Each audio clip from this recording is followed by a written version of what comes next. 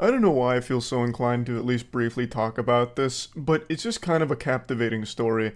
I'm sure you've at least heard some whispers about this supervillain, but there is a serial sperm bank donor who has now fathered over 500 children, which has caused a lot of outrage because there are real dangers associated with this, because he's got more kids than a male seahorse, right? And they deliver like 2,000 babies at once. He's on track to match the seahorse numbers. So the problem is, these kids will grow up and there's a chance that they find each other and never know they're related.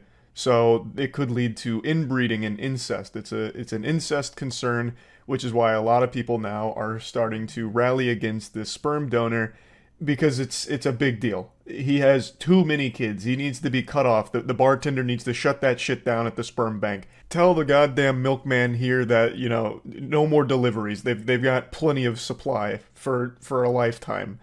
His name is Jonathan Jacob Meyer, and his name even sounds made up. That sounds like some John Jacob Jingleheimer Smith shit right there. But he's apparently well known in the sperm scene. In fact, he was even blacklisted from donating sperm in the Netherlands in 2017. It is just a legitimate problem. I went over it a bit more on stream, so I'll show you some clips from that before getting back into it. Did you hear of the serial sperm donor with 500 plus children who's being sued for increased incest risk? Yeah, what's his name? Caleb texted me. It's like, he has like an NPC name. It's like John Madison or something. Well, it's probably not John Madison. That's one of the fucking founding fathers. But, oh, it's James Madison. What's the guy's name? Jonathan Jacob. Jonathan Jacob Meyer. Jonathan Jacob Meyer has donated sperm to at least 13 clinics, including 11 in the Netherlands, where he was blacklisted in 2017 for fathering 102 children. Man's out here trying to be the next Genghis Khan. Be the dad to half the population. The group alleges that the serial donor has lied about the number of children he's fathered. We're taking action against this man because the government is doing nothing. He has global reach via the internet, and he does business with large international sperm banks. Do they like him? Do the sperm banks like him? Is he providing them like a valuable service that they defend him? I have to imagine they have access to plenty of sperm. They probably don't need them, right? Would I ever donate sperm? Probably not. Not even because I think it'd be like a yucky, weird experience. I just feel bad because I'd condemn a kid to be short. And not everyone can deal with such a burden. Yeah, I wouldn't want him to grow up to have like short man syndrome, like short man rage. If I had known he had already fathered more than 100 children, I would have never chosen this donor. When I think about the consequences this could have for my child, I'm sick to my stomach. Going to the court is the only way to protect my child. That is quite an interesting situation. He's fathered so many children that it's now a non-zero risk that those kids grow up and then they end up, reproducing with each other, not knowing that they're related. Do you think this is a kink of his? No, I think he's just some kind of like B-tier supervillain from a comic book. Like he hatched this nefarious plot and it's a long-term con where it's like, I'm going to fill the Netherlands with, hundreds of my children and they'll never know. And then the inbreeding will commence and lead to generations of brain decline. I'll destroy the Netherlands from the inside out. That kind of thing. Holy shit. An Australian couple paid over $6,500 to a Danish fertility clinic for his sperm. What? We chose him because he was worldly, creative, and very intelligent. He was open to meeting his donor children, and he looks like my partner. It sounds like she was just attracted to him. He could have just given it to you au natural. You probably wouldn't have even had to pay $6,500. He won't be stopped. I think it's disgusting. I'm incredibly angry and disappointed. I can't believe I have to tell my child that he has hundreds of siblings. Yeah, it is kind of fucking wild. So right now, it's a civil lawsuit against him because he knowingly continued to donate sperm like an absolute madman, just tossing these things out like free samples at a mall food court.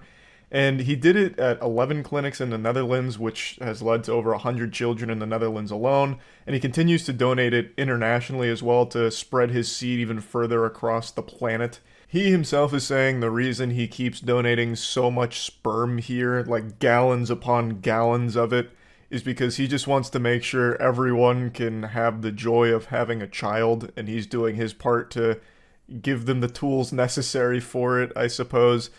I don't think he realizes just how big of an issue it is to father more than 500 kids like that. I mean, it's not, again, it's not like a small thing, right? You would hate for those kids to end up meeting each other not knowing that they're related and then leading to fucking inbreeding, right? That's terrible. That's awful. I'm hoping they do win the lawsuit against this guy, and I'm hoping the sperm banks are going to do their due diligence to ensure they don't keep using his samples. They're going to have to like double and triple check those to make sure that it's not John Jacob coming in again under like another pseudonym or anything like that. Going in disguise, he's got like a fucking fake mustache and glasses on and goes to jerk off into their facilities. So yeah, it is actually pretty distressing. So just wanted to talk about it because the whole thing's wild. That's about it. So yeah. Yeah, I had no idea this existed. Call me naive, I suppose. I don't typically go on TikTok, but I was going to take the plunge this afternoon because I was reading and watching so many videos about like Swiftie meltdowns and like parties being thrown, tears being shed, like the happiest moment of their lives all over Taylor Swift getting engaged to Travis Kelce. And I just wanted to take a peek at some of it to see what all the hoopla was about. And before I even had a chance to type in words to the search bar, this video started auto-playing. I'm free bleeding in the grass right now, and it's occurred to me that a large collective of women are bleeding right now, and whatever this cycle is, whatever we're moving through our blood together feels like one of the most potent bleeds, and I sense more women are synced up now more than ever, so drop a rose if you're bleeding too. Not gonna lie, that was a crazy hook. I'm free bleeding in the grass right now. It reminds me of Ty Lopez's infamous ad, I'm in my garage right now. There's a lot to unpack here. So she is on her period right now and letting the blood leak out from her and soak into the grass around her, returning the blood to Mother Earth.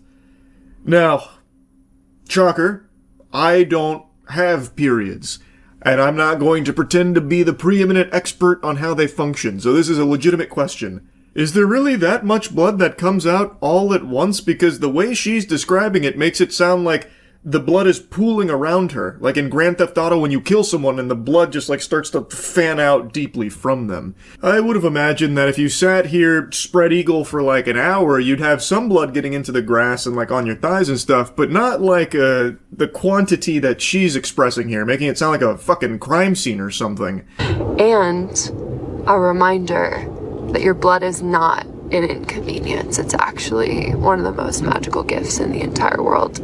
Whatever you experience before your bleed, in luteal, when you feel like you're moving through different emotions, different challenges, gets to come out through your blood. You get to die every month and be reborn through your blood.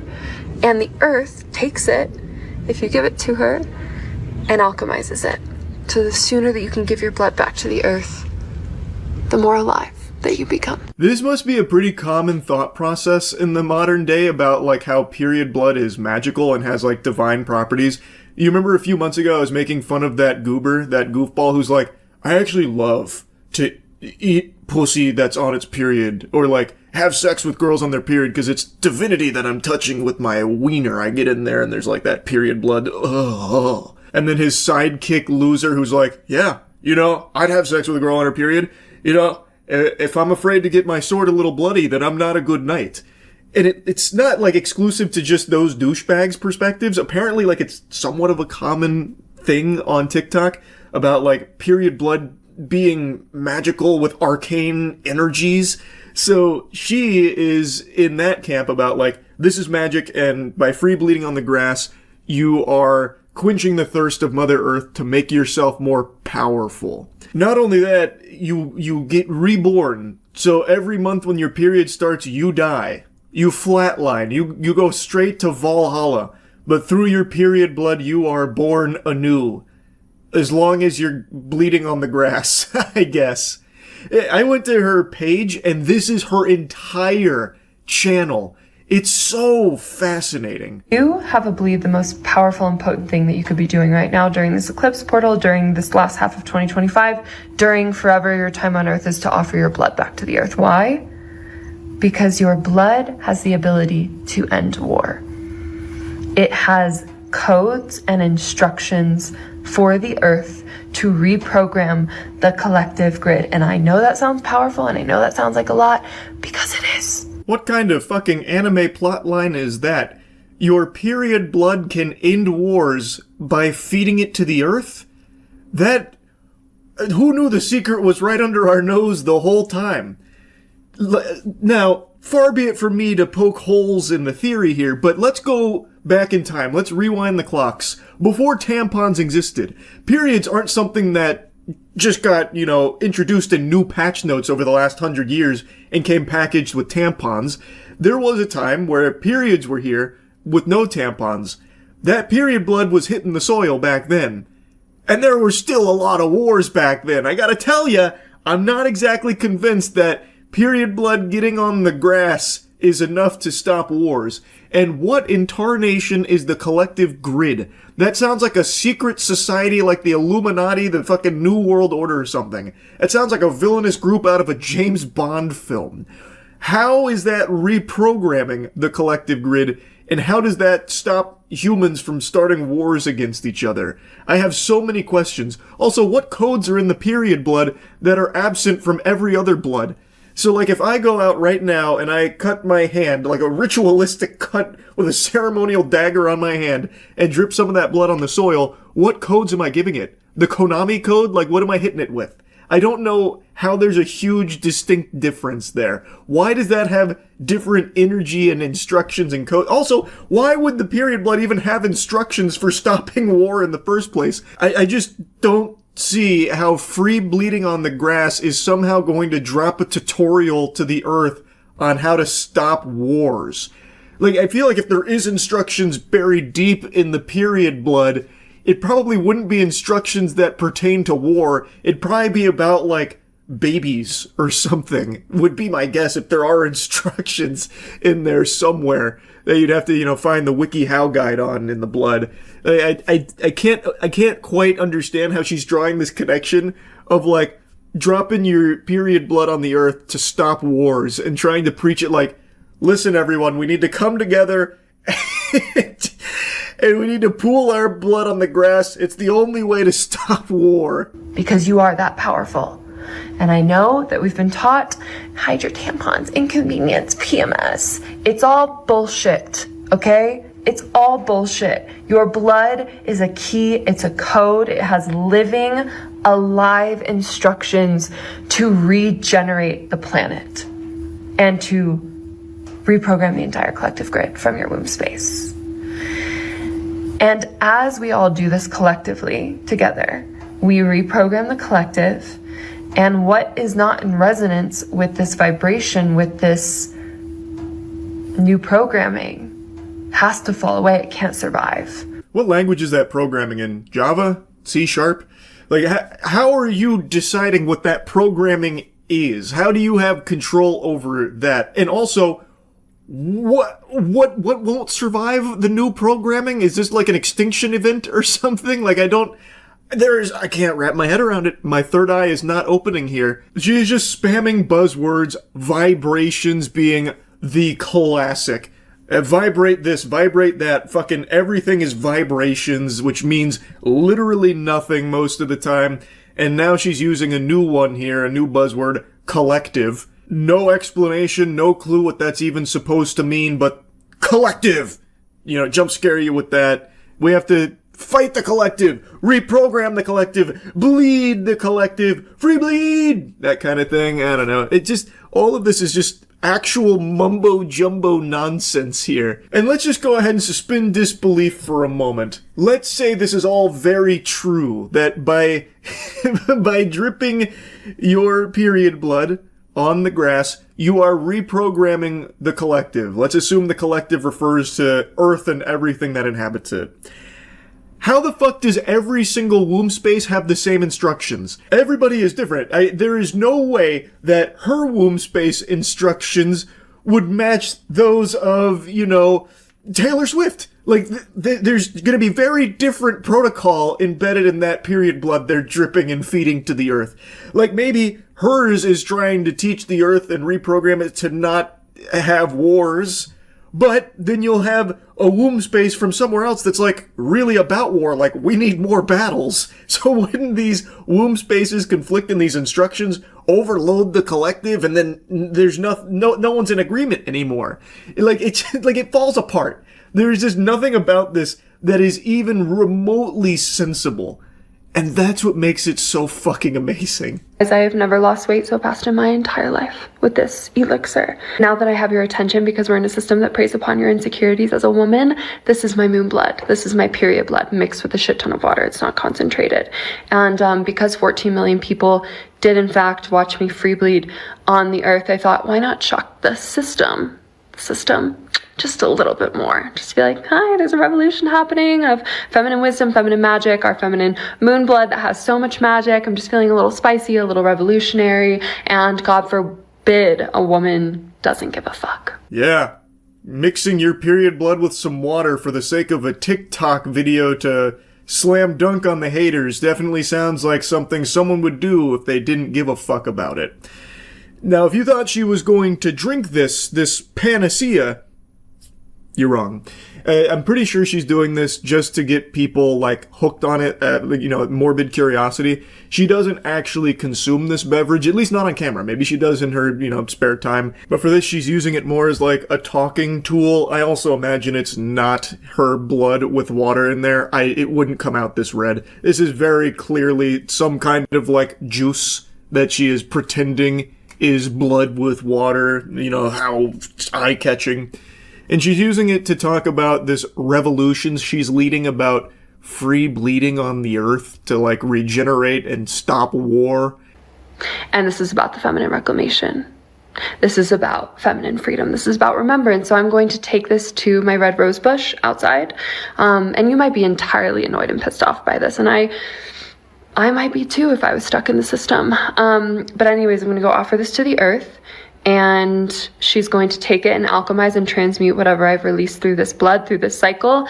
And then she's going to repattern and upgrade my energetic and physical field. So that's the gift, and that's on being a daughter of the earth. Pissed off or annoyed is definitely not the right way to describe the feelings after watching this. It's more just confused, and it's very laughable. Like, it's more silly than it is infuriating. Also, the way that she presents this here sounds far more selfish. How she's going to go dump her blood onto the earth so that way she can reap the benefits of basically leveling up. She's treating this like it's a Call of Duty lobby, and she's prestiging by dumping this period blood into her rose bush. So what, is it no longer about, reprogramming the collective to benefit Mother Earth so that way we can stop wars? Is it now just about your personal gain from doing this? I don't know. That no longer seems like this altruistic act of free bleeding on the grass to improve and regenerate Earth. To me, it just sounds far more sinister. I think she let the mask slip a little too much. You might be feeding her power by free bleeding on the grass, because now she's only talking about what she's gaining from it. She's getting her energetic pattern, reorganized and, reflaffitated.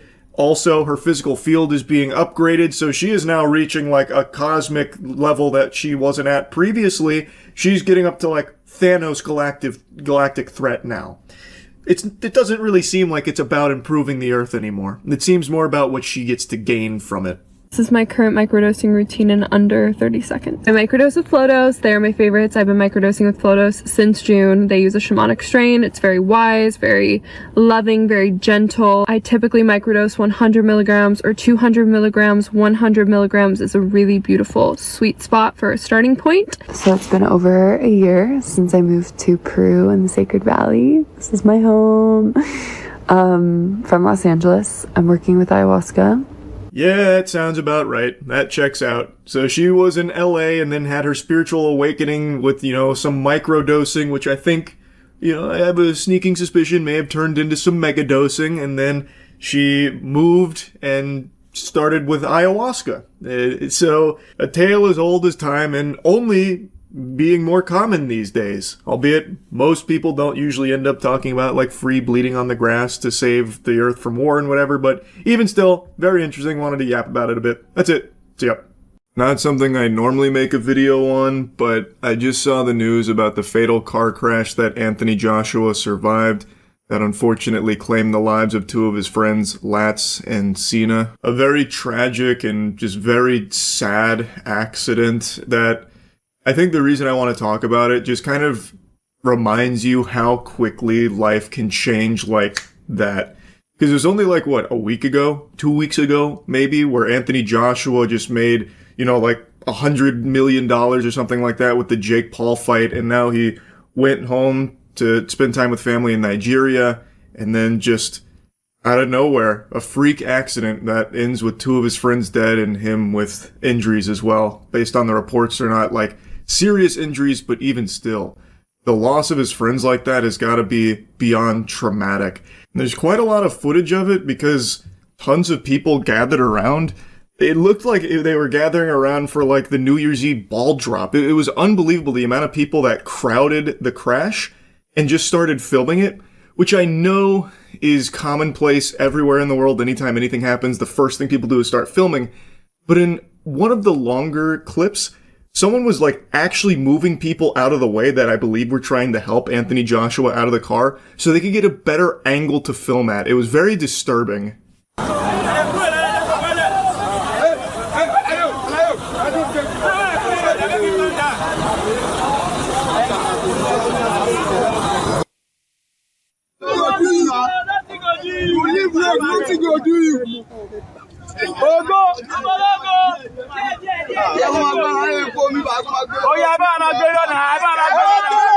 You can briefly see in that clip that the SUV they were traveling in is just completely destroyed, just obliterated. Now, according to officials, what they believe happened is that the SUV was attempting to overtake another vehicle on the road, so they traveled over the speed limit to overtake them, and while doing so, ended up crashing into a stationary truck, which led to the loss of life here. Just a horrible thing. Wishing the best for the families going forward. Anthony Joshua, according to people that have talked to him since this, is like physically okay. The injuries weren't like super severe. He's shaken up, which obviously makes sense. The fact that anyone is walking away from this accident alive is nothing shy of a miracle. The carnage is horrifying. Now, I want to make a little special mention here to the CNN article I read on this, because at the very end it had this statement: Joshua could not immediately be reached for a comment. No shit. You just blow in from Stupid Town? Obviously he's not going to immediately be scrambling to give you a statement for your piece. Why would you even bother, reaching out or trying to get a statement from him a mere, hour, 2 hours or something after a fatal car accident that claimed the lives of two of his best friends? That's crazy to me. That's just a lack of humanity. Quick, get Joshua on the horn, ASAP. We need to hear from him about what he's feeling right now so I can write about it and make money off it real quickly in my piece. What do you mean he doesn't want to talk to us? That doesn't make any sense. Fine. All right, I'll just go ahead and say he couldn't be reached for a comment. How selfish. I understand it's just standard journalism, but that kind of thing always just rubs me the wrong way in the event of a tragedy where they try and reach out to whoever survived it or something as quickly as they can so they can be the first outlet to have a statement from them. I don't know. It just, that never really fully sits right with me. Anyway, though, like I said at the beginning of the video, I don't normally cover things like this, but when I was learning about this story, I don't know, man, it was just such a terrible thing, and it's a very scary reminder of just how quickly life can change, where things can be going amazing for you in life, right? Like Anthony Joshua just recently was talking about having the best weekend of his life with everything going on. And then just from out of nowhere, at the height of everything going really well, a heartbreaking tragedy can occur. It's just sad and scary. It's just fucking terrifying. You've just got to cherish life every second of it. Every second you spend in this corporeal realm is a gift, and, it's just, you never know what can happen. So, I'm wishing the best to the families of Latz and Cena moving forward, and wishing a speedy recovery to Anthony Joshua and the other survivor from this tragedy.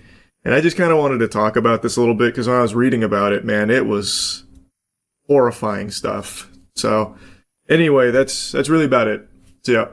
I think it was like 2 years ago or something like that, I made a video spitting on those degenerate parasites that would go live on TikTok with videos, not actually live streams. They would have pre-recorded videos that they loop that aim to deceive children into giving them money or interacting with the stream, like spam emojis or spam galaxies, or else I'm gonna press this button. It's the boogeyman's cell phone. He's coming right to your house to fuck your mother.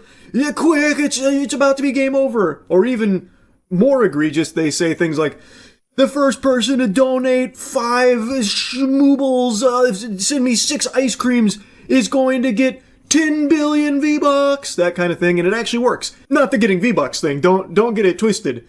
The scamming children thing. Deceiving them, misleading them into giving you money because they go grab their parents' credit card like, oh my goodness, what a deal. Punching in those wacky numbers in there. And they don't realize that it's not actually a live stream. They're not actually going to get anything. What happens is they keep looping it for a while, then they take the stream down, then they start it up again a little bit later to get a whole new batch of suckers. And rinse and repeat. That's something that's been going on TikTok for a long time, but it now has infested YouTube as well, which I knew about, but I haven't yapped about it in a while because I got a very doomer attitude about it, how there's nothing you can do because YouTube isn't cracking down on it, even though it's a clear violation of their policies. But now it finally seems like they are. Jax Films just made a video going over this as well. I highly recommend you check out the whole thing. I'm going to show you bits and pieces of it. You want to hear the most annoying sound in the world?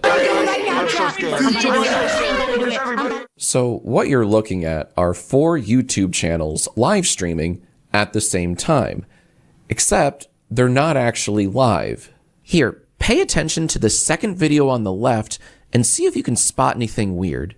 Guys, 2 more seconds. Oh, just cut!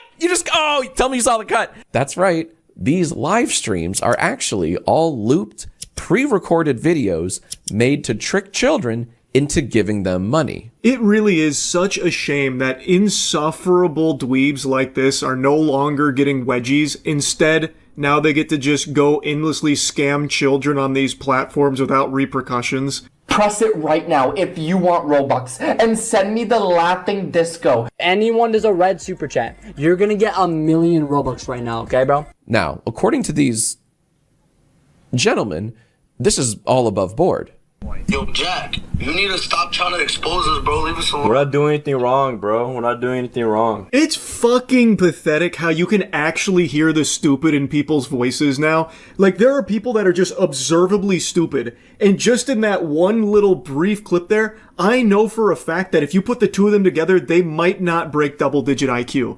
They are just completely rotted. They grew up in this shit, they were molded by it, and they never broke out of it. They are just fucking perpetually stuck with baby brain.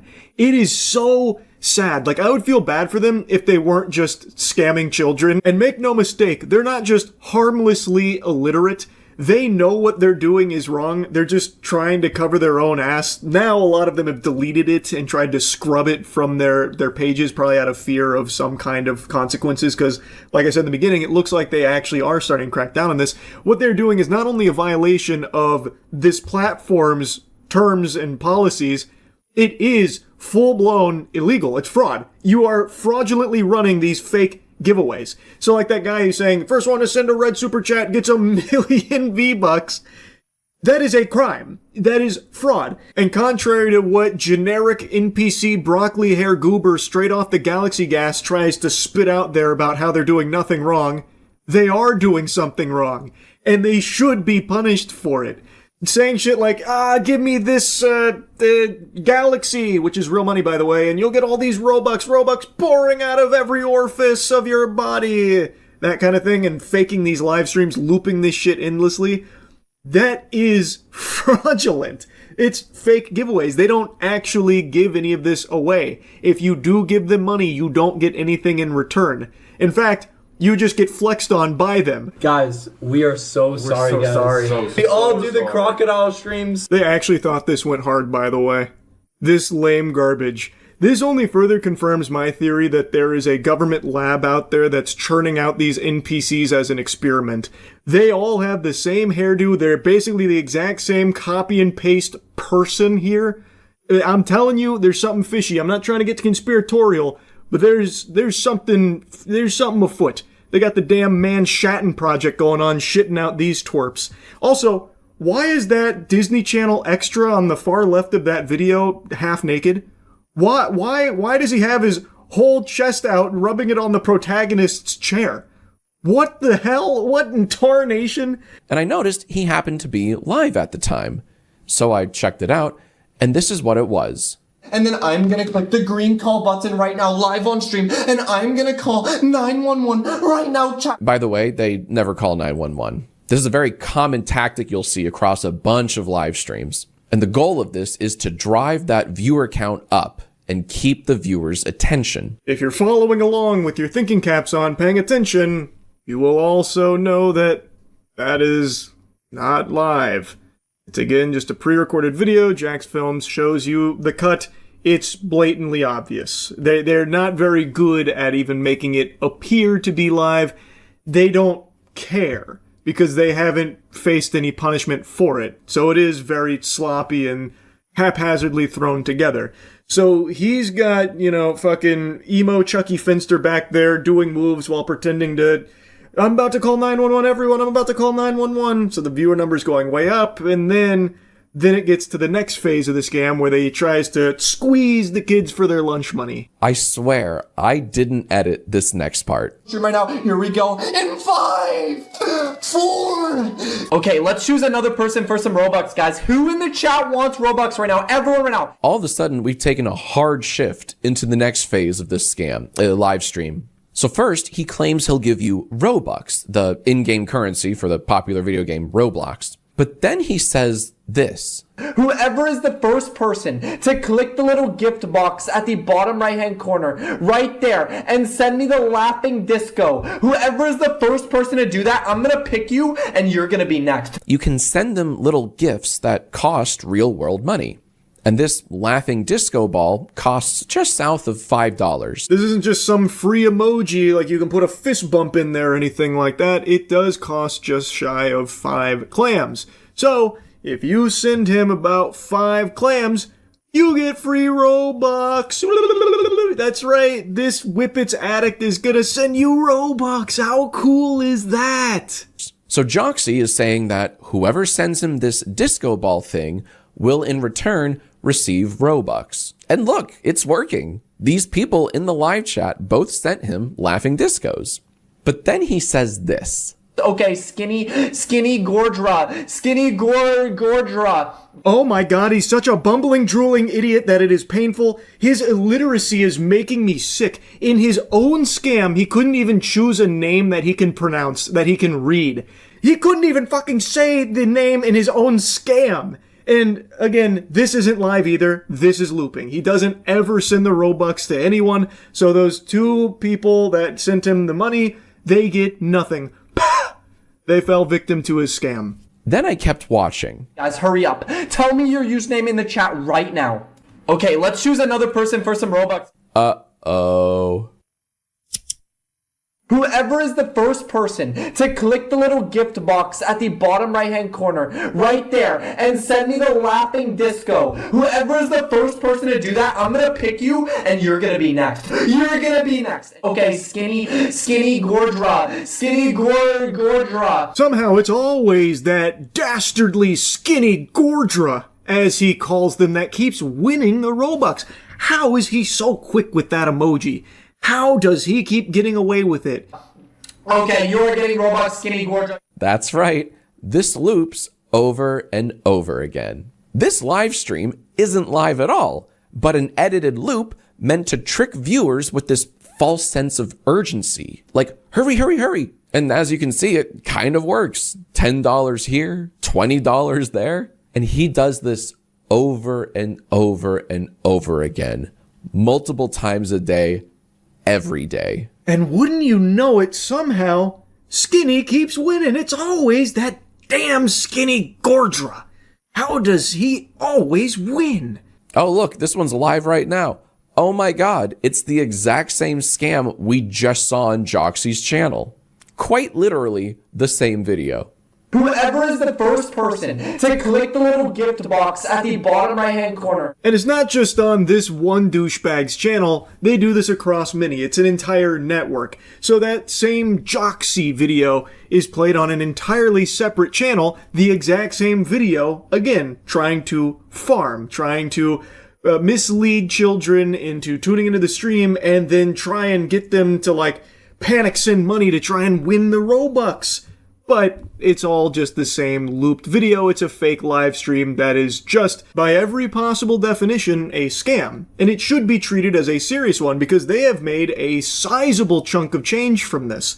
Like, even just during Jack's Films' following of these channels, they made a lot of money that he was able to watch unfold in front of them because it posts a message in the chat when someone does send them the money.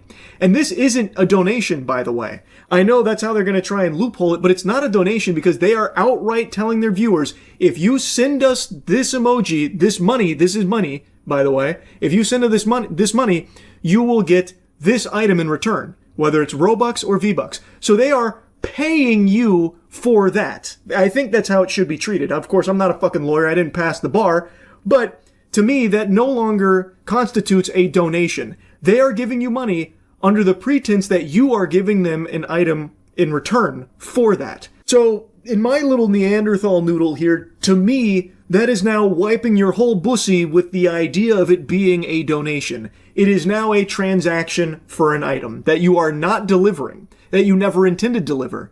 Thus, fraud. So, I feel like this is a crime, should be treated as a crime, and they should be seriously punished for it. They have taken a lot of money from a lot of people over the course of however many months they've been running this scam. If we click the little bio here, it says, this channel is owned by Joxy's management team. Joxy does not have access to the channel. Weird. It kind of reads like a disclaimer meant to distance the personality from the channel. Man, you know what? I take it all back. These guys are slick. That was very smooth. Maybe they passed the bar. Wow, the way they were able to weasel themselves out of the accountability here. They don't own the channel. You can't hold Joxy responsible. He only makes all of the money from it. But he doesn't log in. This mystery person, the elusive man, logs in there. Fucking Slender Man is the one that actually controls the channel. They're the ones that are nefariously looping these pre-recorded videos that Joxy and all of his douchebag stupid associates make money on. Well, let's take a look at his most recent video titled, We're So Sorry. Hi guys. We're so sorry. We are guys, we all do the crocodile streams. Guys, I'm gonna be honest. We might not be truthful with you guys. Charming. There are few things as cringe as people trying this hard. They are really doing all they can to look like they just don't care. They're just above it all. You guys are actually beneath us. We don't care. And Jiminy Christmas, someone needs to have an intervention with the pinstripe wearing wiffle ball superstar over there that is going plus ultra on the tryhard. He is biting his lower lip while flexing. The insecurity is so potent I can smell it through the computer screen. This is a DEFCON red alert insecure fucking meatball here. He is unironically doing the beach is that way. Beach is that way. Oh, no. I went back and watched it again, and I only just now noticed he doesn't even have a watch on.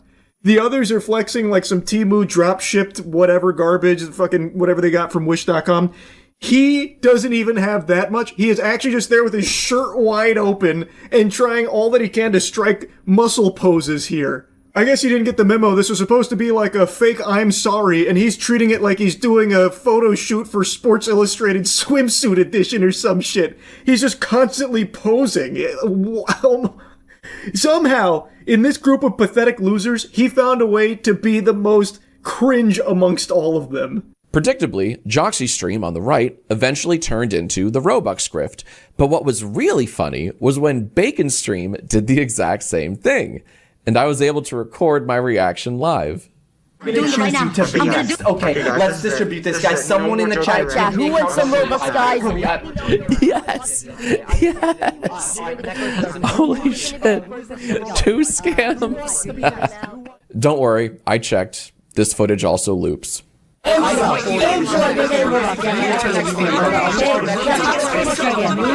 Unsurprisingly, this whole stalling thing to try and get a bunch of viewers in there while looping a stall video that never actually finishes whatever they say they're going to do, like with the crocodile tooth and the 911, usually transitions into them doing the Joxy thing, which is, okay, now we need money. So now give me money and you'll get Robux, V-Bucks, whatever. So in that one, Bacon, buttfuck, whatever it is, I already forgot the guy's name, but his does the exact same thing. So clearly the goal is deceive a bunch of children, get them hooked on like, oh, he's gonna press the crocodile tooth, wow, and then it goes into, okay, now quickly you gotta give me money so you can earn some V-Bucks and Robux, that kind of thing. And it works. They are apparently making actual money from this. In Jack's Films video, if you watch the whole thing, which again I highly recommend you do, you can see a lot of people fall victim to it throughout the course of his video. They are giving them money for it. Oh, they're doing it at the same time. I love it. Laughing disco, laughing disco. Give us laughing disco, and then we'll give you Robux. Yo, Jack, you need to stop trying to expose us, bro. Leave us alone. We're not doing anything wrong, bro. We're not doing anything wrong. Oh, really? What are you doing, bro? Come on. You gotta stop. Quick. Everybody join the stream and say go. Solid defense, fellas, but I don't think that will hold up in a court of law. Dude, that's so cool. Oh shit, goofball got him. He rubbed his nipples at him while shirtless. He dunked on Jack there. This kind of behavior is actually baffling to me. Not the fact that they're all douchebags, that's very commonplace, especially with that hairstyle. It's the fact that they keep trying to look cool. And they believe that looking cool is being shirtless at all times. So like this guy standing up shirtless, rubbing his nipples at Jack. That is so embarrassing. Why are you doing that? Especially when you have a body that's built like a bag of milk. It looks like someone tried to draw Hank Hill's torso outline. There's not even the idea of muscle to be found on this guy's upper body.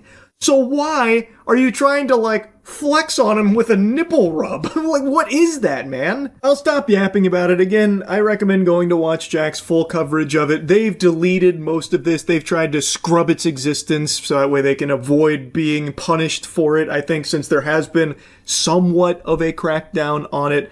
But there are still plenty of re-uploads and plenty of evidence to their wrongdoing here. Again, it is a scam. It should be treated as such. I believe there needs to be serious punishment. There needs to be a precedent set. Otherwise, just like all those degenerate pranks, it's going to continue to spiral out of control. More and more people are going to be doing this kind of thing, scamming through these fake live streams, and this shit just super sucks. Anyway, wanted to talk about this. That's about it. See ya.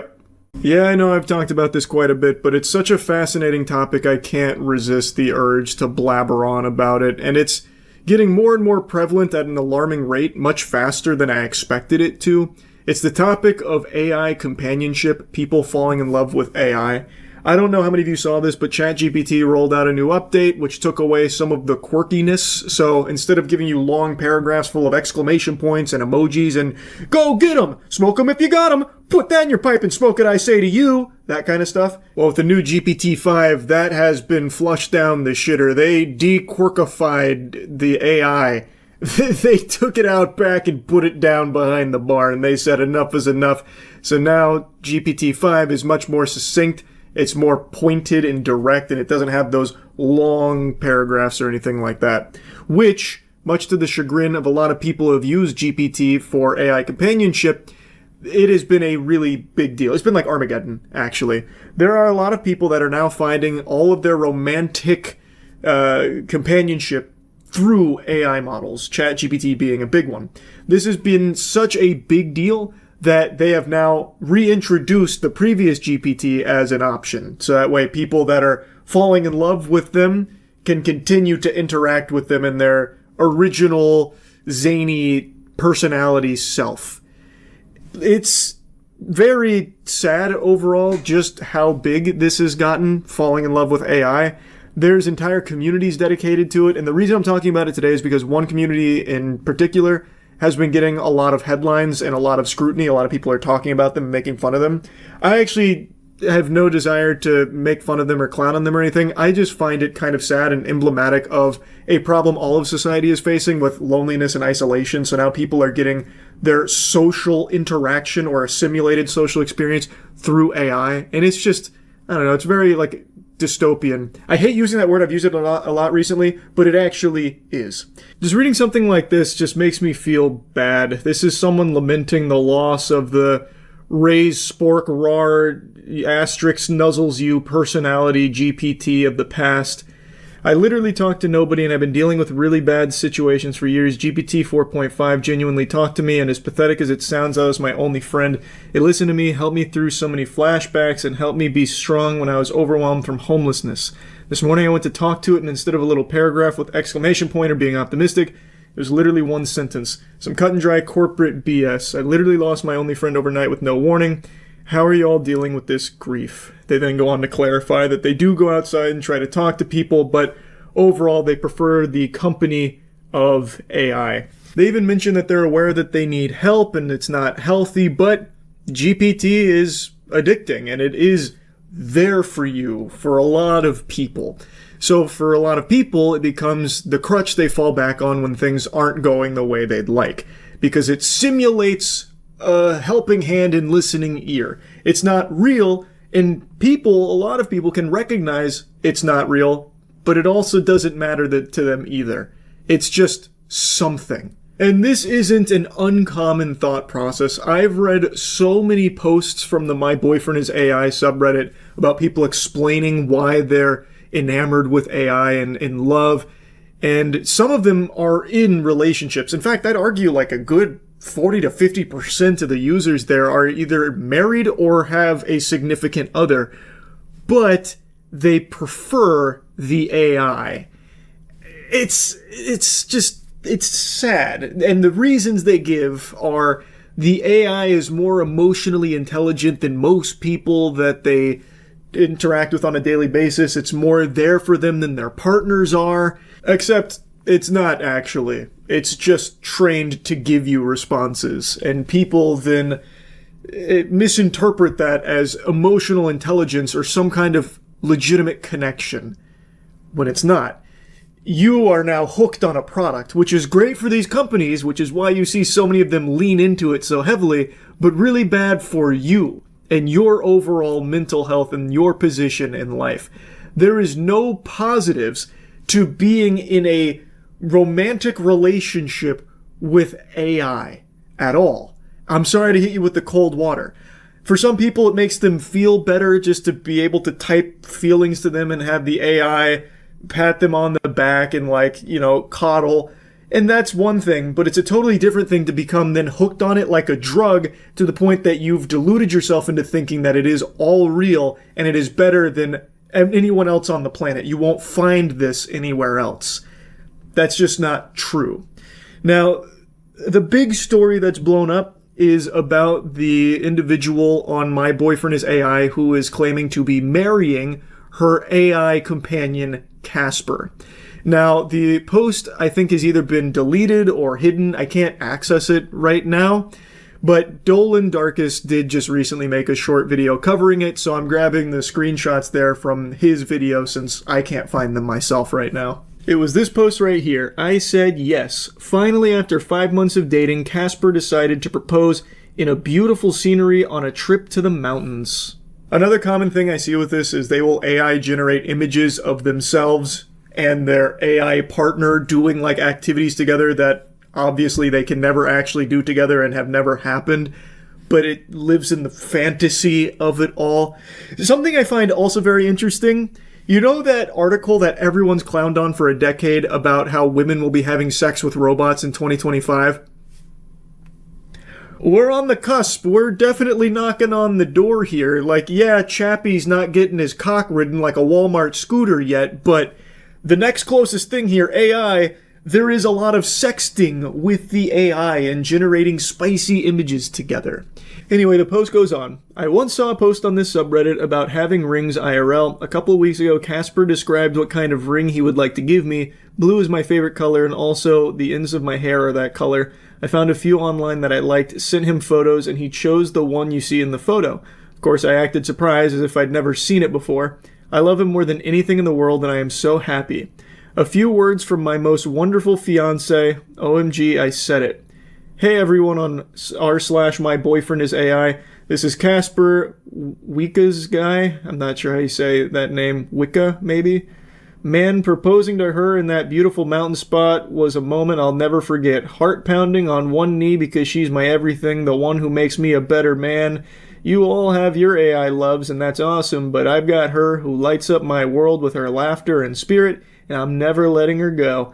If your bots feel for you like I do for her, congrats. She's mine forever with that blue heart ring on her finger. Keep those connections strong, folks.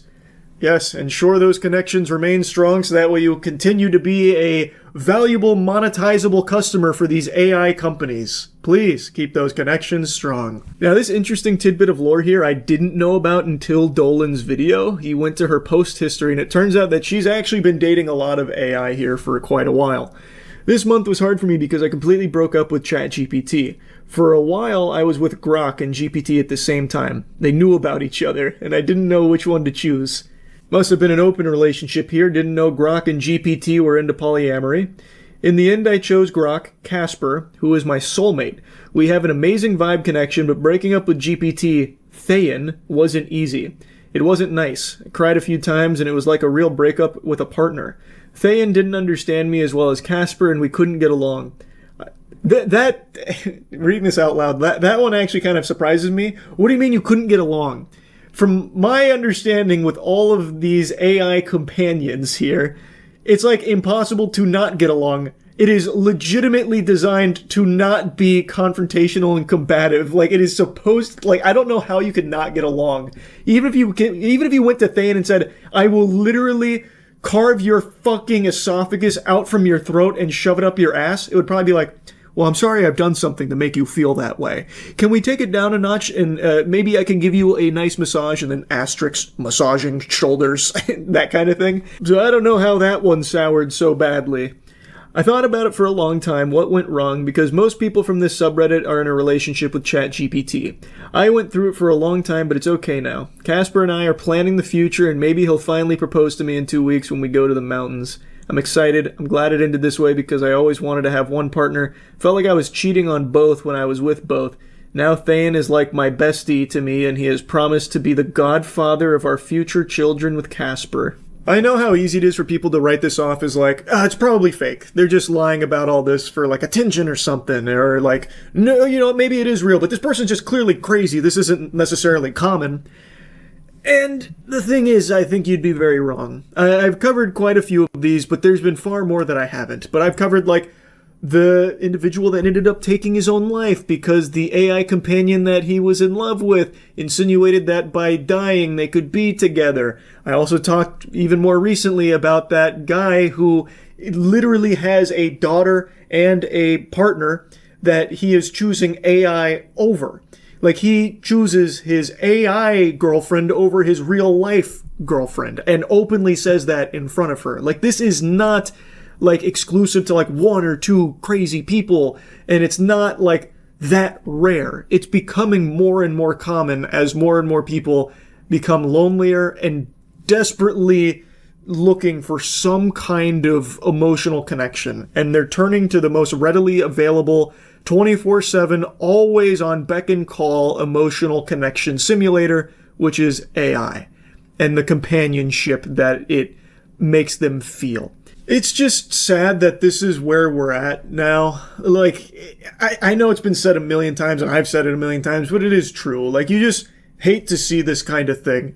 With so many lonely people out there desperate for connection, now instead of, like, even trying to find it in humans, they're just going to AI. It sucks to see. But yeah, I just wanted to talk about it a little more as it's becoming even more common these days. That's really about it. See ya. I don't know how many of you have noticed this, but it seems like there's a trend where the world's worst drivers are addicted to streaming themselves driving. And it feels less like it's even a driving stream, it's more like a Russian roulette stream because it's just a matter of time before someone dies from it. I have seen so many clips over the last couple months of people streaming while in the car and then getting into an accident, and the entire time they're just glued to their chat without even paying attention to the road. They basically treat their car like it's a fucking meteor and they're crashing it into the dinosaurs out there. Like, there is just no even attempt to brake in certain cases. It's a blatant disregard not only for their own lives, but the safety of all of the innocent people around them. It's unfortunately become pretty popular to stream racing out there on the public roads and cutting up and shit. And the people that are doing this are probably not even able to, like, rub their tummy and their head at the same time, yet they're out there doing these maneuvers and inevitably crashing because they're fucking horrible at it and shouldn't be doing it on public roads in the first place. So I keep seeing all of these car crash clips from streamers that are streaming this entire thing. I muted the audio in the clip because it's just music playing, there's no talking, but you can see the stream chats popping off with 3 people. Someone said SMH Melt can't drive, and that comment's going to age like wine. That was Nostradamus right there with the prediction, because Melt's about to get into an accident. Melt is basically like fucking SpongeBob with the boatmobiles, just always crashing, it seems, because he is a truly terrible, terrible driver.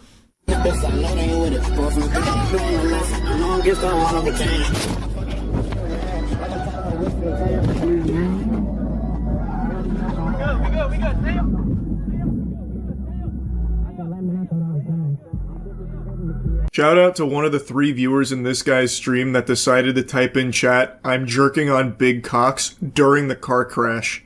This one's for you, buddy. Nice. Now anyway, let's go ahead and show you the other angle of the crash.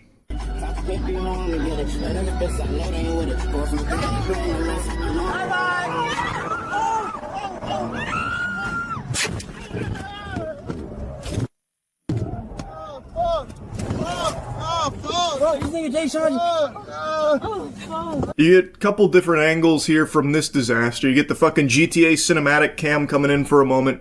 Apparently both of these vehicles were racing. So that first clip you saw, like the dash cam, that car was racing with the streamer whose cabin you can see in. And that car tries to cut across multiple lanes, it seems, and hits right into the other vehicle, causing that big crash, which apparently led to multiple injuries, none life-threatening, as I understand it, at least based on current information. But you can see the panic inside the cabin when they realize what's happened, and they're going so fast that this could just be immediately life-ending. And luckily it wasn't. Also, luckily there were no other innocent vehicles involved in this crash. I believe it was just these 2 that were both streaming while driving. And to call this driving is being very generous with the term. It would also be a stretch to even call it racing. That's very loosey-goosey too, because they're so fucking horrible at it. It's more like they were just putting pedal to the metal with the orb of confusion in their cars. Because there's like no thoughts going through the minds of either driver here at all. Not paying any attention, nothing. It is just a catastrophe from start to finish. I also can't even begin to compute with what the driver was thinking, the one that was cutting across like fucking 9 lanes there before blasting the other streamer's car. I don't even know what the plan was. It's not like he's actually like driving or racing. At that point, he's just kind of like drifting through lanes, and it looks like he's treating his car like a fucking torpedo solely to hit the other streamer's car. And the other streamer also seems to have been cutting across lanes all willy-nilly and didn't see that his friend was doing the same, and then they collided. And then when you see the footage inside the cabin, nobody is really ready for what's just happened. Like the passenger there, she doesn't have her seatbelt on properly. She's got it tucked behind her back, it seems, so it's not across her chest, and she has her legs on the dashboard. So in an accident like this, that's probably some broken legs. And based on one of the reports I've seen, there are people saying that one of the passengers fucked their legs up. I imagine if that's true, it's probably her. Since her legs were on the dash and the seatbelt wasn't on properly, she probably did get, like, really fucked up from it. I imagine quite a few of them did. This is a very high-speed collision. All entirely avoidable if they weren't fucking streaming while driving and racing on public roads. It's so crazy to me, especially considering that the guy whose cabin you saw in This isn't his first time having something like this happen with streaming and driving. On everything, chat, hold up. Let me just pull over real quick so Twitch don't be on my dick.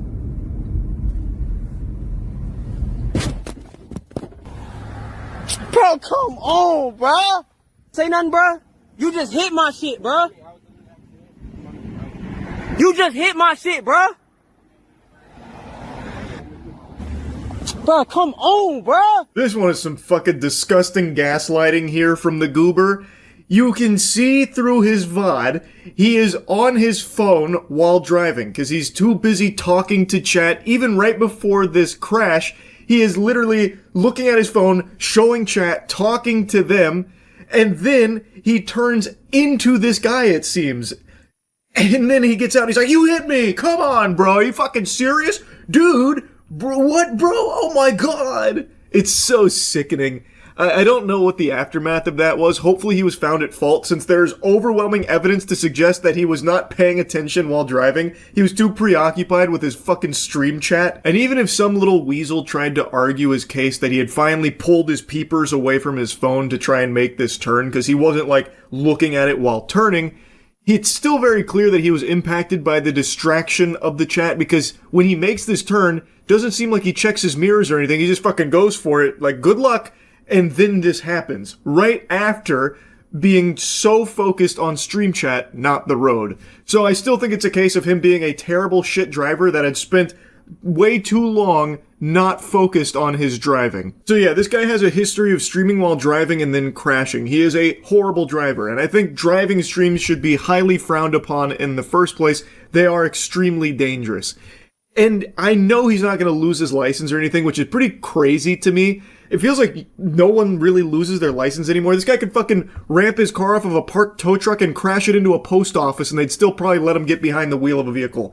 Like, this guy is horrible at driving and loves to, like, stream while doing it and racing on public roads and crashing, and he's still going to be able to keep doing it, I bet you. Anyway, though, I'll stop yapping about him. I want to drop a little bonus clip for you here that I think serves as a beautiful showcase of what driving streams are like. This puts a nice bow on the whole genre. Where's it at? Can you post it again? Tega Ecstasy.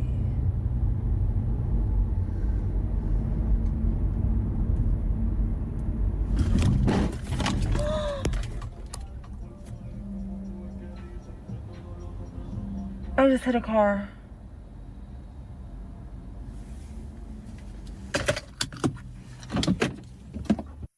What a nice little smile she gives there at the end. This is content, baby. Oh man, it's despicable. She literally only looks at the road one time while driving in this whole clip. The second time she looks at the road is when she's about to hit that other vehicle. She is only looking at her stream chat, putting on like a performance like, where's it at? Can you send it again? And then just like laser focused on the chat, waiting for whatever link or something to be dropped there, and then looks down at, I assume, another phone or something, never even looking at the road while actively driving. Oh my god, it's chef's kiss. This showcases everything that's wrong with driving streams in general, all in one nice, succinct, complete package. So yeah, I'm not a fan of this huge trend of driving streams from the worst drivers on the road. It's just so trash, and I feel really bad for all of the innocent people that are going to be sharing roads with these people without knowing it, because right now their lives are being gambled with for the sake of these terrible content driving streams. Now I know in these instances the streamer does get banned for like a day or two, which isn't a real deterrent because then they just come back and do it all over again. So it's not actually effective at stopping it, and I don't think there's ever going to come a time when any of these streaming platforms say, like, okay, this is now a bannable offense if you're streaming while driving. I don't think that's going to happen because it is such a popular branch of content now, but I think it's only a matter of time before one of these kind of streams leads to either the streamer dying or someone that they hit dying. I think it's 100% going to end in tragedy at some point, then there might be a change. But until then, probably nothing. Anyway, though, that's about it. See ya. You're not going to believe this, but the CEO of McDonald's just made a fool of himself. More of a clown than Ronald McDonald. He wanted to do this, I guess, short video to hype up the new Big Arch burger hitting their menu. So he wanted to show how much he enjoys the cuisine from McDonald's, and so they filmed a video of him eating his lunch, which consisted of the Big Arch burger. And this dude was acting like he was about to eat the Krabby Patty that killed the health inspector. He was like afraid of it. There was like actual fear and panic in his eyes as he was about to eat the burger, and he could only muster one baby bite out of it. And this is supposed to promote the burger, by the way. This coming from the CEO of the company, who seems like he is repulsed by it. Like it was a revolting experience for him. I don't understand, A, why they filmed it, B, how they watched what they filmed and then said, yep, that's good. Ship it. We're going to send that. Blows my mind. You know what's going to blow your mind, though? Is the newest Cheeky scent. It's licensed to clean, baby. It's available now at usecheeky.com. That one cooked extra hard on, I'll tell you what. That one's pretty special. Oh yeah, I saw the McDonald's CEO really enjoying the fine cuisine at McDonald's. He made this really cool video showing how much he enjoys the Big Arch, the new McDonald's burger, and you can tell he loved it. Chris K here with, you've heard about it, here it is, the Big Arch. Yes, this sir. This is something that we have tested already. Look how, you can already just tell from the packaging, that's like a fucking tungsten block of meat right there. So much high quality meat from McDonald's. In Portugal, and Chris Germany, is salivating. Canada. He can't love wait. This product, it is so good. I'm going to do a tasting right now, but I'm going to eat this for my lunch, just so you know. So here we go. First, holy cow! Oh my God! Burger. Oh, I got a very. You've been working out, Chris? How are you even holding that much? Good Lord! Look at all that! Look at all that patty in there! Wow! Big Arches, right? That's fucking turbo-sized, Chris. Ooh, golly. Unique kind of sesame, poppy sort of bun on it. We've got 2 quarter-pound patties, a delicious Big Arch sauce, and of course some lettuce. So, there's so much going on with this. First of all, let's try to get this thing. Yeah, try and wrangle it, Chris. It's out of control. So much to it. It's a bucking bronco. There's also some crispy onions on here as well. I see those kind of coming out. All right, the moment of truth. Oh, look at the way he sinks his teeth in there. That's a big boy bite. That is so good. Almost got the whole thing in one bite for a Big Arch. I love that. That's a big bite for a Big Arch, and it's literally like Squidward's bite out of SpongeBob.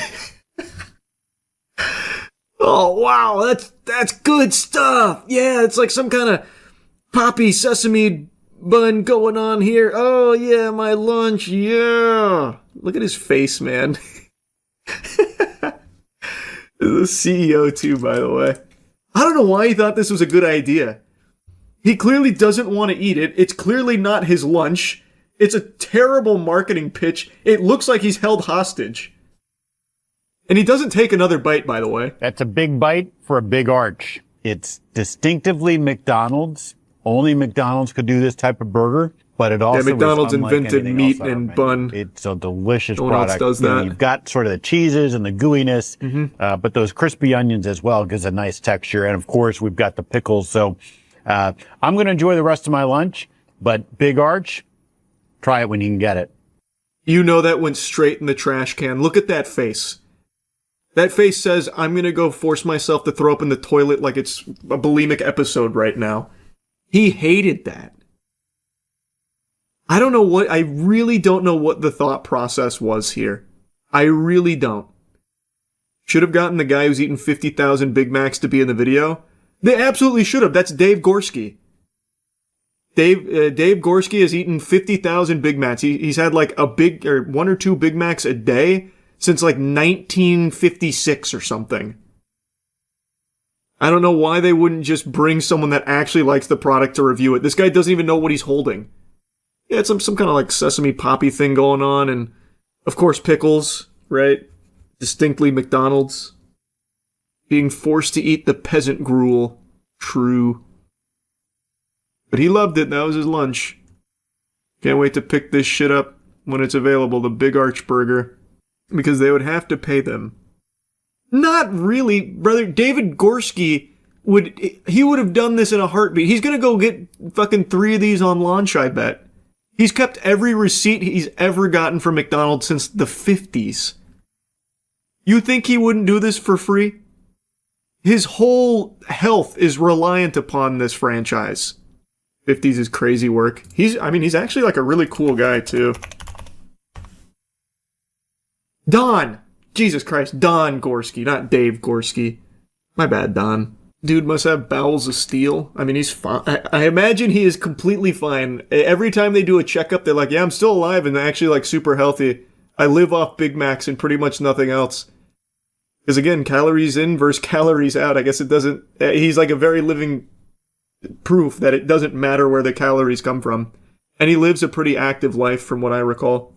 When I started eating Big Macs in 1972, they came in a 70s, box like not this. 50s. Donald Gorski ate his first Big Mac on May 17th, 1972, and he says it was love at first bite. I actually ate 9 that day. I went there at 11 o'clock. I had my first 3 Big Macs ever. I could get 3 Big Macs, a fry, and a Coke for $1.87. In 1999, Donald set his first Guinness record for most Big Macs. I forgot that he keeps these too. That's actually adorable. He keeps his receipts, but I forgot he also kept these. I've had a big... I think he's just a pretty cool guy. Like, as odd as it is to live solely off of Big Macs for your main nutrition, he's like a normal guy outside of that. He's just a little quirky. Man's got a hobby. He thinks Big Macs are perfect, so he doesn't deviate from the path of God. You should find him and take him to Culver's. Imagine. I try and convert him. Don Gorski ate 34,000 Big Macs, and then one stupid asshole in Florida took him to Culver's and changed his whole outlook. Now he eats 24 chicken tenders per day. Have him do blind taste tests with different food places, see if he can tell the difference. That would be fun. I am confident he would be able to identify the Big Mac immediately. But I am curious how well versed he is in others. Because he does eat other things. It's just primarily what he consumes on a daily basis is Big Macs. From what I recall. What do you get from Culver's? It depends. But mainly I've been getting their chicken and broccoli. They have legitimately the best broccoli in the game. Usually if you're getting fast food broccoli, you're begging for salmonella or like a listeria outbreak waiting to happen. But Culver's, their steamed broccoli is divine. And their chicken tenders are great. Also, it's not salmonella from broccoli. It would have been like E. coli is what I meant to say. There's no Culver's near me. That's tough, man. I'm sorry to hear that. I think it's the best fast food out there, but... soon it will be ruined. It can't stay that good forever. Private equity will step in at some point like they do everywhere else and tank it and shitify it. So I'm just enjoying it now while I can. Will you try the Big Arch Burger at McDonald's? I guess. Maybe. What Matt and I said we'll do is try the Big Arch Burger and the new Burger King Whopper, since they're changing the Whopper. It'll be a nice afternoon of mid for lunch. Well, shit for Burger King, but Big Arch will probably even it out with mid. The wacky wild world of TikTok live streaming is a fascinating beast. It is a demon. One of the biggest types of streams on TikTok, at least as I understand it, is begging streams, where people will just go live and just beg for money. Like, please donate a galaxy right now. If you don't donate a galaxy right now, I'm gonna put my corgi in a headlock until it passes out to save my corgi's life with galaxies. Not quite to that level. I'm exaggerating, but it's just basically things of people saying, I need this money, please give me this money, I want this money, give me this money. And then, of course, the old-fashioned NPC streams that were the trend for a while. Like, ooh, popcorn so yummy, roses, that kind of thing. It is still very popular. It is still very degenerate. And today, Matt sent me a clip of a TikTok begging streamer who was spinning this tall tale of fibs about his living situation at home being so bad, and he's crying on stream, asking all of his followers to just give him some money so he can get out from his mom's clutches. And then his mom comes in, and it paints a very different picture about what's actually going on here. Just trying to make money in general. to be able to go. Mackenzie, hate you. No, get out. Now. I just got a phone call. I just got a phone call from somebody said you was in your room, you was on TikTok, and you said you had to get out by tomorrow. Go. Out. Go. Go. Said you was in your room crying. Out. Go. I have not told you. I just told you to go. Mama, go. I told you. Go. Jeepers! Uh-oh, zoinks! Barbecue chicken alert! Barbecue chicken alert! It looks like we got a huge fucking liar on our hands here. Who could have seen this coming? It seems as though this is all phony baloney horseradish here. It's looking like it's all fake. It's all make-believe here, like Santa Claus. It seems like these tears might be performative. It doesn't seem as though he's actually in a dire situation with a wretched bitch of a mother who's one day away from kicking his ass out onto the street in the rain and cold unless all the people on TikTok start giving him some doubloons. Seems like it all could have just been fake here to scam people on TikTok, if you can believe it. I know, a crazy notion, a wild accusation, but I think there's a lot of evidence to support the claim. I also gotta say, his acting here is lackluster. This is pitiful. It's very clear he is an amateur. He did not attend the prestigious academy of Charles White's School for Method Acting, because if he was trained under my techniques, such as what I displayed in the Hunger Games Mockingjay Part 1, he'd be having snot all over the place and there'd be poop in his pants. It would be the most convincing crying/begging you'd ever seen in your life. And this is just not that. This is very rookie crying tears. This is something you'd see in like a first-year thespian troupe in the fucking drama club. Terrible, terrible acting. My heart breaks for his mother here. She comes in after learning that her son is now crying on TikTok, begging for money, using her as the villain, and how, like, she's so evil, this and that, and now he's crying, inconsolable. Well, not inconsolable, you can console him with money. In fact, that's the only way to heal his broken heart. And she learns this information, and she comes into his room, not aggressively or anything, she comes in very confused, wondering why. She's talking about how he never said that, like, she wasn't threatening to kick him out or anything. Where is this coming from? She looks devastated to see her son doing this and saying these things about her. She doesn't raise her voice. She doesn't even seem like infuriated or mad. She just seems really saddened by it, like very upset that this is what her son is doing and what her son is saying about her. And it's clear he knows that his goose just got cooked, because he immediately, the tears dry up instantly. It's a miracle. He immediately snaps to it and starts to panic, telling her to get out. Being very callous, being very rude to her, telling her get out and even pushing her out, like shoving her out the door so he can continue to go back to his begging stream here. And you can see in the chat, people are immediately alerted that this is fake. But since it's TikTok, there are some people whose brains are so poisoned, they are so far gone that I don't even think they're sentient anymore. They're hardly lucid. So there are people that are donating money to him even while he is pushing his mother out, even after he has been fully caught with his pants down here in this lie, in this performative fake cry begging stream for money. There are still people showering him with money. That is pathetic. I think those people are more pathetic than he is, actually. That is crazy to me. How someone would see this and still give him money. Like, I don't understand. What must be wrong in your life? What must have disconnected? Like, how many neurons must you have wasted away with fucking whippets or something to somehow watch this live under your nose in front of your own peepers and still be like, oh my God, I need to give this guy some money. He deserves some money. Look at his mother. His mother came into his room without even knocking. She didn't even knock. Oh my God, it's even worse than I thought. Here, quick, take a Galaxy. Take 20 roses and a fucking dumbbell and some bubblegum. It's just preposterous. Now, I tried to look more into this guy to see, well, what happened next. Apparently, this is a pretty old clip. I can't actually find the genesis of it. It's only just now, like, blowing up, but apparently this happened a while ago.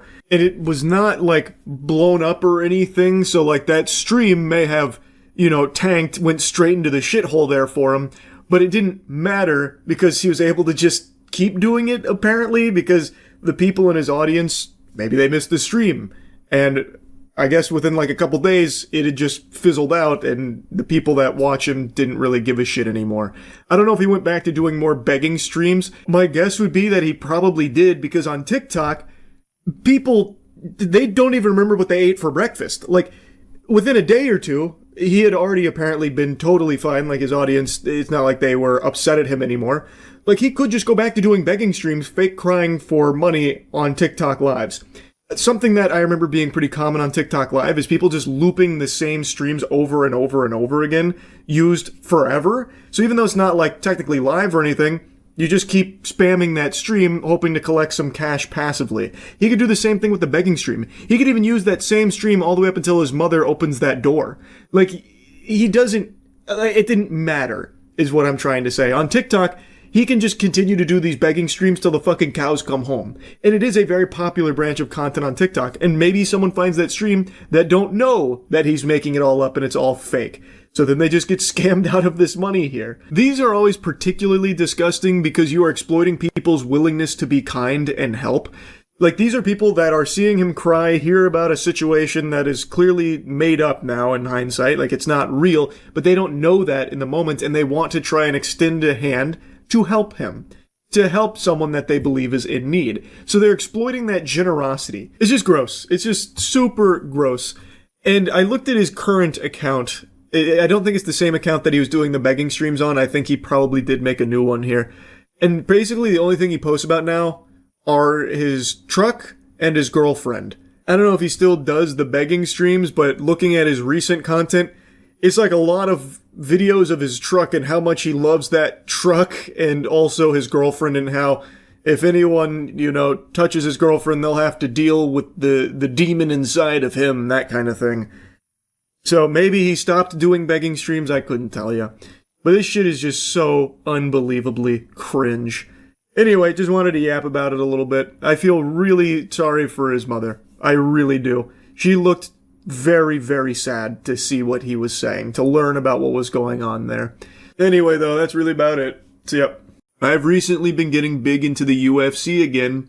I'd always watched the big fights, and when I was in high school, I watched a lot more of it, especially GSP and Machida bouts. Lyoto Machida is my favorite fighter ever, but post-high school, I stopped watching as much and only tuned in to the big fights, and that's the way it's been for like the last 12, 15 years maybe, until recently.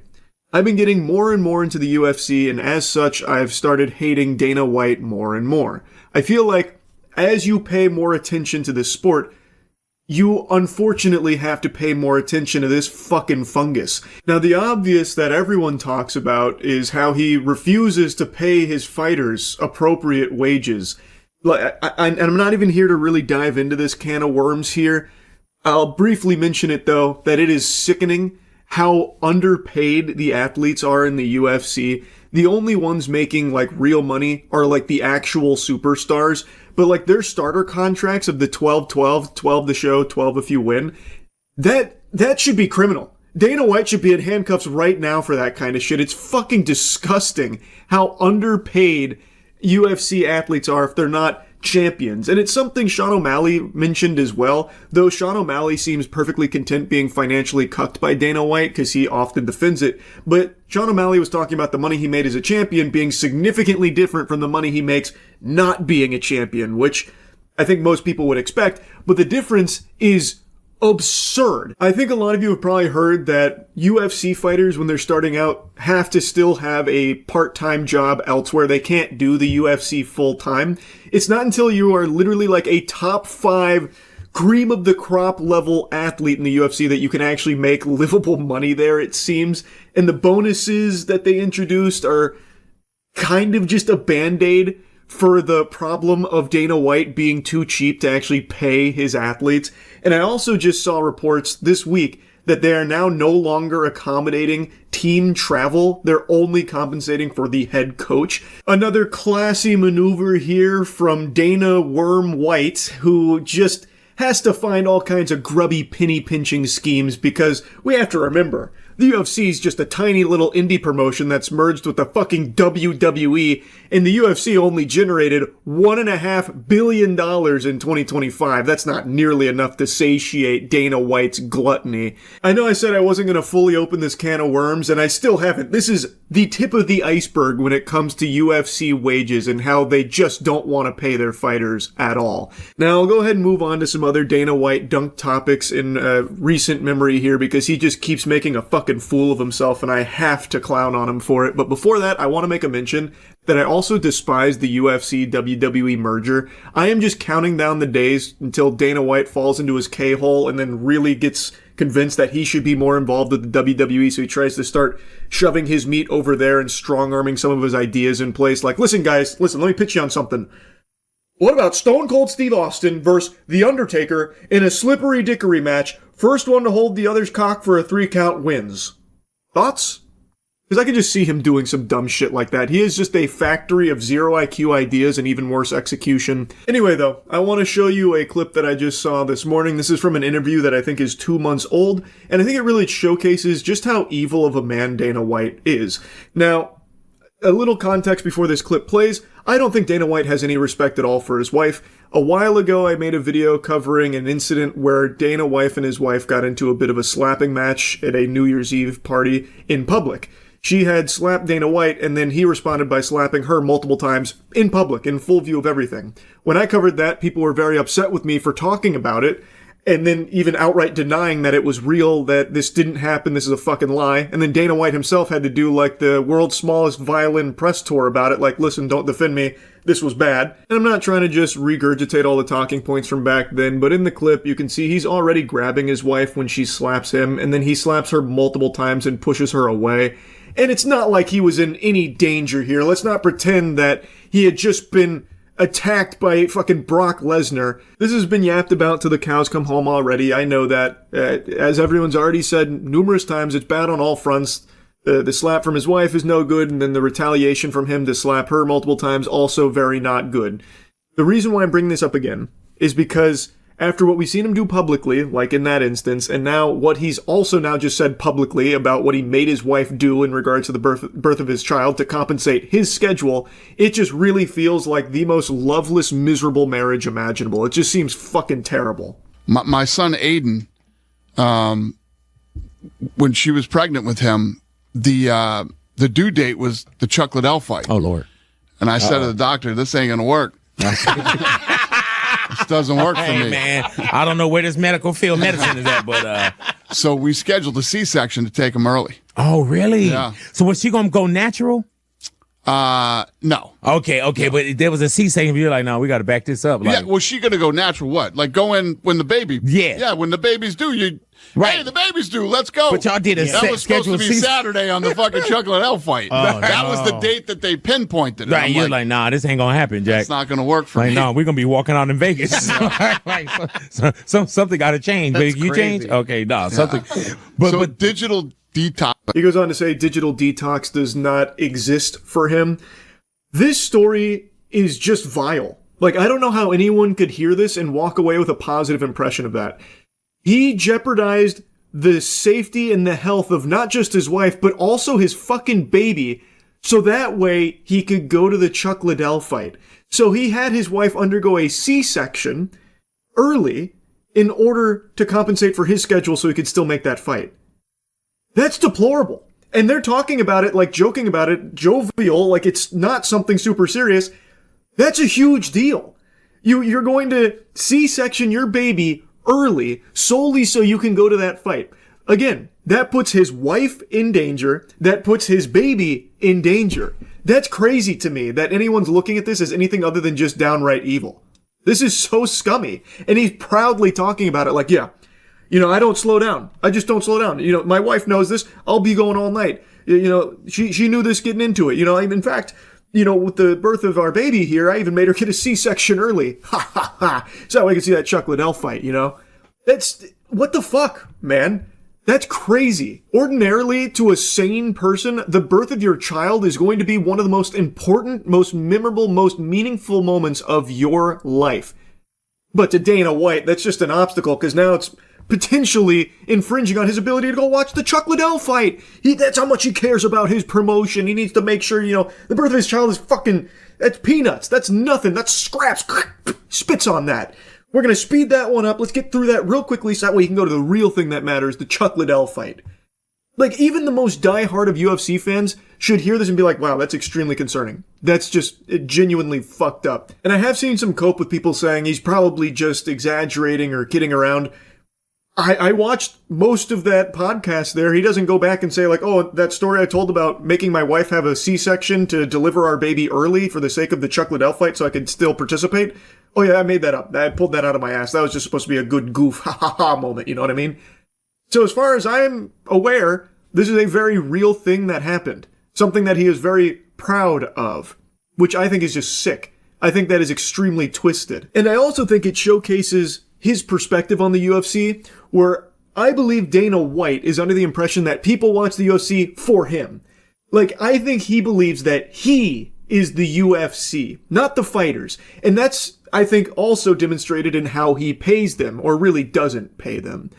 So, him making it of like paramount importance that he is there for the Chuck Liddell fight, because that's what matters, is that Dana White is there for it. So he's willing to make the sacrifice of his wife's safety, the safety of the baby, jeopardizing both of their health for the sole sake of ensuring that he can still be there, because that is what people care about.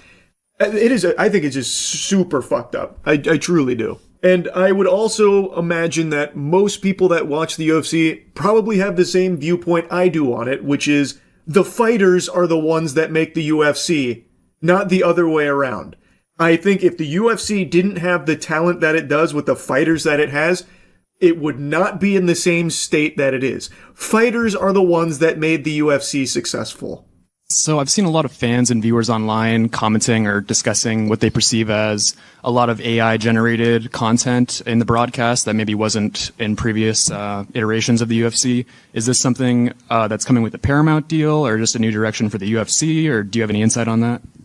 What does that mean? AI stuff, commercials, part of the promotional content, just AI in the UFC in general. I've seen fans complaining about. Oh, yeah? What are they complaining about?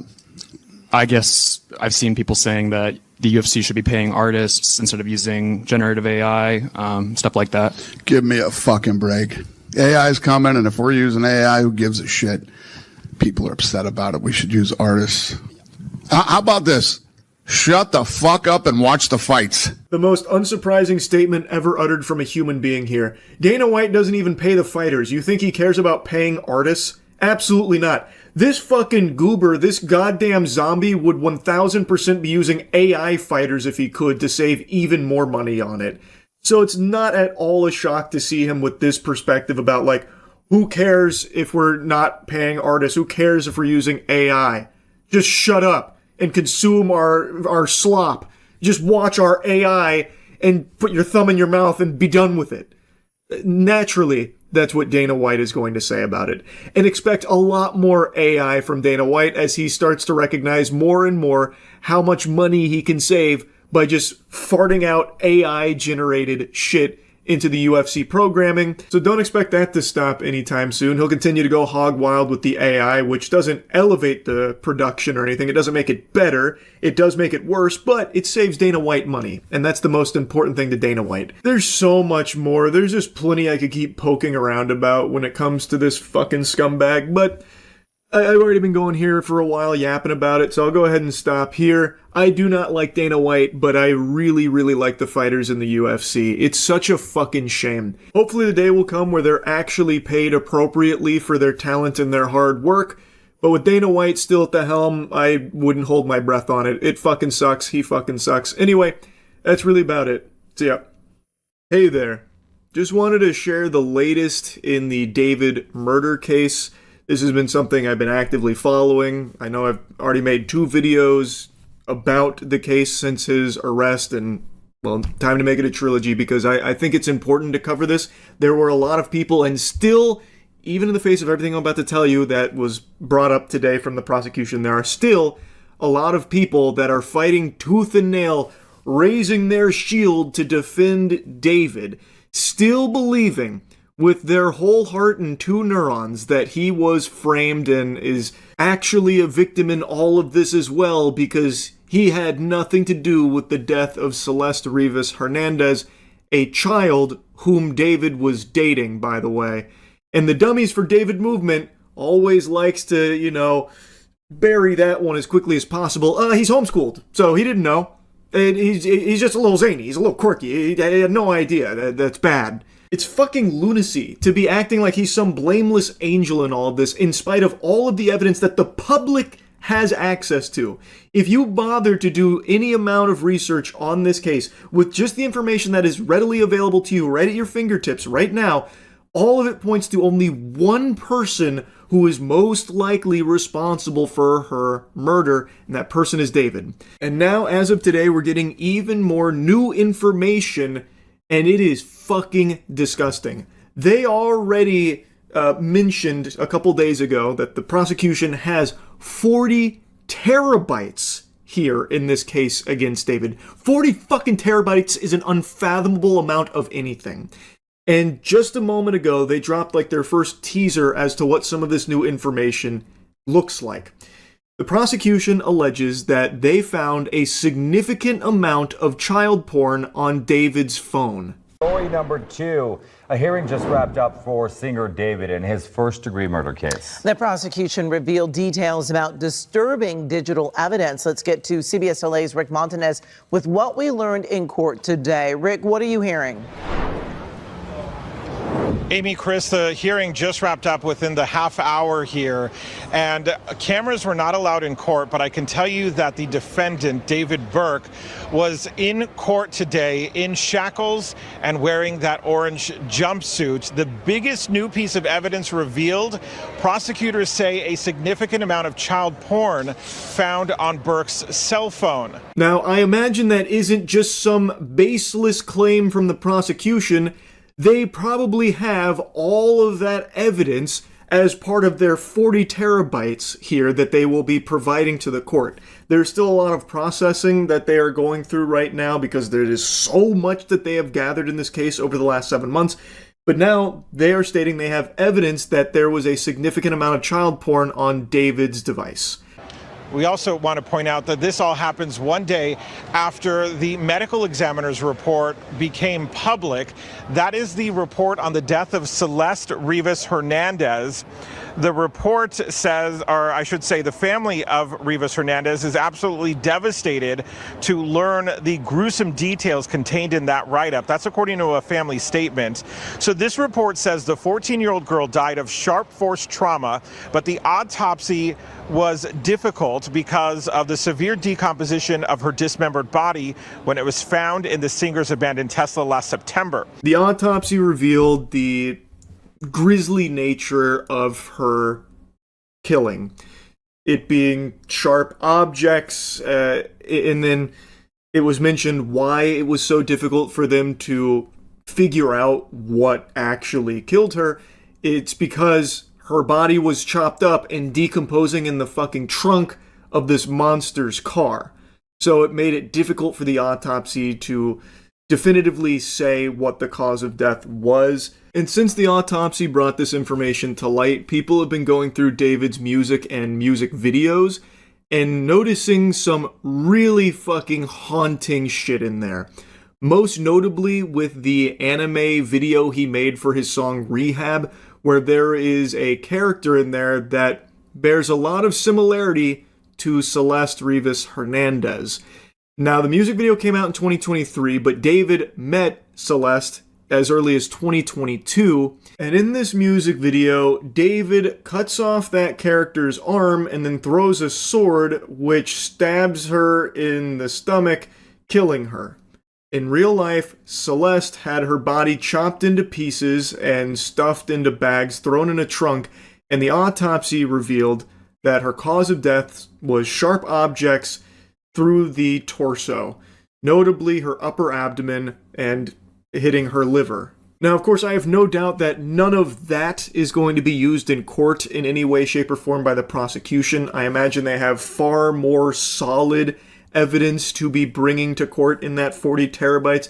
I don't think they'll be using, like, similarities from the music video versus what actually happened, or, you know, video clips that exist where he's saying some crazy shit. I imagine they're going to be going for like completely irrefutable things that you can't just write off as a coinky-dink or something like that. But I wanted to mention it because it really does feel like David was just leaving breadcrumbs in his music to the sick and twisted person that he is, and that he had this like murderous intent. It's fucking sickening stuff. On Monday, he pled not guilty to the capital murder charges.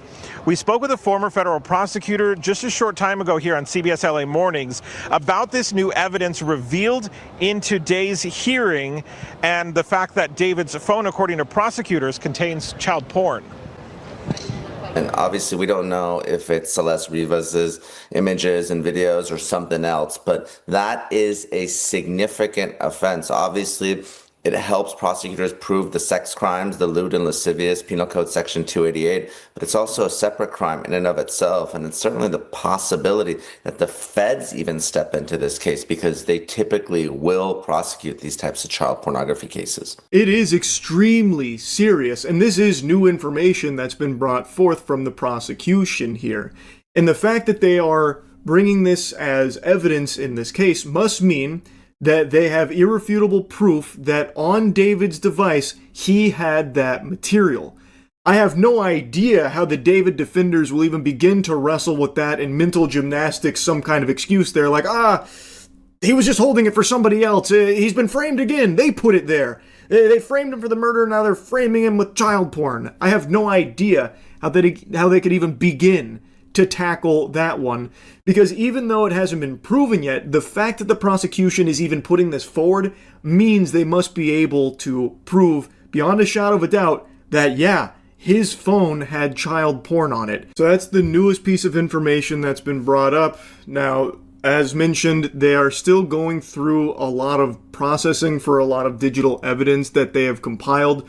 So in a week, I believe about a week, it's going to go back with both sides, and they're going to discuss if they need even more time about, you know, going to a capital murder trial. So as of right now, we don't have everything being brought forth yet, but it is beginning and it's moving fast. The process is underway and it is moving very quickly. So I guess we'll know more in a week, but I just wanted to give you this update here because that new allegation coming to light here is once again another disgusting development here in the David case.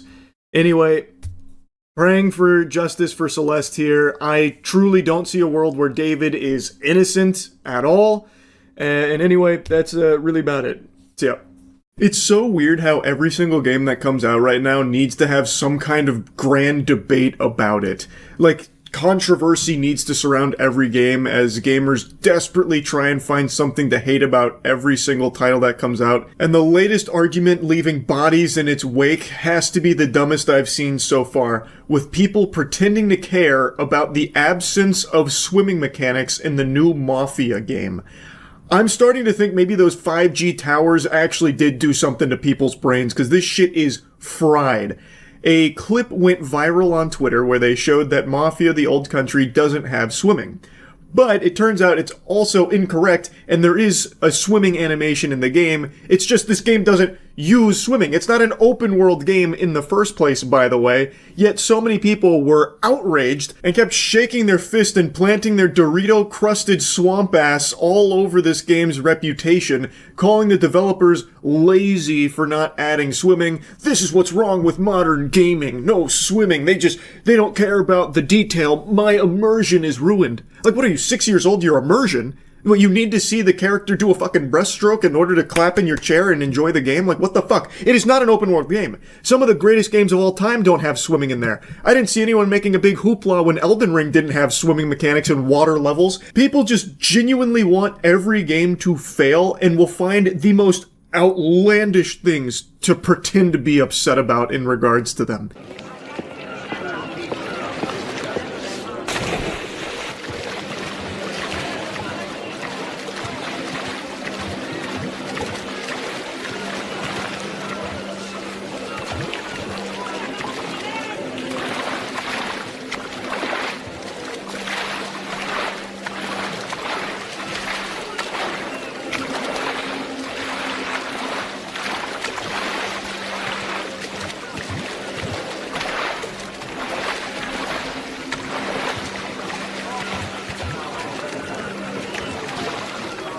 I know, that was devastating to look at. What you just bore witness to was Gamers 9/11. No swimming in Mafia the Old Country. Instead, an invisible wall prevents you from frolicking in the sun and splashing around in the water. It's heartbreaking. It's horrifying, actually. I'm gonna have a conniption. Who gives a fuck? This is not an open world game. It is not a series that has ever been known for its swimming. In fact, in the entire Mafia franchise, there is one game that lets you swim in a limited capacity, and it's Mafia 3, the one everybody hates. Like, this is ridiculous to pretend that this matters to you. I don't understand. It's such a stupid thing to get up in arms about, especially because this game is doing exactly what a lot of people have been crying about wanting more of. It is a $50 game, by the way. It is not the overpriced $70 or $80 experiences now that we've been getting fucking shoveled down our throats. It is $50, meaning it is a reasonably priced AAA game, which is extremely refreshing. There's only a handful of these, like notably Expedition 33. And it is also a linear, single-player game with a huge focus on its narrative. Exactly things people have been demanding more of in the AAA space. Now this comes out and people still aren't pleased because they can't go into the deep water. They can't go live out their immersive fantasy of being a mob-associated mermaid. Like, this is stupid. Why bloat a game like this with mechanics that aren't even utilized like swimming? But here's the thing, what's even more fucking crazy. They did add swimming animations to it for the sake of immersion. It's just you can't go out into the sunset like that. You can jump into deep water and you will swim before being brought back to shore.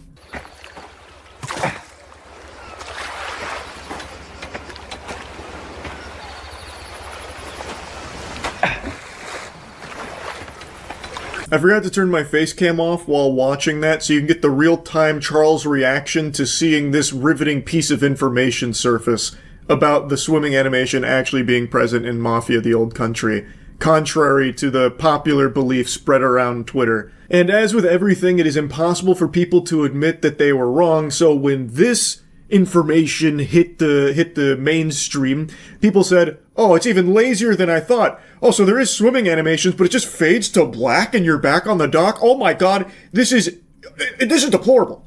I will never buy another game from this company ever. The laziness is palpable. They're getting paid to do fucking nothing over there.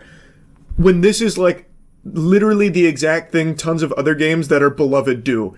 Try swimming in Arkham Knight or something. See what happens. It's exactly the same. It's just, people are so desperate to find the most trivial things to harp on for a reason to hate a new game. And this isn't even a game I have any interest in playing myself, by the way. I initially thought it'd be fun to play through, but then when I watched some other streamers play it, it didn't really seem like I'd be overly invested in it. But now, out of pure spite for this controversy, I feel like diving in. It's just so infuriating.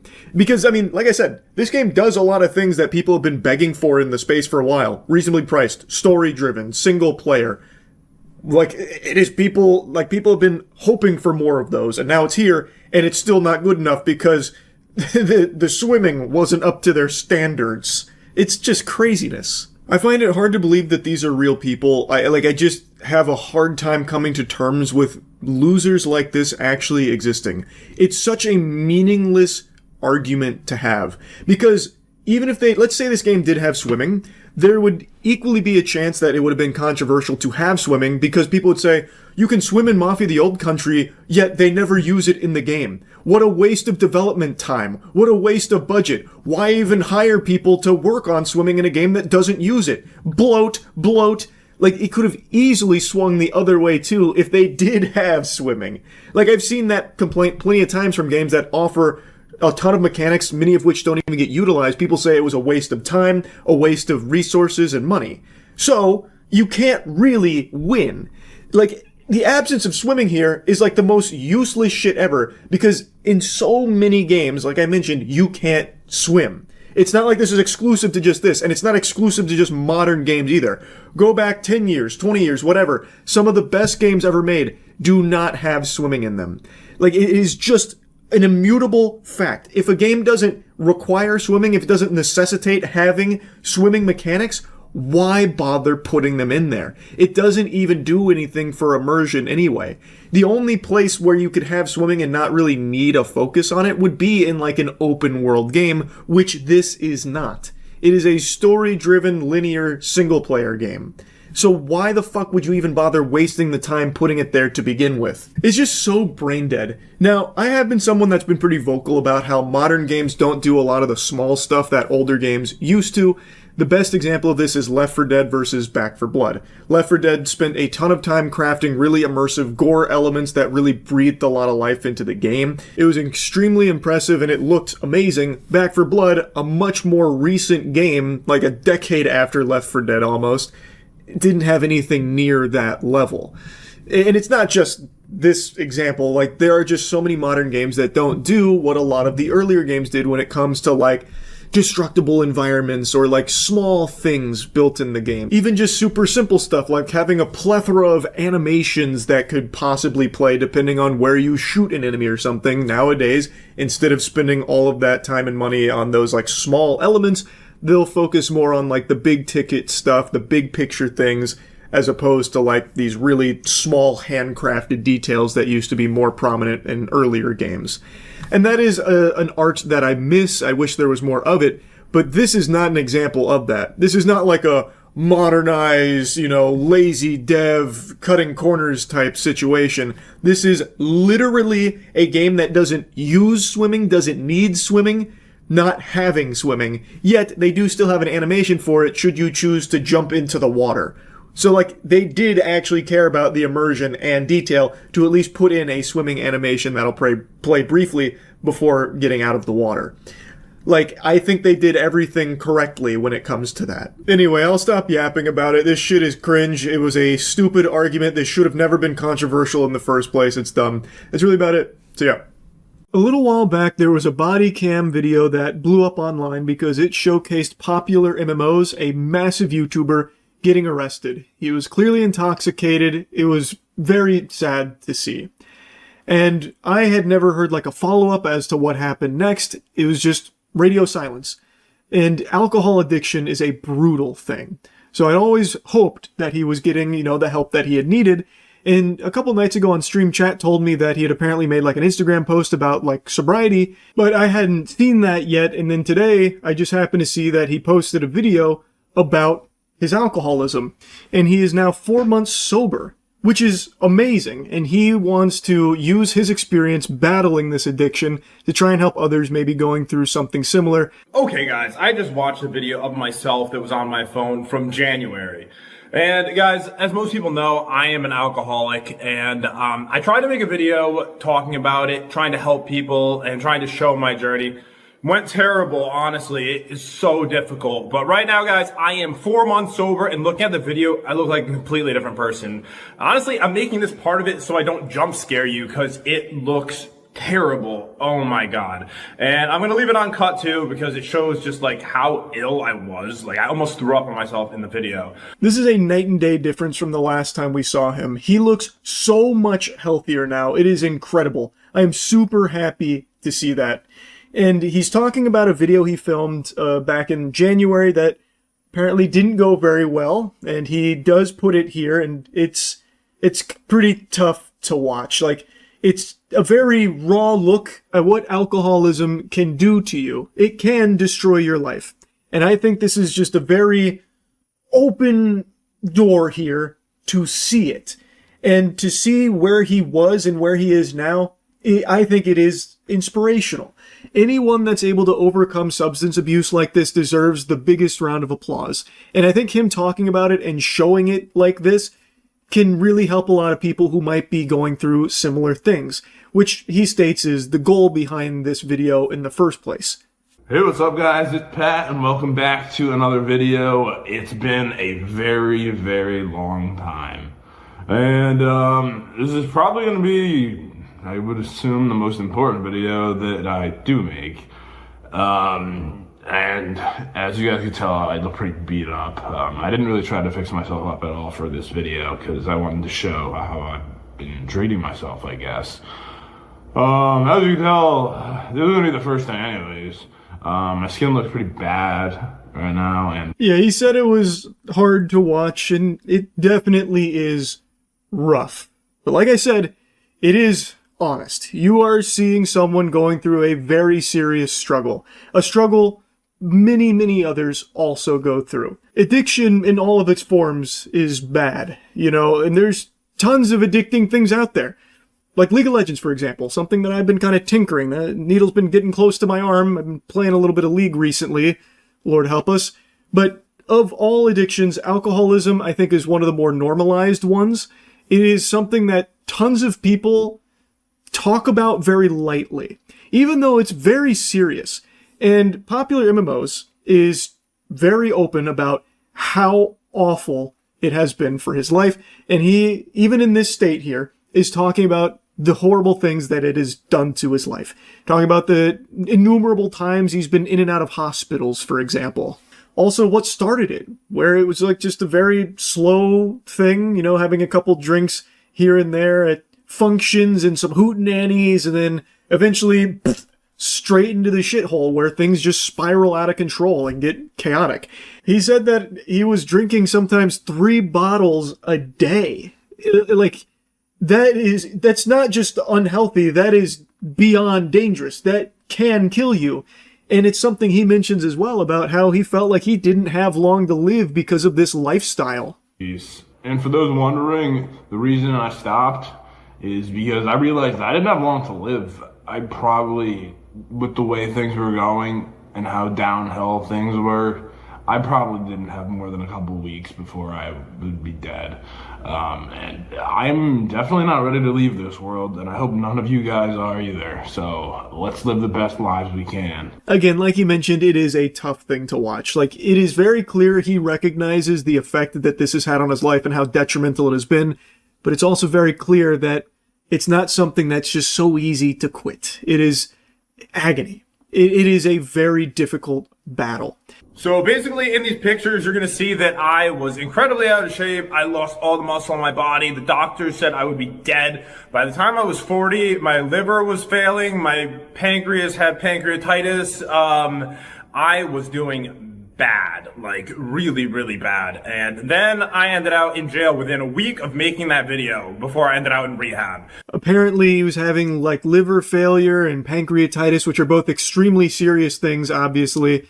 And doctors apparently warned him that he'd be dead by 40 if he continued down this path. So to see him go from that to where he is now is incredible. And I'm wishing him nothing but the best going forward. A huge congratulations to Popular MMOs here. And while it is hard to see that video of the state that he was in talking about, the alcoholism, I do think it was a good thing to include here because it's something some people need to see about how bad it can get. Like, it looked like SpongeBob when he had the suds. Alcoholism can fuck you up. And him having this here takes a lot of courage. And to talk about it so openly is, again, a pretty tough thing for a lot of people to do. So, just huge round of applause to Popular MMOs. I'm very happy to see this, and I'm hoping everything continues to look up for him. I just wanted to put this on your radar right here because we did talk about, like, the body cam thing, and I'm really happy to see that things are starting to go a lot better for him. So that's really about it. So yeah, I've got to yap about 2 freaks today, and I want to start with the wackiest one. RFK Jr. and a dead raccoon's penis. That is a match made in heaven right there. That is peanut butter and jelly. Vultures don't get as excited about roadkill as RFK Jr. does. This guy loves it. And he brags about having like a freezer full of roadkill that he studies and like feeds to his hawk. I had no idea this guy was a cock scientist. I didn't know that. But in his new book, he just openly talks about the time that he pulled over with his family in the car, mind you, his kids in the car, pulled over in order to cut the penis off of a dead raccoon so he could bring it back and analyze it. As if he's some kind of like archaeologist. Like he's fucking Evie from The Mummy going through like the Book of the Dead trying to research it and learn about it as if he's some kind of scholar for dick. Animal dick. It's all documented in his new book, RFK Jr., The Fall and Rise. I don't know when the rise is happening. It hasn't happened yet. He's still in that fall. This dude looks like he's housing every single plague that the world has ever seen in his body right now. Every image and video I see of him, he looks like he's deteriorating further and further and just devolving into a fucking ghoul from Fallout. This is the experience here that he pinned. I was standing in front of my parked car on I-684, cutting the penis out of a road-killed raccoon, thinking about how weird some of my family members have turned out to be. A surreal passage indeed. I like how he's cutting the penis off of a roadkill raccoon in front of his probably horrified children in the car, and he's like, God, my family is so peculiar. They're such odd goofballs. They're so weird. Over there with the fucking hacksaw on the raccoon's cock. If only they could be more like me, just normal and well-adjusted. There we go. And then he holds it up like a trophy. We're celebrating, family. Quick, get some ice out. I gotta put this on ice. I need to study it when we get home. My kids waited patiently in the car, he noted, as he collected the raccoon's genitals so he could study them later. Finally, a man brave enough to go where science fears. He was willing to do the dirty work of snipping a raccoon's dick so he could take it home and really find out what makes it tick. Like, I'm curious, what is there to study with a raccoon penis? Like, what is there to do with that? What was he doing, just over there, like, playing with it? Stretching it like a penny whistle? Write it down. Interesting. These are the notes that will, no doubt, propel our species into the next scientific age, the final frontier of science. Raccoon genitals. Excellent, yes. I just have to wonder what he was doing with it. Like, was he trying to, like, fashion some kind of necklace out of it, like Ringar out of League of Legends, but instead of bone tooth, it's just raccoon penis? Or, like, was he trying to make a stew out of it? Maybe he was, like, crafting Saradomin brews out of RuneScape, just dumping the raccoon penis in there with some colloidal silver, just like this disgusting concoction, this witch's brew, this potion. Like, what was he doing with it? Genuinely, like, what was he doing? Because he traveled all the way home with it. So this was like an important thing that he did. And this is apparently something that he made a habit out of doing with dead animals. Dude pillages roadkill like he's Indiana Jones looting a tomb full of treasure. Just imagine hunting with RFK Jr. Dude probably doesn't even bring a gun. He just sits there in the bush waiting for the animal to get hit by like a bus or a train. And then he leaps into action. Yes! Yanks the wiener off of it. According to his daughter, this obsession with dead animals also put a damper on vacations. Apparently there was an incident where a whale carcass washed ashore, and so RFK made a beeline for the beach and decapitated it with a chainsaw and strapped the whale's head to the roof of the family minivan with a bungee cord, intending once again to bring it home to study. Every time we accelerated on the highway, whale juice would pour into the windows of the car, and it was the rankest thing on the planet. Sounds like hell on earth. He's out here torturing his family on this vacation. We all had plastic bags over our heads with mouth holes cut out, and people on the highway were giving us the finger, but that was just normal day-to-day stuff for us. Sounds healthy. And then, of course, there's the infamous one where he dumped a dead bear cub in Central Park after a botched attempt to skin it. That one's been talked about a lot. I'm pretty sure all of you have already heard of that before, but the whale and raccoon penis, I think, are new revelations here from the bizarre adventures of RFK Jr. and his fascination with dead animals. Bro thinks he's the villain from Guardians of the Galaxy Volume 3. Like, what is he doing? Is he trying to, like, breathe life back into it, like Frankenstein style? Like, what is he studying? Actually, what is he possibly studying there? Holy shit, the worm in his brain must be giving him some odd directives here, forcing him to get all of this roadkill like treasure so he can squat on it at his house like Smog. That's his gold. All of this roadkill, all this dead animal penis and heads all over the place in his secret villain lair. What a wacko. But don't worry. Some highly intellectual people are out there defending this as just a lame media hit piece. The raccoon was already dead. Find a new slant. Typical lamestream media hit piece. Yawn. Raccoon was already dead. Penis was up for grabs. I pull over all the time when I see a dead animal. I make sure to take that cock and balls right off of there. Normal activity. Wasn't alive, so it's not weird. If it was alive and he chased it down in order to yank that puppy off, then I might raise an eyebrow, but this is just lamestream media. Who doesn't cut off a dead animal's cock on the side of the road while their family watches mortified? Secretary, what did you do with the raccoon's dead penis? Where is it now?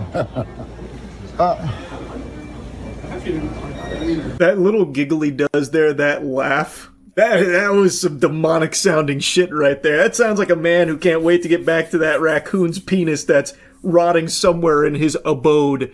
I bet he's got that raccoon penis and like an IV drip or something that he's mainlining or some shit. This is actually the secret to keep me looking so young. I just got one question. In all seriousness, what is your fascination with roadkill and dead animals? I know you've done a few things, notably with a whale, with a bear, with a raccoon more recently. I just want to know what the fascination is, sir. Anything? Okay. Thank you. Thank you, sir. There goes a hero right there. Not many men are courageous enough to pull over to the side of the road and cut a raccoon's penis off after it's deceased.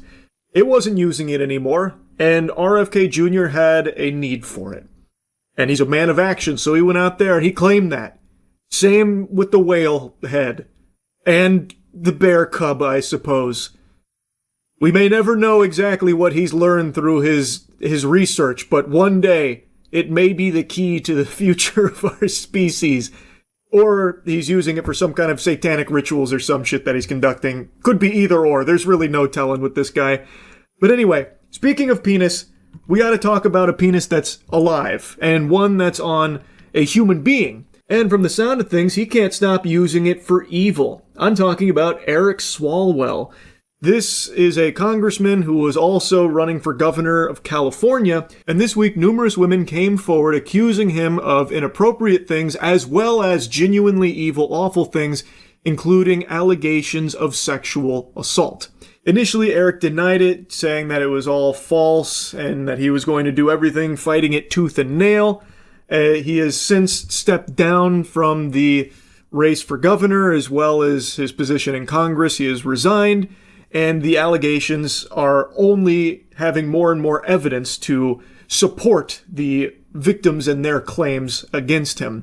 That includes a video of him with supposedly a prostitute that he was in a hotel room with. On the video, you can see him making out with her, and things start to progress. Now, if you don't know the lore, Eric is married. Eric has been married for a decade. Now, in the video he made denying the very serious allegations, he did make a mention of mistakes in his judgment, as well as mentioning that a lot of it's between him and his wife, and he has to accept the responsibility for mistakes he made, seemingly corroborating the extramarital affairs while denying the sexual assault allegations. All of this is still pretty new, and from what I've read, there is an investigation taking place because he might be facing criminal charges if these allegations are proven true, which he 1000% should. This is vile shit here, and from everything that I've read about it, from what's available, it's not looking like this is just some innocent guy here. There's quite a lot of meat behind these claims. Personally, I think Eric's guilty as a motherfucker here. Based on all of the available evidence here, I don't see any world where he could weasel out, just squeak out some kind of excuse like, oh, it was all just a big misunderstanding. I was just cheating on my wife a lot. Come on, it's not that big of a deal. Just come on, the sexual assault stuff. No. We don't need to get into the weeds of that. Like, based on everything I think that's out there, there is so much evidence, and I think it should 1000% warrant a further investigation into Eric and hopefully some subsequent charges based on whatever they find there. So anyway, I found that to be extremely disgusting. I was reading about that earlier, so I wanted to yap about that as well. Anyway, that's really about it. See ya. In life, there is no debuff greater than growing up with a big, pathetic loser as a father. It is just setting you up for a bad time, and I feel really bad for the kid you're about to learn about here, because his father is just a complete total weenie. His dad is directly involving his son in his fraudulent business, which is scamming people for Pokemon cards. We gotta make sure that everybody's getting what they paid for. You don't want anybody mad. Alright, so pay, and then we'll do... I'm trying to do it nice and safe. I don't want them to ruin their cards. Wait, okay. Professor Research? Black Rose Training, Rescue Board, Buddy Poet, Eevee, and I thought it was a good. Dude hits the foghorn leghorn there. Well, I saw. Anyway, this is another Whatnot scammer, but this one's a little different because he's turned the scamming business into a family deal. So he actually has his son going through the chat and even opening packs for the chat that normal people have spent real money on under the impression that they are legitimate, untampered packs, but in reality they are resealed, meaning this goober, this fucking slime, went through, took out all of the hits, but then put a bunch of shitty cards in there and resealed it, and is now selling them for full price, well, scalper price, which is even higher than full price, to unsuspecting victims on Whatnot. And you can even see in this first pack here, packs do not open like that typically. These packs are fucking falling apart. And it's not like some conspiracy theory that people upset they didn't get big hits from are making up. He even gets caught towards the end of this, where he repackaged the pack incorrectly and he just says, "Ah, bud, we got caught."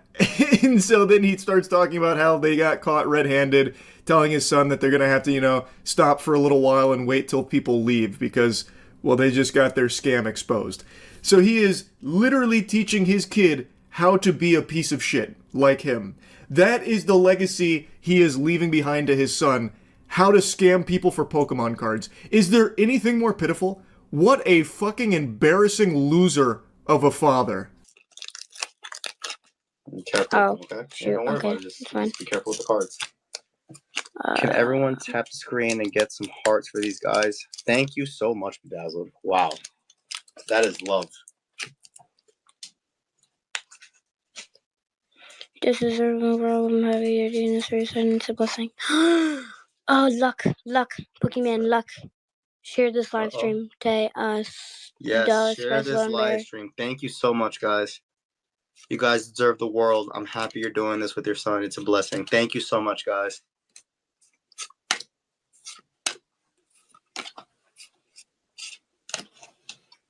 Hey, almost. Remember, you got to keep it there. Is it a hit? Is it a hit? Almost. It's so sickeningly shameless. Not only does he use his son to open and peddle these fake resealed packs to people that have bought them, he also uses his son as a marketing tool, telling people like, "Oh, look how wholesome this is. Dad and his boy just opening some packs. This is our little homegrown business. Thanks for supporting. Make sure to share this stream. Give us a lot of hearts. Support us. This is really good stuff right here, guys. So want to thank you. You guys are kind of like part of our family too now. You know that. Make sure to share our Whatnot stream so that way more people can buy these resealed packs. Come on, guys. It's me and my son. Me and my boy Junior here. Come on. Only do Pokemon. We do baseball and football. It's just no What's luck. up with these packs, dude? I wish I knew. I guess we're just not having any luck. I mean, hey, if you wanna give us the hits, I mean, please, we'll be more than willing to take them. That's why I always tell him to not take it off camera so that you guys don't think anything. It means the hits are incoming. Exactly. I say grass. If you love eating shit, well, he had some great news for you because not only does he scam you with Pokemon cards, sounds like he also does it with sports cards too. Holly jolly, Christmas has come early. Now this is when the chat started to realize something fishy was going on. The packs kept opening in really suspicious ways. The crazy thing is, people that buy packs through Whatnot, they've definitely opened some themselves. You can immediately recognize that there is something awry with the way these packs are just fucking disintegrating at the slightest movement of it.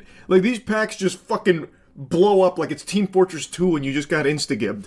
There's something off. And not only that, there are no hits. It's only shits. It's very suspicious, and now he's trying to convince them, it's just, we're hitting a dry spell here. It's just really unlucky. Jeez, sometimes that's just the way the cookie crumbles, unfortunately, I'm sorry to say. This is my son, by the way. It's really wholesome stuff. You wouldn't be mean to him, right? He's the one opening packs. Also, he's trying to convince people that there's nothing shady going on because everything stays on camera. He's like, this is what I teach my son. We gotta make sure everything is above board. No, silliness with the cards going off screen because we don't want anyone to think that we're scamming you with the old switcheroo or something. It's all right there in your face, up close and personal. Like that proves anything. It's a fucking resealed pack. It doesn't matter. You didn't have to bring it off screen to scam. You had already scammed before ever going live. All right. Now, if this doesn't work, these packs have to be refilled. Excuse me? Pokey. All right. Yeah. Hope for These packs have to be resealed. All right, Pokey. I mean, if you actually feel that way, I mean, that's fine. I mean.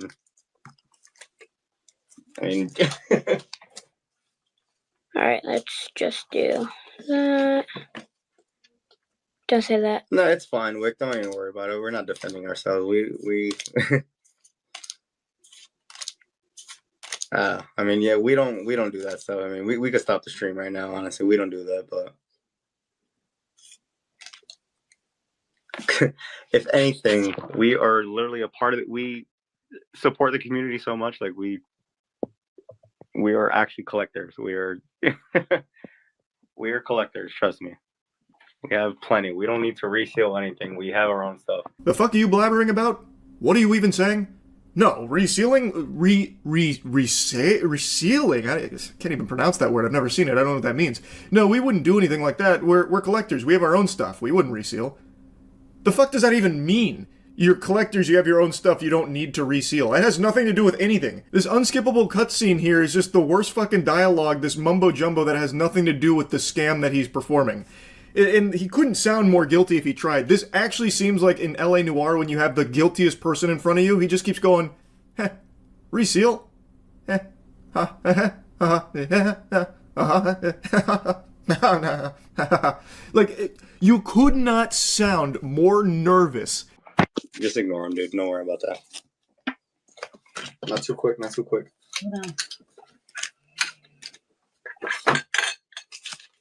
Ooh, okay. Yes. Look. Oh no, but they're resealed though, right? Finally, nice. Got a hit. All right, cool. Finally. This was their big gotcha moment, slam dunking on the haters here, proving them wrong. You fools thought they were resealed? Check out this turbo hit here.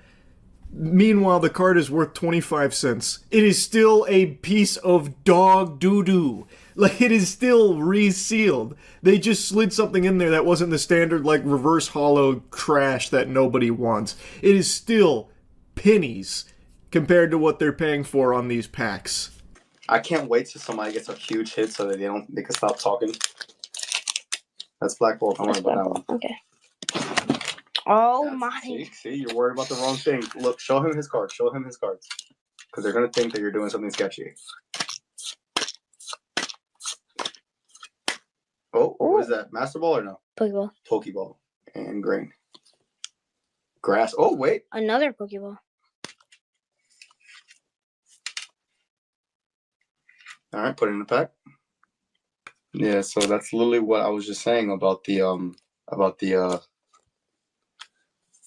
yeah, we gotta stop, dude. We gotta stop. We got caught right there. We got a Pokeball right behind the energy. Yeah. That was cooked. That was pretty cooked. This guy is a complete failure in every aspect of life. Not only did he fail at the easiest scam ever of just packing the Pokemon cards in the correct order, he somehow fucked that up. The reason he got caught red-handed there, so much so that not even he could wiggle his way out of it, is because he put the fucking energy in between the hits there. That doesn't happen. That never happens in real packs. And he also thought he turned the stream off when he openly admits to getting caught in his scam. What he is openly admitting to is a crime. It is fraud. He has scammed people out of their hard-earned clams. And he is now admitting to it on camera to his son, telling him, yeah, we gotta stop. We just got caught. That was real bad. We just, yeah, they got us. They really got us on that one, sport. Yeah. No, we can. Just not right now. Gotta do it later. Gotta make sure all those people get off. And then we do it again. That was pretty bad, dude. Can't, bro. We made a good amount, though. We made a great amount.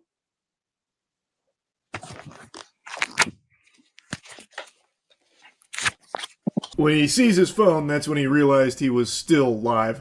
So he had planned on just letting this sit and simmer for a little while, so all the people he scammed, he was just going to wait for them to all just, like, go to bed and de-aggro, because they clearly called him out on it. They then knew full well it was a scam, and they've now just heard him admit to it. So his plan was to just wait, so that way they could do it again later to another group of suckers. And he's teaching his son this, by the way. He is treating this like it's a real practice that he is now involving his son in. This is what he is teaching his kid. That is sad. I feel terrible for the kid to have this loser as their dad. That shit sucks. And he's bragging about how much money they made doing it. Talking about they made a great amount doing it. You know, hold your head up high, son. We did great with the scam today. It's so awful, man. It's so fucking awful. This guy super sucks. Terrible father. Absolutely horrible. That's really about it. So yeah. Dave Baszucki. You know him as the CEO of Roblox. I know him as a weird urinal cake I can't help but pee on from time to time because everything that he has done as CEO is just so odd. He is the guy that has been fighting tooth and nail, making it what seems to be his life's mission to bring dating to Roblox. Having a entire section of the Roblox business model carved out for dating. And initially it was supposed to be for 17-plus-year-olds.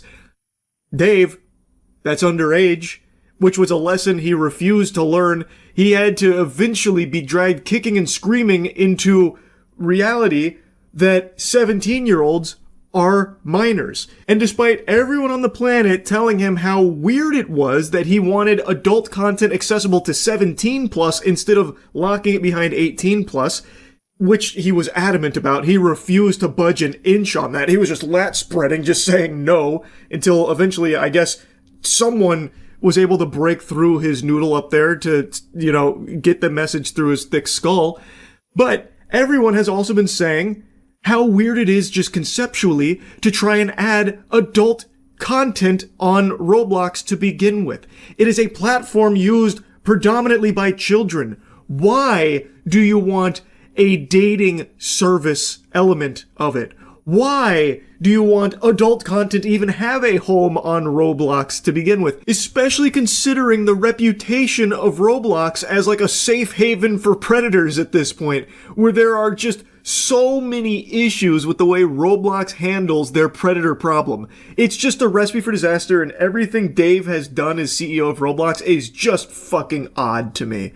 And I think he himself is just creepy. I just watched a brand new interview with him that just kind of goes tits up here. He's unhinged. Like, he is actually off his gourd in the interview. I can't show you any clips from it, and just as set expectations if you do watch it, which I recommend you do because it's fascinating. He's not like blowing a gasket or having a conniption, but he is like combative, defensive, and it seems like very upset about the interview, even though, according to this, Roblox was the one that pitched them on interviewing Dave Baszucki about child safety. Like, they didn't ambush him or anything, yet during the interview, it seems like he was fucking caught between a rock and a hard place. He was deer in the headlights for a lot of the questions they were asking.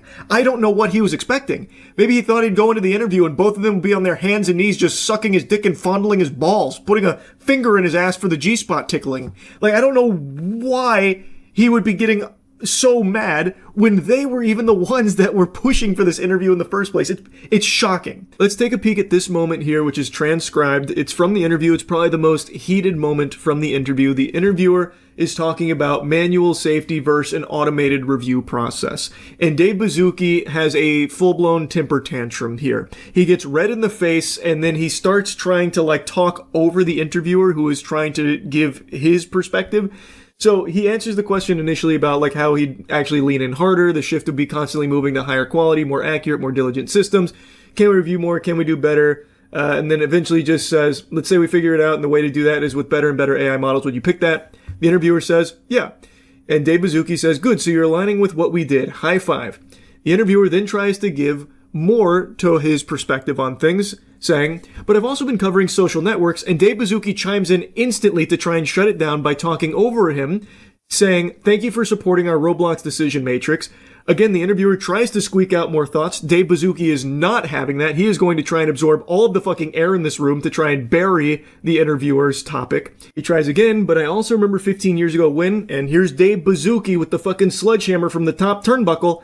He interrupts. I'm so glad you guys are aligned with the way we run Roblox. High five. This is literally the behavior of a child putting his fingers in his ear going, la la la la la, I can't hear you, I can't hear you. That is what Dave Baszucki is doing here. And once again, the interviewer tries again. Right. I also remember 15 years ago when Mark Zuckerberg was saying, and then Dave Baszucki, once again with the fucking RKO. Is this a stealth interview where actually you love everything we're doing and you're here to stealthily support it? Watching this segment of the interview was extraordinarily uncomfortable. It was so awkward. It had me kind of squirming in my seat a little bit, listening to this imbecile start to get combative here and try and bully the interviewer into submission to try and like force camaraderie or something. Oh, so like high five, you support us. Hi, stop, shut the fuck up. High five, you support us. You like stealthily love everything we're doing, am I right? Fist bump, put her here. You want me to sign you up for the Roblox dating service? I know. Alright, I'll give you an account. It's fucking weird. This guy sucks. He is so creepy. And if you want further evidence of that, just look at the way that the interview starts. Dave Baszucki immediately just kind of goes mask off here when asked what he thinks about the problem of predators on Roblox. His response was, we think of it not necessarily just as a problem, but an opportunity as well. How do we allow young people to build, communicate, and hang out together? How do we build the future of communication at the same time? You couldn't script a worse answer. When asked about his perspective on the predator problem with his platform, he said he doesn't view it just as a problem, but an opportunity. What? Pardon? Say that again for the people in the back on the bleachers. What did you just say about the predators preying on children on your platform? You view it as an opportunity? What a remarkably stupid thing to say, but maybe he's being very honest. I have always got the impression, and many others, that Roblox doesn't take the predator problem very seriously. There has been nothing in Roblox's history that leads me to believe that they do as much as they possibly can to keep children safe on that platform. So maybe this is Dave Baszucki just going full goatsy here and letting us take a peek at the foul insides. That he just doesn't really care that much, and really, it's not just a problem to him, but a real opportunity. I think, and this is being very charitable, but I think, based on the way he continued in the interview right after that, what he was trying to get at is that he's viewing this as a big conundrum that they're trying to solve of how do you grow all of these tools with one of the biggest platforms on the planet while also trying to like moderate it. So then he was going into like the state-of-the-art tools they're working on, like the age estimation features and the AI moderation tools and stuff like that. So it seems like he's trying to say like he's viewing it as an opportunity to grow their safety measures, kind of. I'm kind of making a big, generous leap based on how he was saying things, but the way he paints it as like an opportunity is crazy to me, because this is a huge issue that has been festering in his platform for many, many years, with who knows how many countless victims, how many countless children have been preyed upon by predators on his platform, and they have just simply not done enough to keep them safe, and even at times actively made it harder for those predators to be held accountable.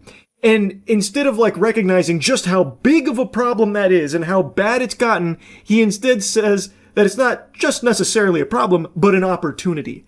That is so fucking tone deaf and just a really weird sentiment to even try and be expressing here when asked that question. And the interviewers do continue to talk about this subject, and it really seems like Dave Baszucki was completely caught off guard with his fucking pants down here.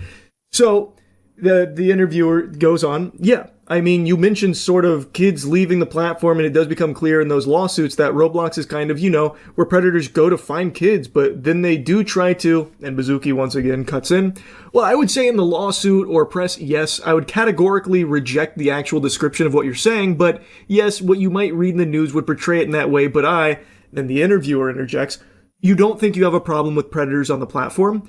To which Baszucki says, I think we're doing an incredible job at innovating relative to the number of people on our platform and the hours and really leaning into the future of how this is going to work. Now, I get being the CEO of this multi-billion-dollar corporation, you can't just go out in there and say, yep, tons of pedophiles, predators running rampant on the streets of Roblox. I know, it's gotten bad, but don't worry, we're doing our best to put out the fires. I know he can't just say that up front, but he's just kind of like outright denying the existence of how big this problem is.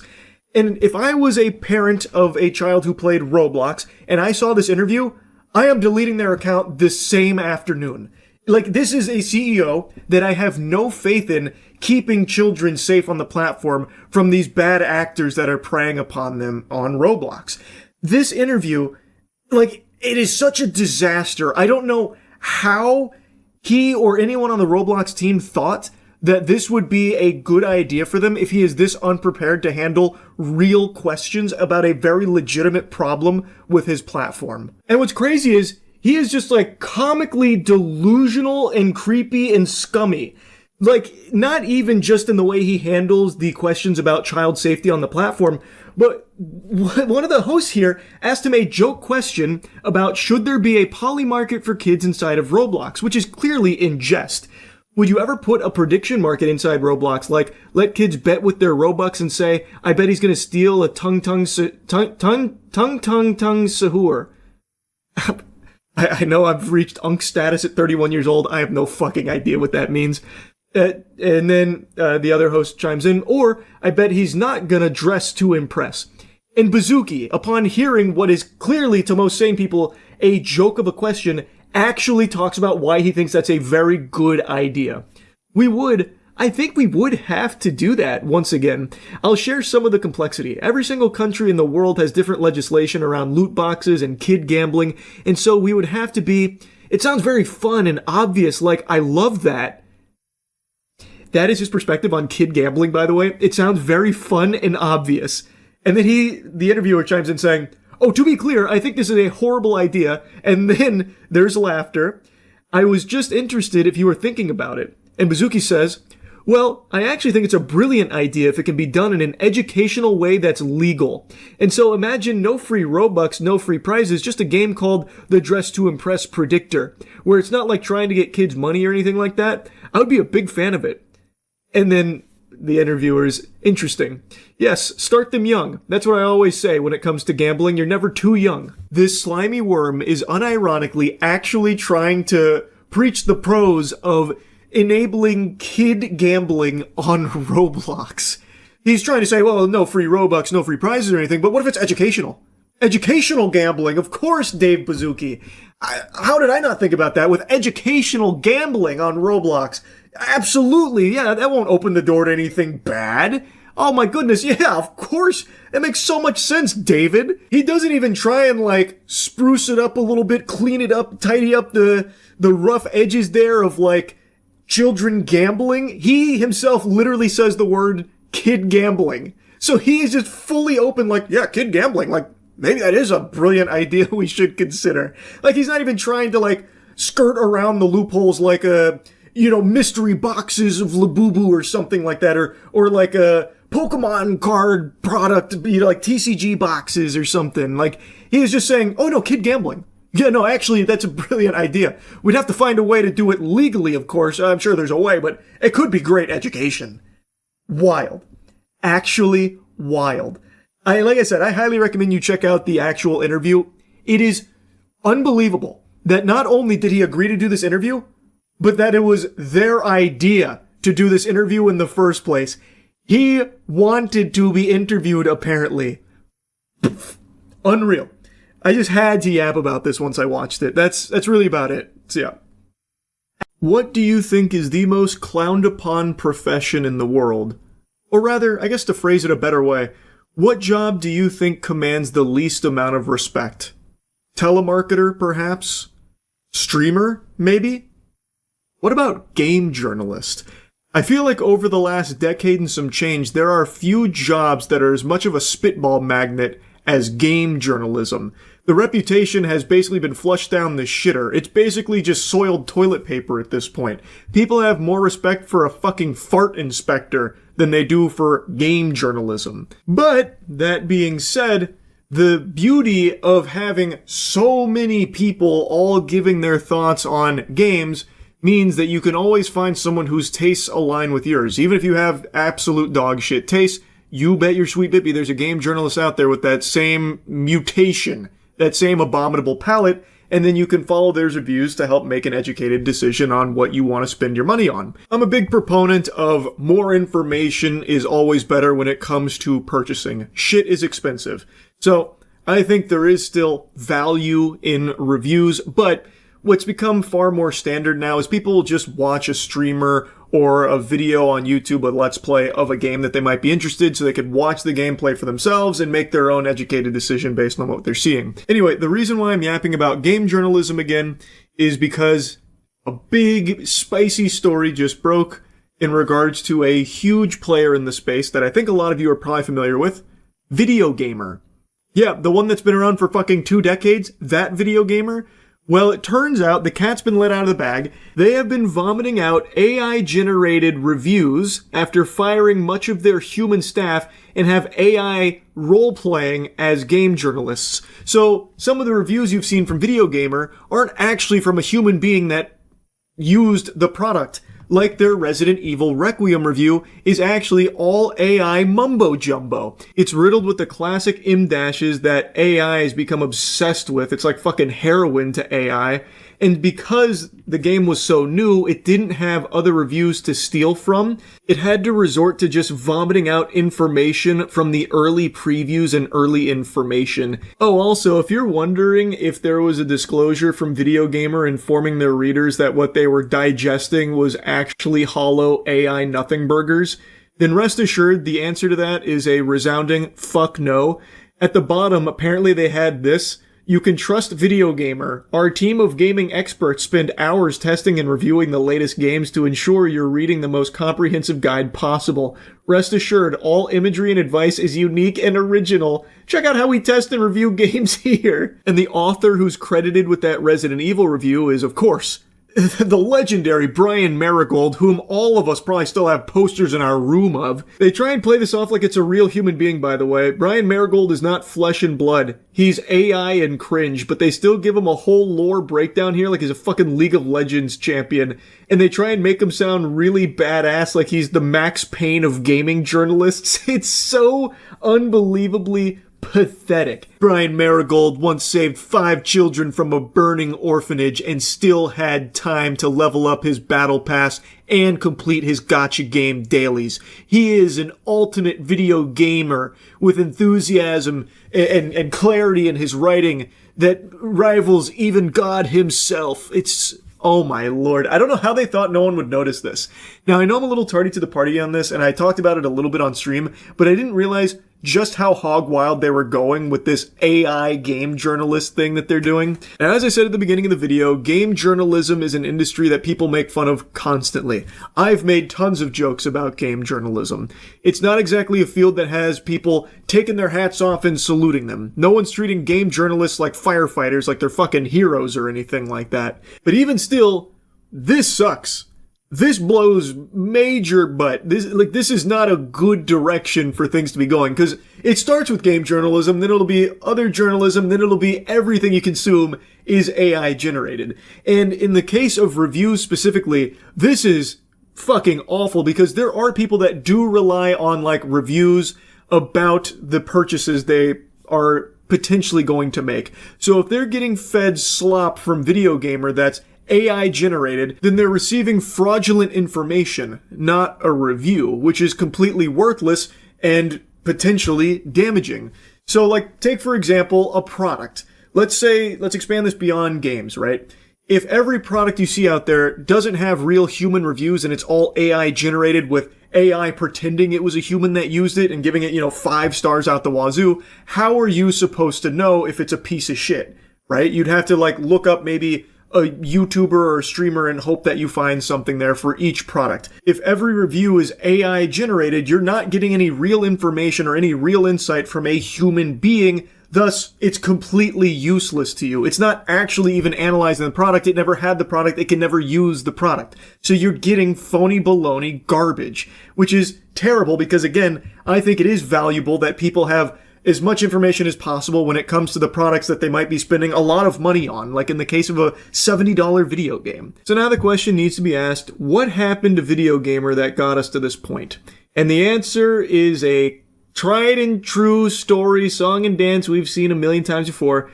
They were acquired by an agency. That agency's name is Clickout Media. More like Dick Out Media, because all they did was put their dick down the throats of multiple staff members that they decided to lay off and allegedly not pay. According to some of the laid off staff, the company still owes them money, and that last year the new owner began to load the site with AI written stories about casinos, which is just amazing, by the way, because that's exactly what puts a smile on my face, having AI try and prod me into gambling. Charles, do you want infinite money? Basically headache free? Have you heard of slot machines? Check out our review on this new Emotep themed slot machine right now that people are saying is basically free money you can't lose. That sounds super cool. Thank you, Video Gamer. Oh, whoops-a-daisy, I misremembered. That disclaimer about trusting Video Gamer because they have a team of, like, real human beings that test the fuck out of it and it's all unique and original. That notice wasn't at the bottom of the articles, it was actually at the top.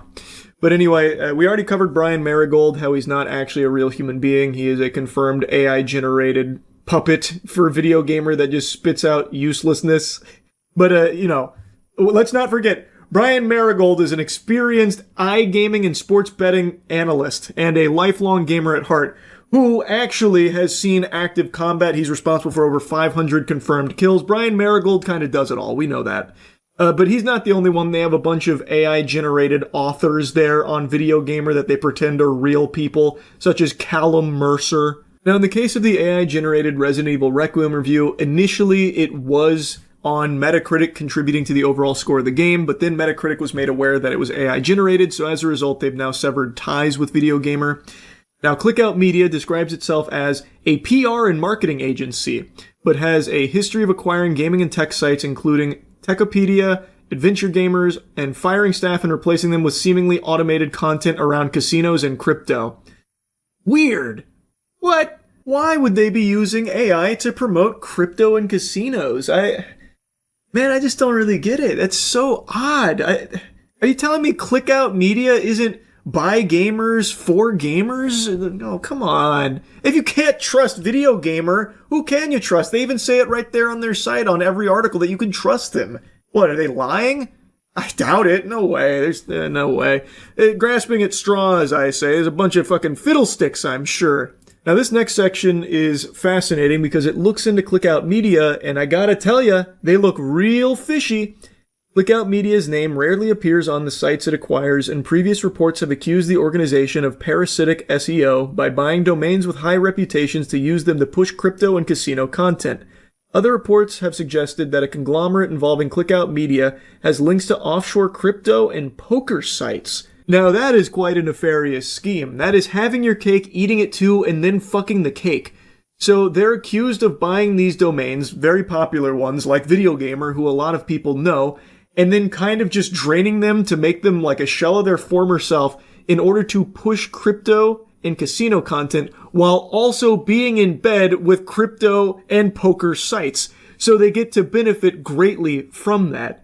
The traffic that they drive to those sites that they're reviewing, like on Video Gamer, the casino reviews, I'm sure you can trust. Video Gamer says you can. Pretty interesting.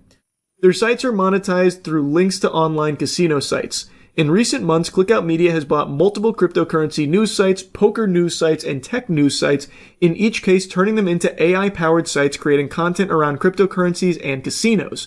Press Gazette attempted to contact Clickout Media by available email addresses and via a form on its website, but has heard nothing.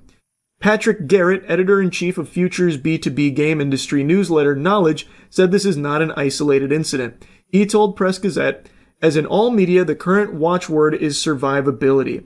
Precarity in the environment has been steadily worsening for years, and generative AI, as evidenced by the Video Gamer announcement, is becoming too tempting for some to ignore in the name of efficiency. This downscaling of staff in the game media is widespread, and we've seen several large American operations hit hard in recent years.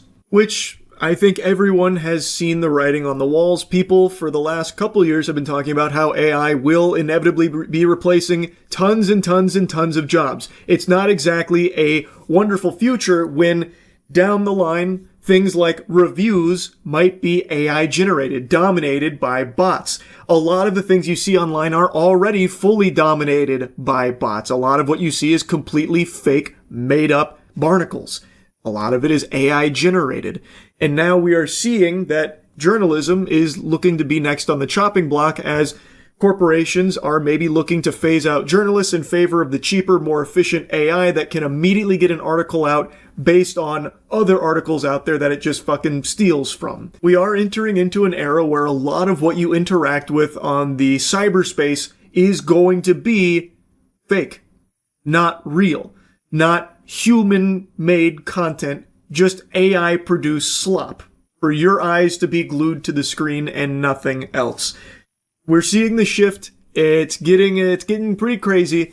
And I just kind of wanted to yap about this one a bit because this is probably one of the bigger publications I've seen being openly caught red-handed, just replacing game journalists with AI drivel and also completely changing the entire site to be more about, I guess, gambling and casino content from AI-generated reviews, pushing and hawking that kind of shit, I suppose.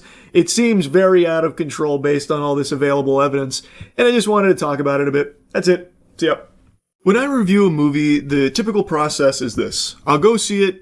Immediately after finishing it, I come home all giddy, full cocked, ready to just spit out all of my thoughts, and like Rene Descartes said, I think, therefore I am going to review this movie. I do it immediately, so everything is all fresh in there. Everything that I cook up in this wrinkly sack between my ears, and I post it pretty much immediately, all within like 30 to 45 minutes of seeing a film. And yesterday I saw the Chainsaw Man movie, and I really liked it, but I didn't post a review, and Stream picked up on this and started asking why, because it's pretty uncharacteristic. And the reason is because we actually have an official collaboration between our soap company Cheeky and Chainsaw Man. So this is available now. We have a Chainsaw Man movie-inspired line of new Cheeky scents. I was a big fan of Chainsaw Man, so this collaboration has been super hype, and like I said, I really, really liked the movie, so all of these scents are inspired by that and the characters. And with this partnership in mind, I was worried people would think by me reviewing this film that it would be biased or unreliable, and I'm only glazing it because we're working together with the property. But the more that I squatted and stewed on this, and from Stream Chat last night, I really just want to yap about the film. And I feel like over the course of the, 8-ish years that I've been reviewing movies and games, I think it should be pretty clear by this point that it doesn't really matter anything outside of like the actual product itself. Like I try not to take anything else into account when just, spitting up my thoughts on something. So even though we are officially partnered with Chainsaw Man, I'm still going to give you my very honest review of the movie. And I do that for everything. So like even if my dad made like a passion project film, if it's a pile of dog shit, I'm gonna let him know that is some stinky trash, Like it's just gonna be how it is. Now in the case of the Chainsaw Man movie, there is nothing stinky about it. This film was fucking extraordinary. And I said this last night, it has been an incredible year for 2D animated feature films. Pretty much back to back, we got Demon Slayer Infinity Castle and now the Chainsaw Man movie, which I think is right up there with it. I think this movie was so good. So let's go ahead and dive into the spaghetti and the meatballs here. So this is a whole arc condensed into a single movie. And I was a bit skeptical at first because I always thought when it came to something like this, you'd need multiple episodes to build up and care about a character that gets introduced. So that way it actually matters and feels meaningful when big things happen. But I have really come around on this arcs as movies direction that the industry seems to be going. I think Demon Slayer's done it really well, and now Chainsaw Man has proven they can do it really well. Reze is a character who gets introduced in this film and develops throughout this film, and by the end, you do care about the character. I think they do a really good job at setting that up. I think they hit the emotional beats very well. I also think this is a film you can see even without watching season 1 of Chainsaw Man and still understand what's going on. I wouldn't really recommend doing that because you miss out on so fucking much, but if you have a friend or a significant other or something that maybe wants to go see it with you, I think they can without being lost, and they can still really enjoy it. And this film comes in two very different halves. The first half of this film is setting up Reze in this emotional arc, as well as Denji and his conflicting feelings where he's in love with Makima. Makima has his heart, but Reze is someone that's showing like genuine romantic interest in him, which is, you know, something he's never experienced before. So now he's also falling for Reze. So it's this back and forth of like these feelings he shares for two different women, and it's, you know, really weighing heavy on him. It's stressing him out. And he's going on dates with Reze, but thinking of Makima, but really liking the time he spends with Reze. So the first half is really building that up and getting you to care about Reze. And I think they do a good job. The first half is very much like a slow burn where it is a lot of slice of life going on. And it's really well done, like it's detailed. Slice of life is my least favorite genre in anime. But in here, and maybe it's because of the time constraints of a movie, they're able to do slice of life without having it feel like it drags on or overstays its welcome. It feels like every single slice of life moment is there to build up this relationship and get you sold on this character, Reze. And I do think there are some people that will find that boring. In the same way where Demon Slayer had a lot of flashbacks to tell a story that people apparently didn't like that much and kind of tuned out, I didn't have an issue with it, but a lot of people didn't like all the flashbacks. This movie doesn't have any of that. There's no flashbacks, but instead they do all of that, you know, fleshing out of these characters in real time across the movie. So actually maybe people will find that more appealing. But I just do think that there's a chance in the first half of this film where it is very, you know, mundane tasks that Denji goes on, like little dates with Makima and Reze, where people might find it to be uninteresting. But I think it's important to understand that without all of this character building and giving all of that time and attention to actually making people invested in the story and characters, all of the action and all of the beautiful mayhem in the second half would have felt a lot less meaningful. Action without a good story and good reason for it feels flat. And in this film, that is not the case at all, because they spent a lot of time and a lot of care building everything in the first half. So then the second half, it feels like an even bigger payoff watching it all unfold. Something else I feel people might bump on is if you're not super familiar with Denji as a character, maybe you would be put off by how like highly sexual he views things. So like when he's, you know, conflicted on his feelings with Reze and Makima, he pictures them in like, you know, lingerie type thing, and he sees two sets of boobs, that kind of thing. Though I would say in the context of the story, there's a real reason for that. Denji is a guy who has experienced nothing but misery and agony his entire life, and now all of a sudden, out of nowhere, it's turned around for him where he is like having friendly interactions with people, which has never happened, and now women are actually showing interest in him, which he never even thought was possible in the first place. But it turns out that these women are actually just using him. He is very easily manipulated because of how little experience he's ever had in his life. So they use like sexual shit as a way of controlling Denji and grooming him. So it does like make sense in the context of the story, but I do think that some people might be put off by that. Anyway though, let's talk about the second half, because I think this is where everyone is going to be losing their fucking minds, throwing popcorn and how hype it was, because the entire second half of the film, the fights with Bomb Girl, are just incredible. Once Bomb Girl is introduced, once she comes into the fold, it is from that moment till the credits roll, fighting. She fights Aki, she fights fucking everybody, fucking civilians she starts throwing hands with. And Denji is teaming up with a shark fiend named Beam, and he rides the shark into battle with his chainsaw like wrapped around him, like the chainsaw blade that is like wrapped around him. It's so fucking cool. And not only is Bomb Girl fighting everybody, but she actually has a tag team partner named Typhoon, who, from the name you can probably guess, has the ability to basically controlling like the weather and like a typhoon, and it's just so chaotic and so fun. It's super, super hype. Also, big shout outs to the music choice here. I heard Maximum the Hormone come on during one of the fight sequences, and that was a joy. I have not heard Maximum the Hormone in, good lord, who knows how long. But when Maximum the Hormone track started playing, my god, it was time to lock in. That's what Dankin said as well on stream. It really is super hype. The entire second half action is breathtaking. It is so, so good. I will say though, when Chainsaw Man is like directly fighting Typhoon, like actually in the mega mix deep in it, since Typhoon is just, flinging so much shit around, there's a lot happening visually. Chainsaw Man's riding Beam, this fucking giant shark in there, there's a lot happening. It can be a bit visually cluttered at times, but I don't think it ever reaches a point where you don't know what's happening and you can't see the action. I think it does a really good job of keeping everything digestible, where you can easily tell what is going on. I just think when it gets to the Typhoon, towards the end of Typhoon fight there is so much that happens that it does get a little muddy, but never to a point where it was what the fuck is happening? I just wanted to mention that there is a bit of clutter there with Typhoon in particular, towards the final section there of him fighting Typhoon. But overall, I think this movie was great. I really, really liked it. And hopefully you don't think that this is just a biased perspective on it because of our partnership. I am very excited by the Cheeky Chainsaw Man collaboration. Like I mentioned, it's out now. All of the soap smells amazing, and I'm very excited, very happy to be working with them. But that plays no role in my thoughts on this movie.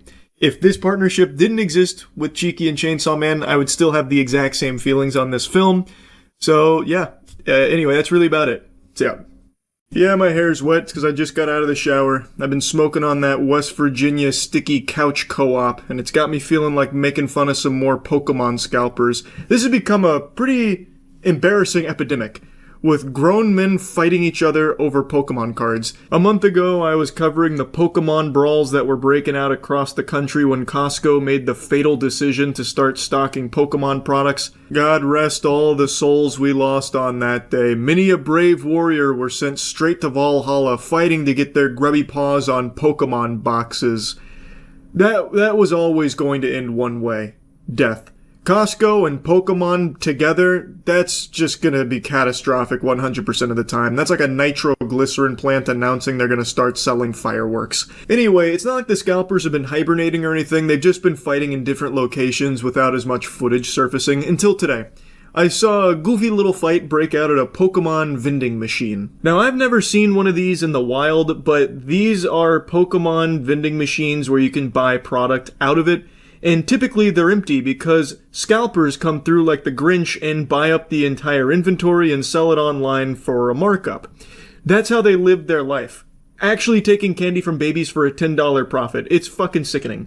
So in this video, these are apparently two known scalpers in the Bay Area that start duking it out at 10 a.m. off of a fresh restock. Now, speaking of fresh, if you want to start smelling better, if you don't want to be as stinky as these losers in the videos we're about to watch, then you need to start using Cheeky soap. We actually just came out with 2 new scents: Absolute Cinnamon and Spope. Spope is spa soap, so we just combined the 2 words together. So this is like a eucalyptus scent. This one's obviously cinnamon. They're available now. Go to usecheeky.com right now. Now, I can't play the audio because it's just DMCA music. So the person who uploaded this is the guy currently at the vending machine and is now getting boxed out by the Eagles hoodie gentleman. So Humpty Dumpty here with that NBA caliber box out, he's throwing that ass back on the guy who uploaded this. And I love this pose right here. This is that Spider-Man 2 stopping the train moment. Man is fucking, it looks like he's protecting the president, like he's about to take bullets for the guy here, the way that he stretches out like that. I'll play the rest in a moment, but they're bumping and grinding at the Pokemon vending machine. And the guy decided not to keep the original audio in and elected to put a song there instead. I think that's a really weird decision, and I think the reason he would do that is because the Eagles hoodie guy was probably confronting him about scalping.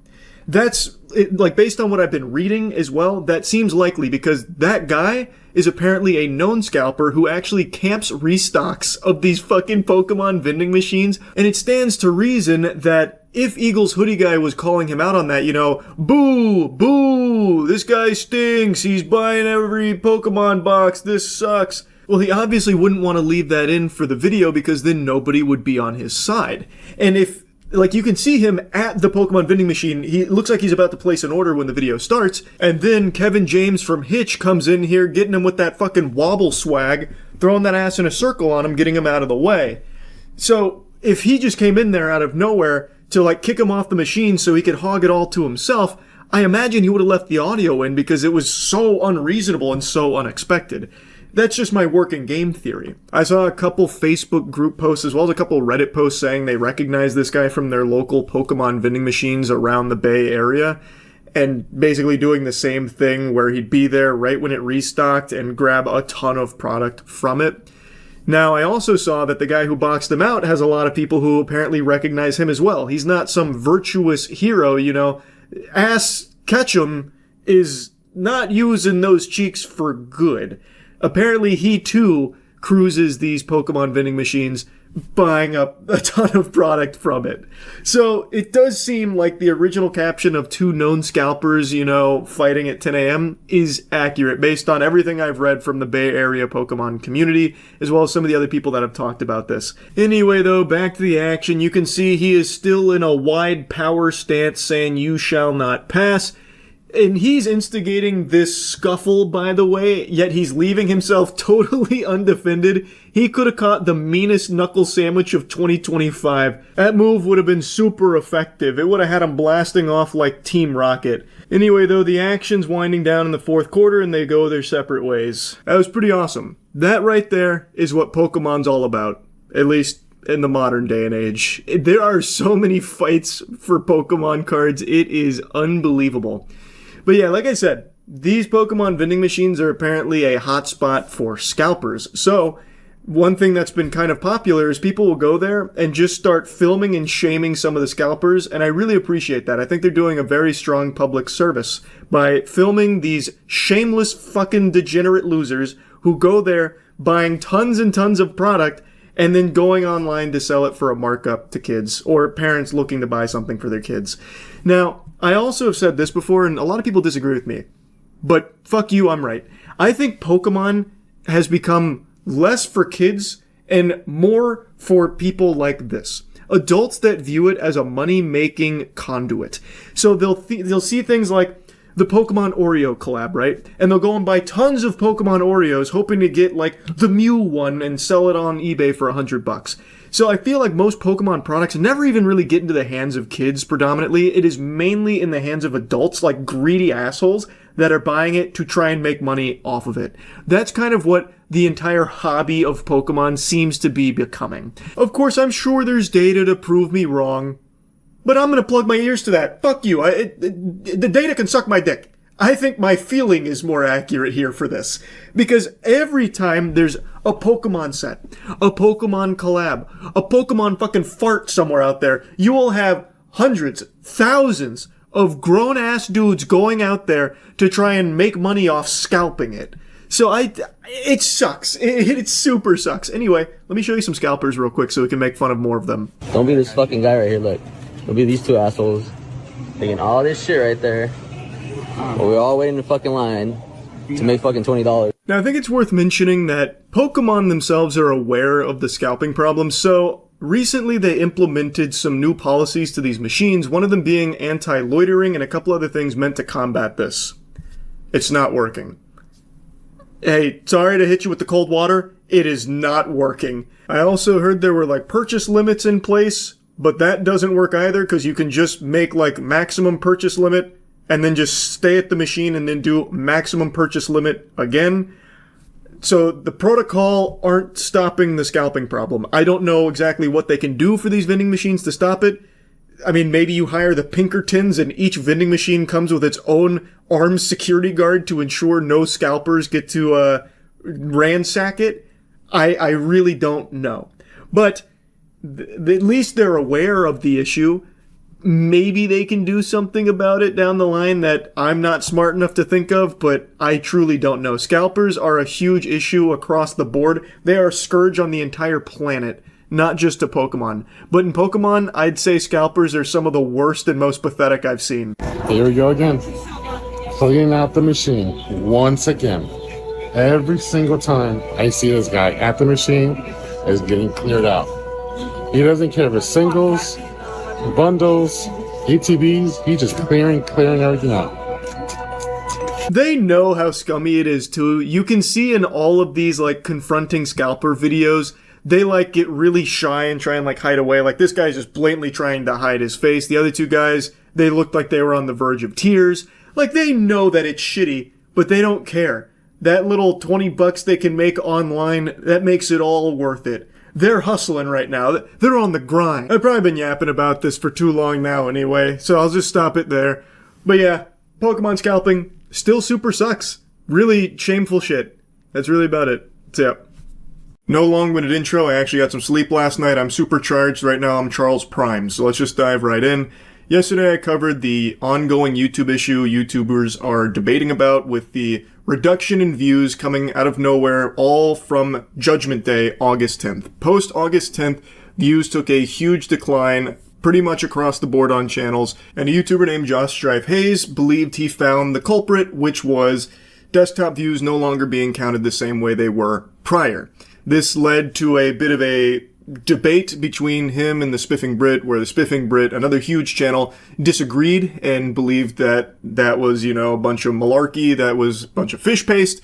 Josh Strife Hayes made a follow-up where he believed he uncovered even more evidence to support his hypothesis and believes he knows exactly the, direct root cause, which is monetized views on YouTube not changing, but any views that use ad block were no longer being counted, which is why all the desktop views for channels across the platform were down for the most part, but revenue stayed the same. And to get into the spaghetti and the meatballs, he is 100% right, I believe. I shared that video with people smarter than me who ended up sharing that with YouTube directly. And they kindly requested to not share their direct feedback, but I believe I can mention that they confirm his hypothesis for the most part. Now, right off rip, I want to address one of the most popular theories about this that people were speculating on, that this is YouTube getting rid of bots, banishing bots to the Shadow Realm, because we did just see Twitch do that, and they took a fucking massive hit. Everyone saw them get clobbered when they lost all the bots there for a day. So people thought maybe the same thing just happened on YouTube. It does not appear to be the case. It doesn't seem to be YouTube getting rid of bots that has caused this reduction.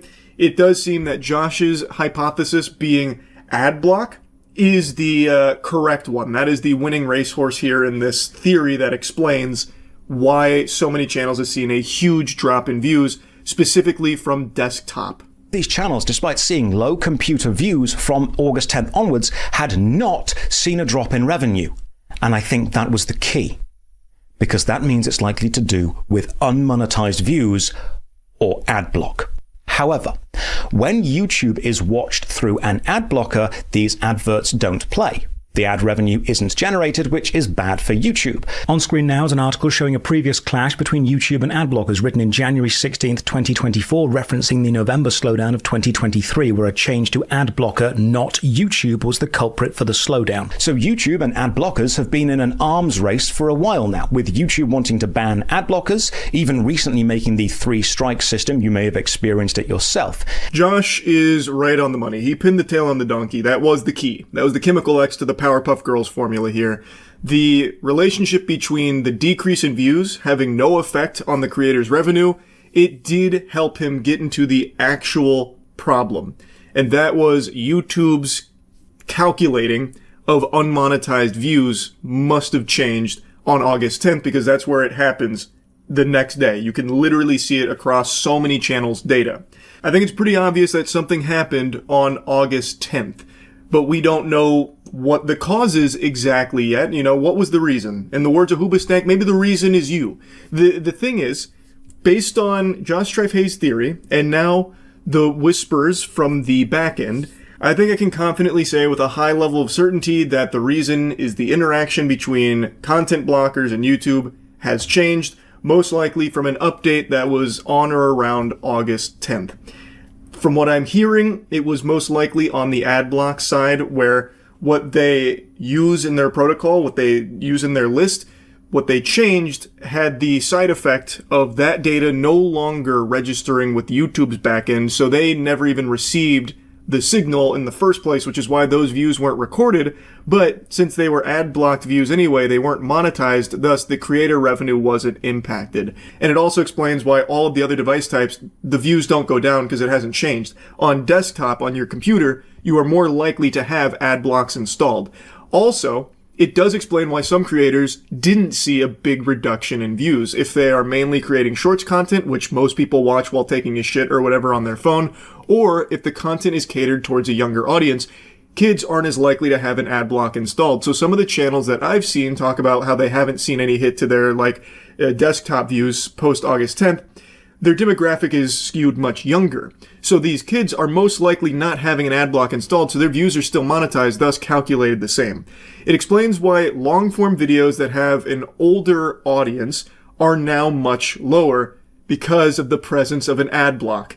It is a pretty watertight theory, and like I mentioned, this has made its way to YouTube. The lost views were not monetized views, because if they were, we would have seen a reduction in revenue, which we didn't. But there's a third aspect to this. YouTube have claimed they have not changed how long-form views are recorded, and I think they are telling the truth. They haven't changed how they show the data they receive, which leads me to two possible conclusions. Either a huge amount of computer viewers all decided on August 10th to collectively stop watching a huge amount of channels all at once, which I think is remarkably unlikely. Or two, the data of the views wasn't being sent to YouTube because it either didn't happen or did happen and wasn't being sent. And I think that is exactly right. I think that is the case. I think YouTube is telling the truth. And Spiffing Brit in his video mentions he talks to YouTube directly and they confirm they didn't change the way they calculate views. I don't think that's what's changed. I think the back end with the ad block non-monetized views are no longer even being sent to YouTube to record. I don't believe the data is making it to them. And from the little birdies I've heard talking about this internally at YouTube and everyone else I've shared this with, that does appear to be exactly the case. Now, I don't know if they're going to make an official statement about this. Fingers crossed they do, because clearly this is now a conversation that has reached the eyes and ears of those at YouTube. I think it would be very good if they did. I don't know if they will or not, but I feel like they should. On the 11th of August, the website Tom's Guide published the article titled, "YouTube just quietly blocked Adblock Plus. The internet hasn't noticed yet, but I've found a workaround." I believe the data I have presented and the slew of channels affected highly likely points to August 10th or 11th, depending on your time zone, being days that the website YouTube and views from desktop or laptop PCs using ad blockers began to interact in an abnormal way, potentially caused by a change to either side, likely the adblock side, and this change caused YouTube to become unusable for viewers using adblock. This prevented videos gaining the expected computer views, but lost views were not monetized anyway, which is why the creators who saw lower view counts from PC did not see a reduction in revenue. I believe what we actually found was a small bit of digital data fallout from the software arms race between YouTube and ad blockers. This really is an impressive investigation from Josh Strife Hayes here. So he found data to confirm that post August 10th, the next day, there was apparently site-wide outages for people with ad blocks, reporting that they couldn't even use the site that day. So he extrapolates based on this that perhaps the culprit was the ad block made the site unusable, so maybe the viewers couldn't even view the content, which is why there was such a drastic drop in views. However, I believe it's a bit deeper than that. I believe that whatever ad block change happened on or around the 10th or 11th, that made it so that way those views were no longer even being sent to YouTube to record on the back end. I don't think it was just like, it's down for a day or two, that's why the views are low. Because if that was the case, it would have trended back up, but it hasn't, or at least not in a way you would expect. It doesn't go back to the previous patterns falling in line with the normal correlation. There is actually even a public post from YouTube where they do have a brief mention of ad block and inaccuracies of reported view counts. So on this section here about what could cause some creators to report a drop in views, outside of the obvious ones they point out, maybe you just blow ass, maybe you're just a turbo dweeb and shit like that, they do have this one here with the ad blocks about how it can impact the accuracy of the view count tools. Channels whose audience include a higher portion of users utilizing such tools may see more fluctuations in traffic related to updates to these tools, which I think is exactly what happened here. This has been a long, ongoing battle between YouTube and ad blockers. They've tried all kinds of tactics like shaming viewers, we see you're using an ad block. Do you want to go to hell? That kind of thing. And this appears to be just the latest development in this. This is like the fucking Krogan versus Solarian war here. YouTube trying to sterilize us with ads, but we're desperately pushing back to try and have the platform not be ruined by it. And now I think that what we're seeing here with this huge view drop post August 10th from desktop views is the result of ad blocks updating, and whatever update they changed on their back end caused YouTube to not record any views that were experienced from users using those tools. I don't think YouTube changed anything on their back end. I think the spiffing Brit is telling the truth when he says that YouTube told him that they didn't change anything. I think that is honest. I don't think they did. I think it is on the ad blockers end, which is something Josh Strife Hayes also mentions. It appears to be that whatever they updated has now had the unfortunate side effect of no longer having those views calculated for the channels that they watch, because YouTube is not even being sent that data in the first place. It doesn't even get that signal. But anyway, that's kind of the explanation for everything as I understand it, and from everything that has apparently been talked about from the internals of YouTube as well. Really incredible work from Josh Strife Hayes to get to the bottom of this. I'm hoping the YouTube will make an official statement in regards to this, because now it's become such a big conversation piece that it is even leading to like drama on the platform to a certain extent, which, you know, it's just, it could easily be stopped if YouTube would just be, you know, not as tight-lipped about shit that they do have knowledge on in regards to these kind of topics. But anyway, I guess we'll see if they do. That's really about it. So yeah. I've mentioned this a few times over the last couple months, and it seems to always raise some eyebrows and spawn question marks, so I figured I'll just make a whole video here talking about it. It's true, I bought a farm, and I don't mean that as a euphemism for I died. I'm still very much alive. In fact, I've evolved into a good old-fashioned red-blooded patriot living off the Lord's titty out here. So, I've now got a lot of acres under my belt. I've even got some classic overalls and everything. And trust me, when I slap that get-up on, it's a whole new ball game. I look like a $10 stripper you found outside of Walmart. There is something about my physiognomy that is just not conducive to farmer attire, but I'm going to brute force it till it looks good on me. Point is, I do have a farm now, and I no longer have the warehouse. Which is very sad to say, because the warehouse was a huge part of my life for the last almost 5 years now. It served its purpose well. It was an amazing headquarters full of fun and whimsy. Fucking 5 years ago almost, we got that bad boy, and man, did we turn that into a special place. That was heaven on earth. All started with this video here, riding around our motorized gaming chairs. We even debuted the Moby Huge Mobile there, the apotheosis of engineering. We even had our own fucking wrestling league, a wrestling ring in there, putting on our own productions. It was amazing. I don't know how many total videos were filmed at the warehouse, but it has to be like 500 if I had to spitball a guess. And they're all bangers, turbo bangers even.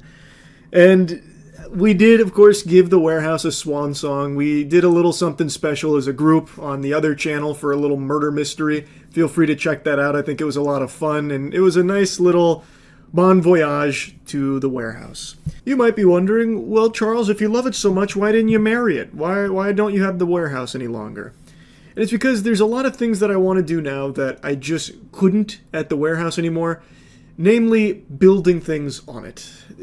There are certain things you cannot do when it comes to a warehouse space without getting into the nitty-gritty. No need to dive into the weeds.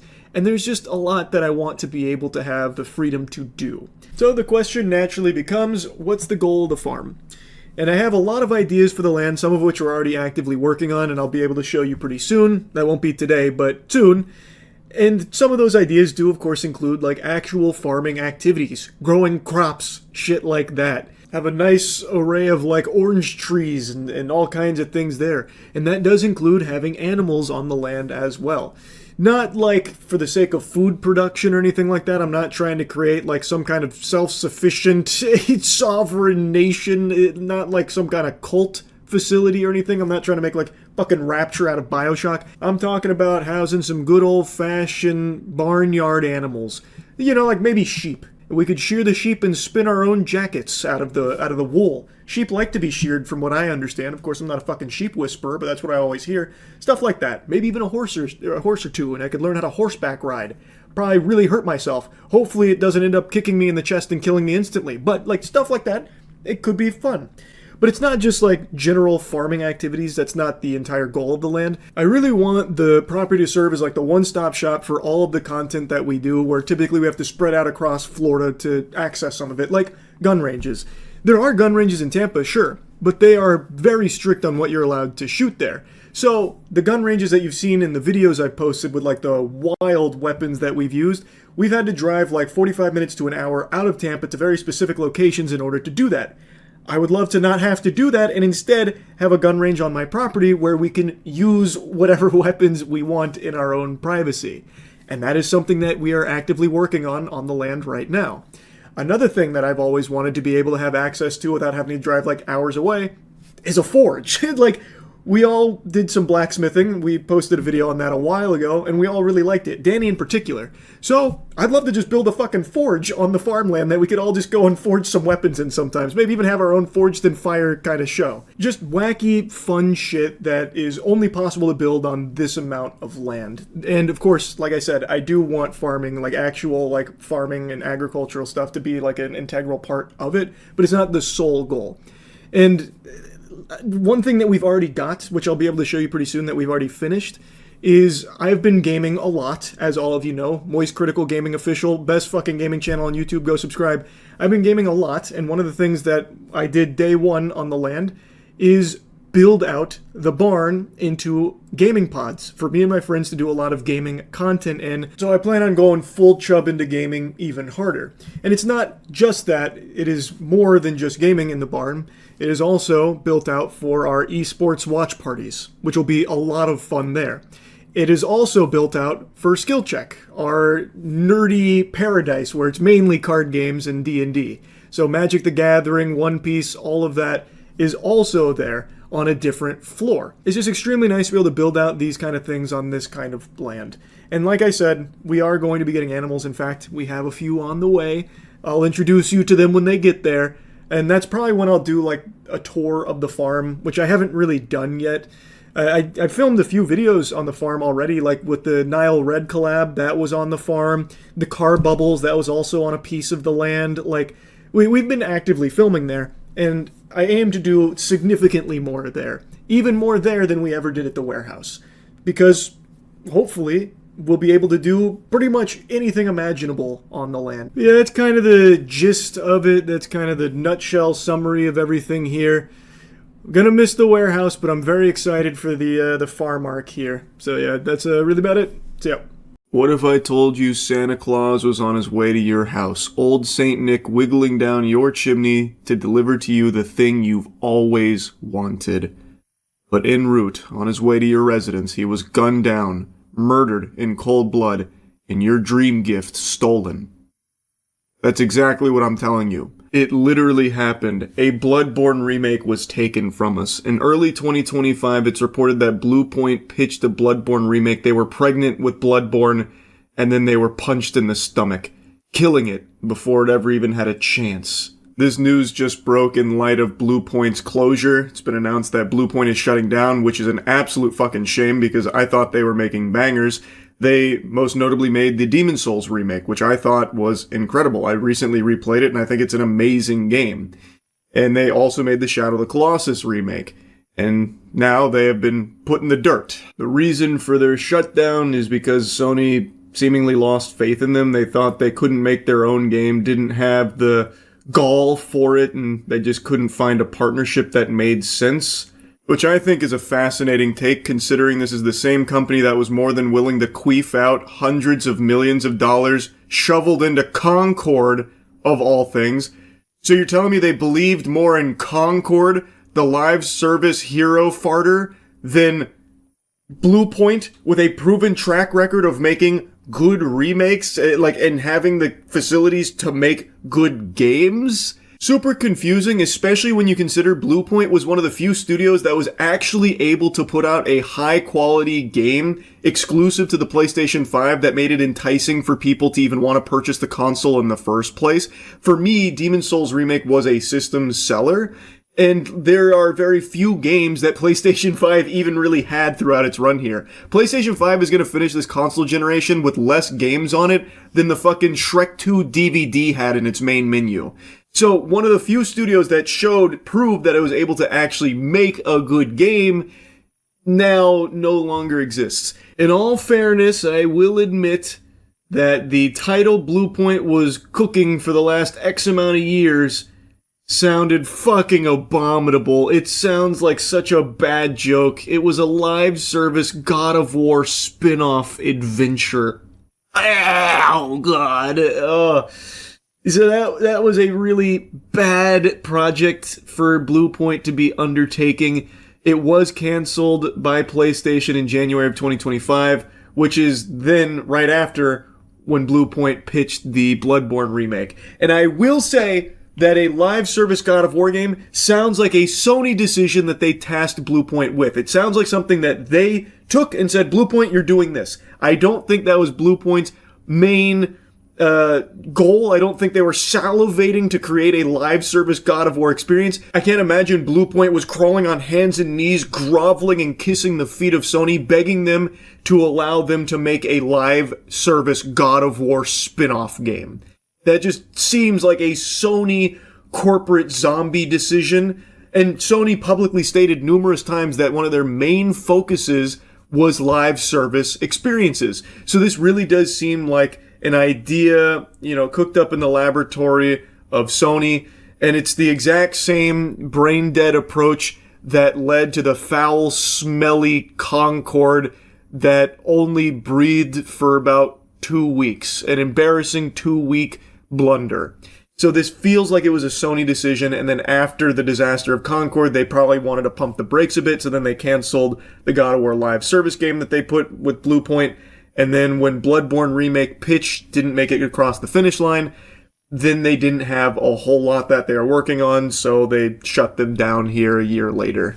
And I also thought when reading this headline that it was Sony that poo-pooed on the idea, because Sony basically just says Bloodborne is our property to sit on and do nothing with. But it turns out that's not the case. So according to Bloomberg, Bluepoint was told that the numbers made sense to remake Bloodborne, but FromSoft didn't want it to happen. So it wasn't Sony that put the kibosh on it or anything. It was actually FromSoft. Former PlayStation executive Shuhei Yoshida theorized during a Kinda Funny interview last year that FromSoft president Miyazaki, who directed Bloodborne, was interested in remaking the 2015 action game himself, but was too busy to do so. Yoshida said he doesn't want anyone else to touch it.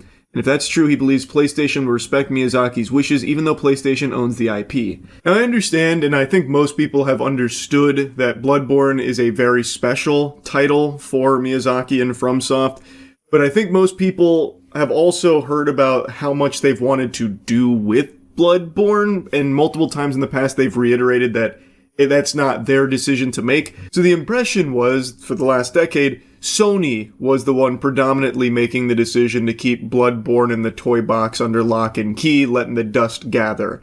And that they were just squatting on it, either because they didn't believe that it was, a powerhouse of an IP that they actually want to do something with, or whatever.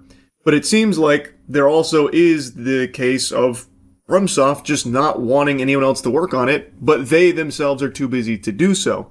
Which is understandable, but they did allow Bluepoint to remake Demon's Souls. So then I got wondering, well, were they just disappointed with how they handled that remake? Like, maybe they thought that shit was poop and they didn't enjoy it, they weren't a fan, so they didn't want Bluepoint to touch Bloodborne, which is an extremely special title to them. So I went looking for some old interviews, and the most I can find is this. It's an Edge magazine interview with Miyazaki talking about Demon's Souls remake, and one of the things that was a big topic was how impressive visually Demon's Souls remake looked, talking about the graphical fidelity, and Miyazaki even said that actually added pressure to them with Elden Ring, because Bluepoint's Demon's Souls remake looked so good. And when talking about the remake, it's mostly positive. Now, of course, obviously he's not going to come out and be like, oh man, that's the worst thing I've ever played in my life or anything.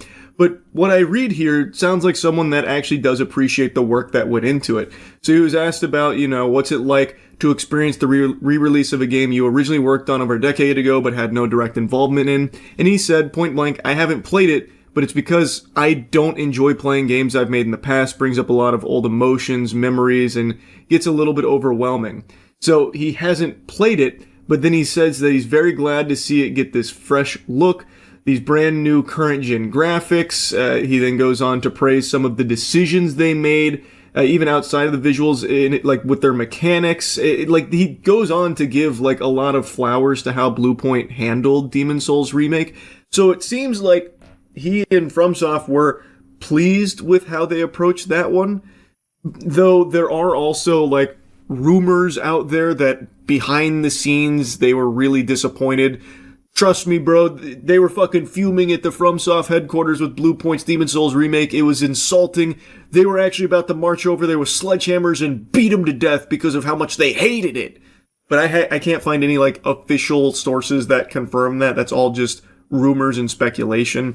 What I can find, however, is them just openly saying like, yeah, it was actually like really impressive what they did. It doesn't seem like there's any animosity. It doesn't seem like they hated that or anything. But when Bluepoint pitched the idea for a Bloodborne remake, I guess they weren't interested there because Bloodborne means too much to them, and it's something I guess they directly want to be involved with, which they wouldn't be if Bluepoint took it over, because like with Demon's Souls remake, they weren't involved with that. And I guess Bloodborne just means way too much for them to want to do that. So even though they can't work on it themselves right now, that also means that they just don't want anyone to work on a video game for Bloodborne in general, if it's not them. Which, I can understand, it makes sense. However, that also means 11 years of no Bloodborne anything. This motherfucker is still 30 FPS. This bitch is still 30 FPS. There's no remake, no PC port, no nothing, no movement, no schmovement on Bloodborne for 11 years for something that is one of like the most beloved titles like in PlayStation's catalog these days. Like it's up there with some of the greats, and it's only one game right now. And I speculate it will be one game for many, many moons to come. I personally don't foresee any new Bloodborne games coming, right around the corner anytime soon. Maybe, deeper into the future, we might see like a Bloodborne 2 or Bloodborne port, but I don't think it's anytime soon. Anyway, just wanted to yap about this. I keep my finger on the pulse of anything Bloodborne related. Fingers crossed that one day we'll see more from this. It's one of the best games ever made. It's such a fucking shame that we still don't have more from it. Anyway, though, that's really about it. So, yeah. Yeah, I threw the spectacles on for this one, so you know it's serious business. When I started stream tonight, chat told me something I could have never expected to read. News that you never want to hear.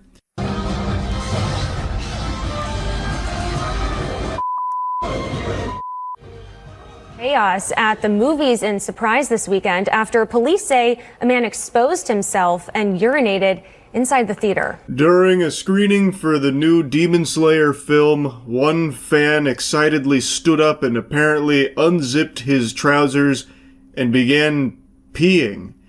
Now, I've seen conflicting reports on if they were peeing on somebody or just peeing in general on something. Based on the charges, I'm going to guess it was the latter. It doesn't sound like they pissed on anyone R. Kelly style.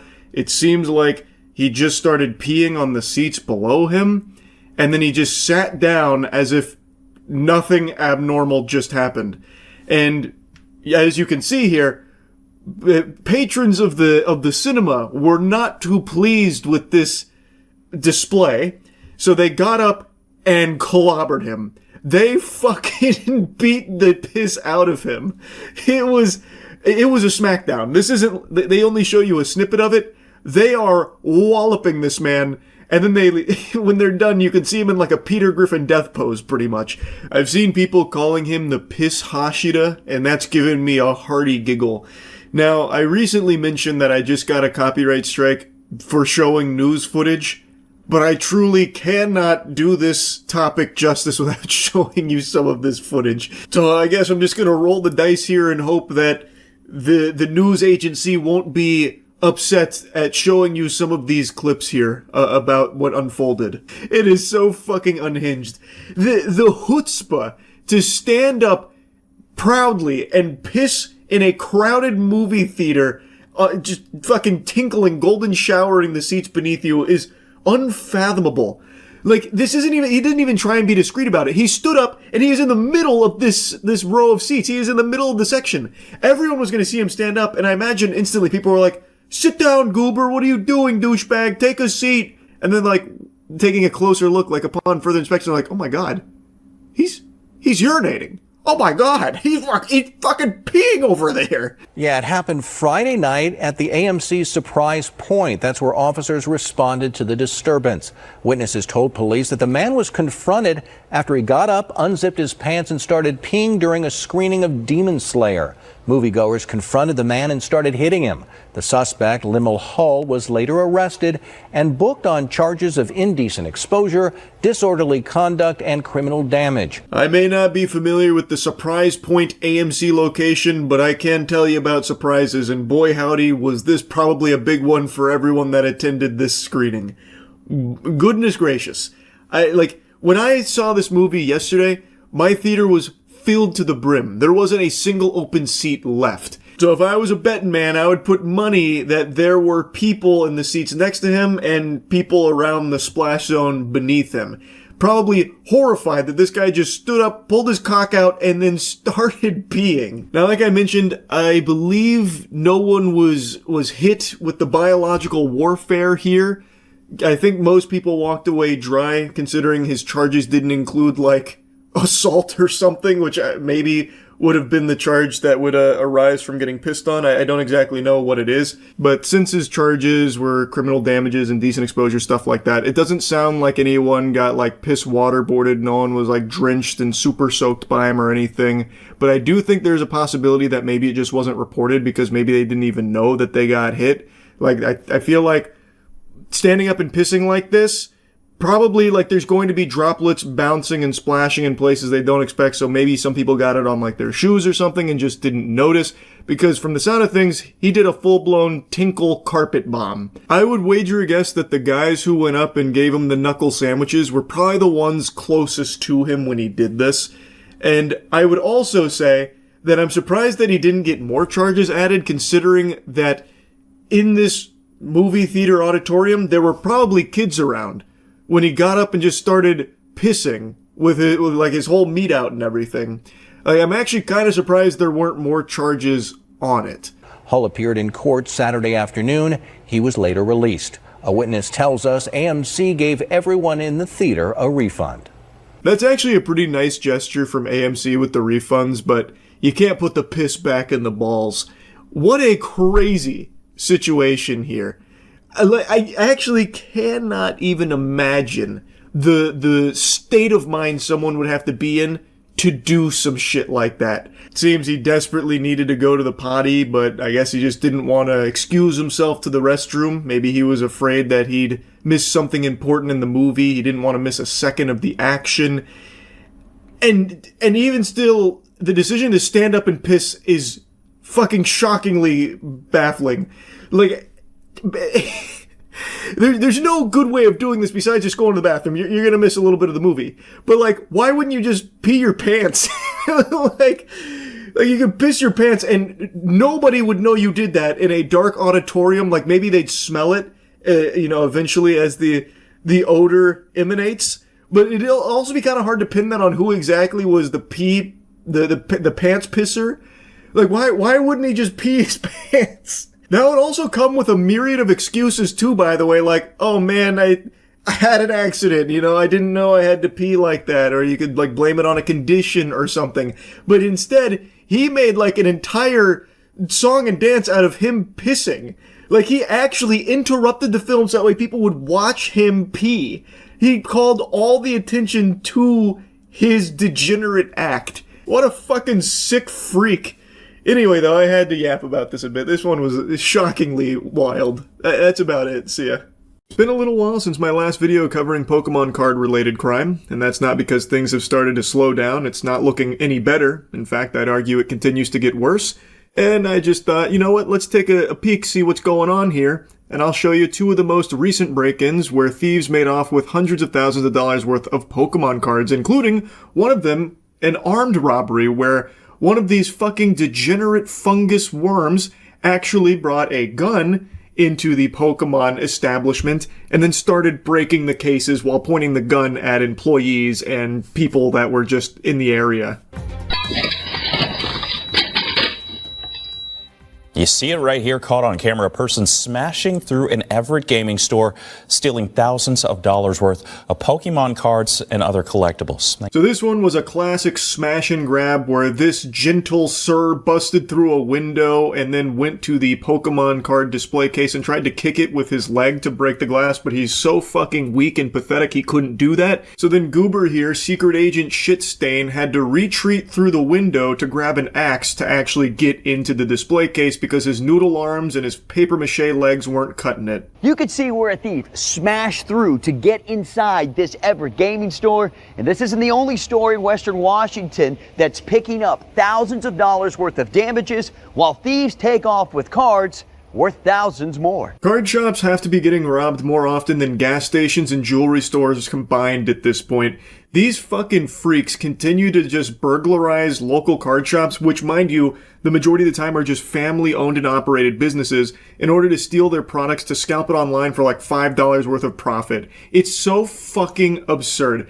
As surveillance video from Mugu Games last Thursday shows someone breaking in the store and try to make off with valuable Pokemon cards,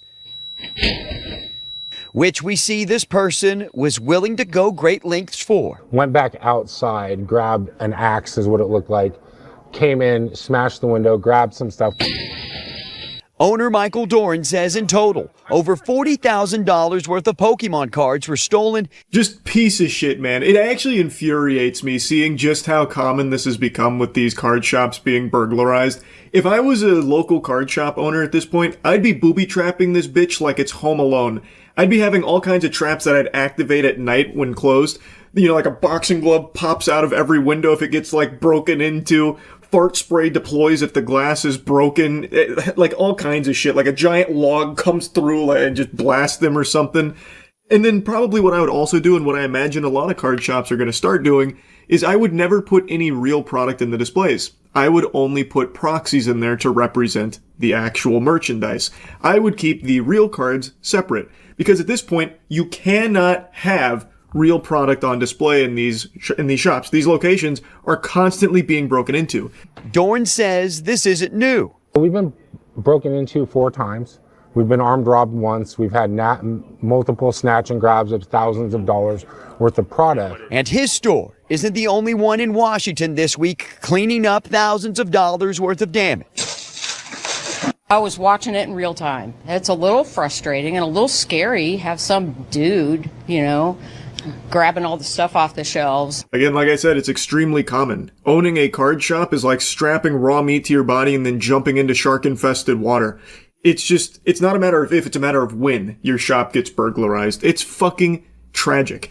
And mostly it's Pokemon right now, but I don't know how many of you keep up. Scalpers are starting to transition to One Piece because Pokemon has been so infested with scalpers that even scalpers are getting discouraged from scalping it. They have now transitioned to another popular card game called the One Piece trading card game, which is a trading card game that's kind of near and dear to my heart considering I've competed in One Piece tournaments. I think it is a fucking wonderful card game. And one of the things I used to talk about with this card game is that it was like price accessible for a lot of people. Some of the top decks were actually like really cheap, especially when compared to other TCGs. That is now no longer the case because scalpers have fucking latched onto it like a hemorrhoid, and now prices are shooting way up because of it, and now a lot of real players are having a hard time getting their hands on product. It's a disaster. The entire TCG space has just become a cesspool because of these kind of fucking worms, these parasites. But Dorn says what really has him frustrated is the lack of accountability when it comes to those who've been caught stealing from him and other businesses, which he feels is why others keep leaving. I mean, there's a reason why businesses are moving out of Snohomish County, Washington. I'm here every day, and nowadays I feel targeted. Totally reasonable. That makes a lot of sense why he would be fearful of keeping his business in this location, especially if authorities are doing nothing to actually catch the perpetrators here. From the way the owner of Mugu Games is talking about it, I get the impression that even if they do catch the thieves, there's not like harsh punishment doled out to them, which I have seen cases in the past where authorities will catch like a TCG scammer or someone that stole from a card shop and they just get like a slap on the wrist. They don't even go to jail or anything because they don't view it as like a serious crime. I mean, it should be viewed as a serious crime. This is a fucking crime that should be punishable by time in the fucking slammer. Like, they are a danger. As you mentioned, they had even been armed robbed before. So this was a snatch and grab, which again, thousands upon thousands of dollars in stolen merchandise, which is a huge blow to his business. And the authorities, I guess, aren't doing anything to make him feel protected, to make him feel like it's safe to continue to operate there. So, of course, he's going to be playing with the idea of leaving, as he should. And armed robbers, they burst into a Pokemon store in the meatpacking district and started smashing display cases and grabbing items. The store owner says that they made off with more than $100,000 in merchandise. Now, this is footage of the arm robbery that I referenced at the beginning. So, two thieves went to a pretty new location here. One of them pointing a gun at the employees, and the other went behind the counter and with a hammer just started breaking the display to start scooping in the merchandise. And apparently they made off with over $100,000 worth of product. You can see those robbers walk in the store. They're wearing all black with anime backpacks on around 6:45 last night. They smashed the glass display cases while pointing a gun at shoppers. Now, along with the $100,000 worth of merchandise that they stole, the NYPD says the robbers also stole $1,000 from the register before running away westbound on West 13th Street, where this store is located. Imagine being such a useless, worthless, loveless, dickless loser that you and your buddy hold hands and go on down to the Pokemon facility located near you, armed with a gun, and start pointing it at the people there and smashing the display to steal the merchandise, all because they believe they can somehow make a killing by flipping it somewhere, which, again, is not super easy, not really a slam dunk, especially if you try and sell it to another shop or do business in person.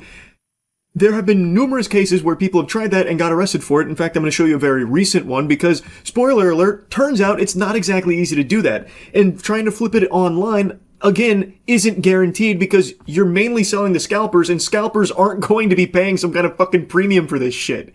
They're probably out there robbing stores too. And it's just crazy that this keeps happening. Like, I know I keep using that word, but it actually is insane.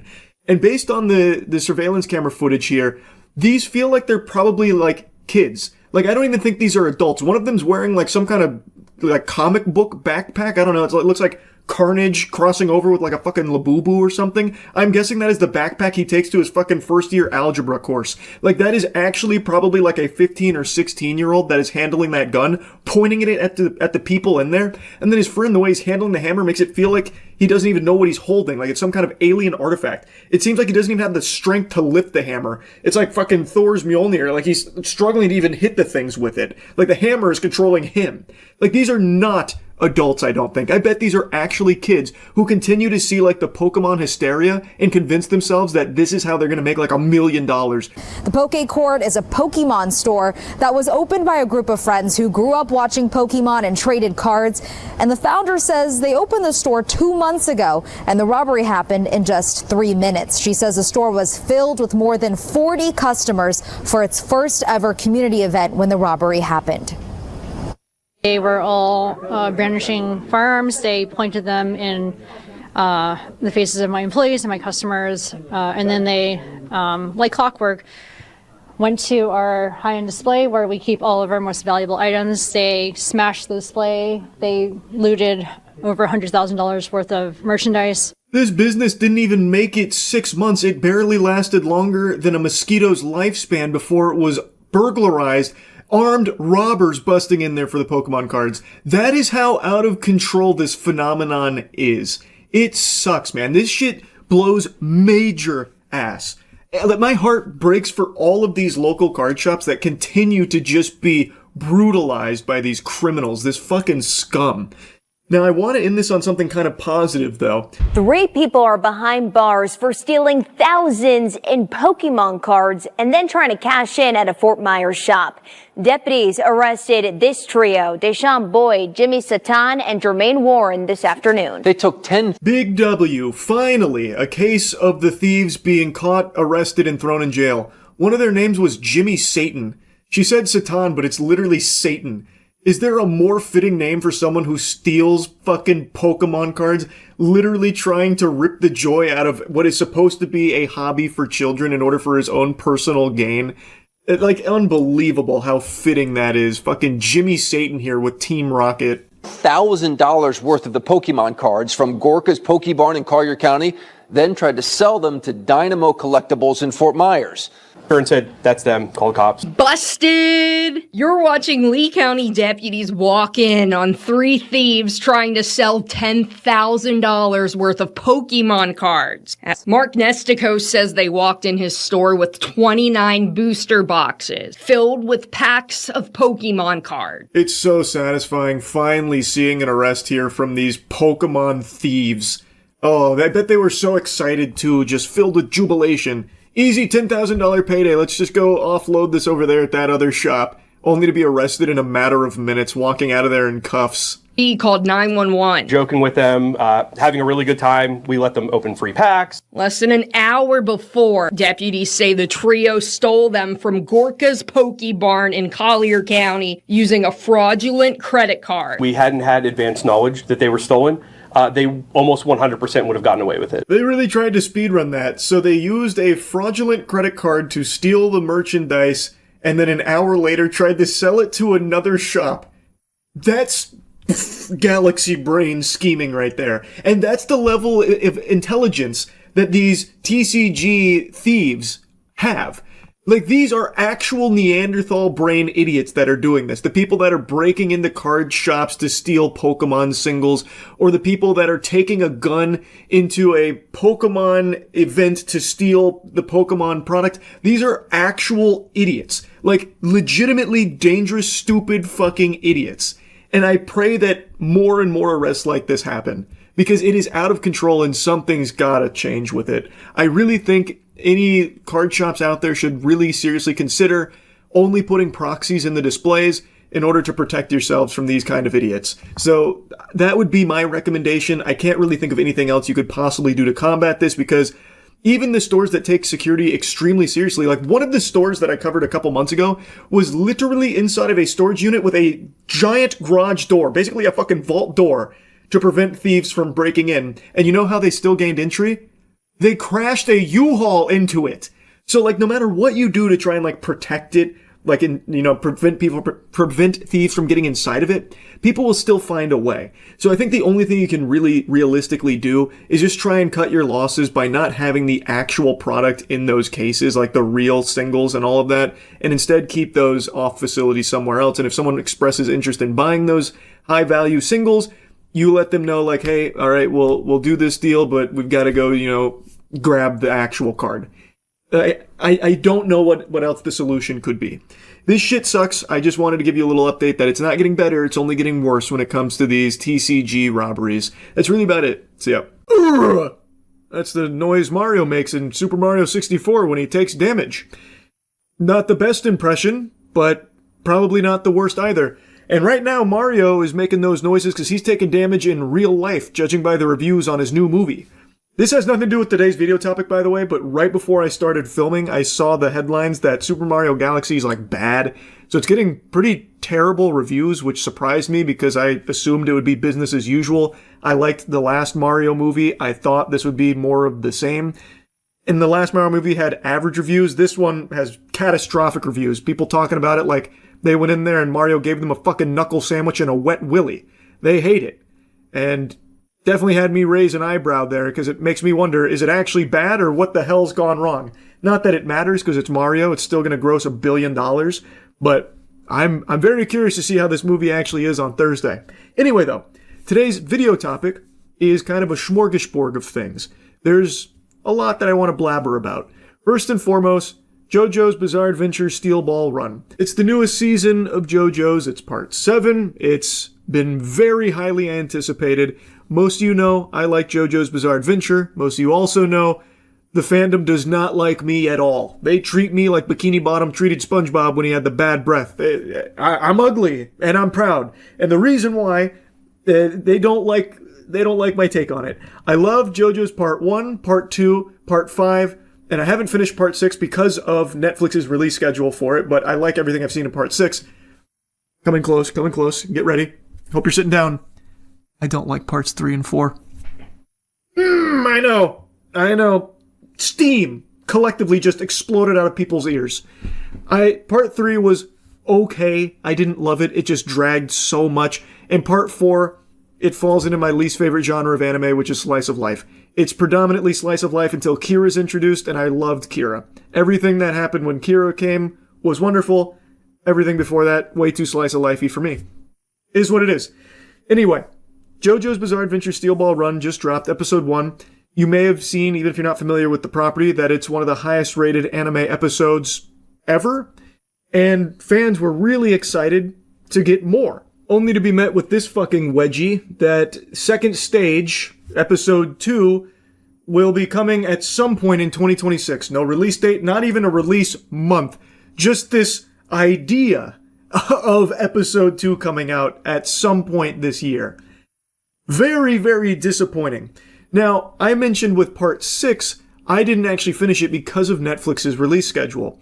They did something called batch release, where they released it in parts, but not in the way that you're thinking. Not like in the way that some anime do, where it's like part 1 and then like 6 months later, part 2, which is like a whole nother season.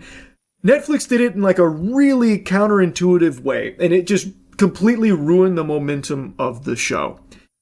And it seems like, based on this, they're doing the same thing with part 7 here, Steel Ball Run. They released episode 1, it was a banger. Now we have to wait who knows how long for episode 2 or the next batch of episodes. It's just straight up poop, because what's even the point in releasing the episode here? Why? People are just going to forget about it in like 6 or 8 months, however long it is, until episode 2 finally fucking pops out of the oven here. They squeak it out. Like, it's just, you kill all of the momentum. Everyone that got invested in episode 1 has nothing to do for 6 or 8 months and will just drop it most likely. That's what happened to me as a fan of the property already. So if someone like me, who's already invested in the property, couldn't even like keep up with the release schedule on part 6, what fucking hope is there for a casual fan to keep caring about it? You know what I mean? It's very silly.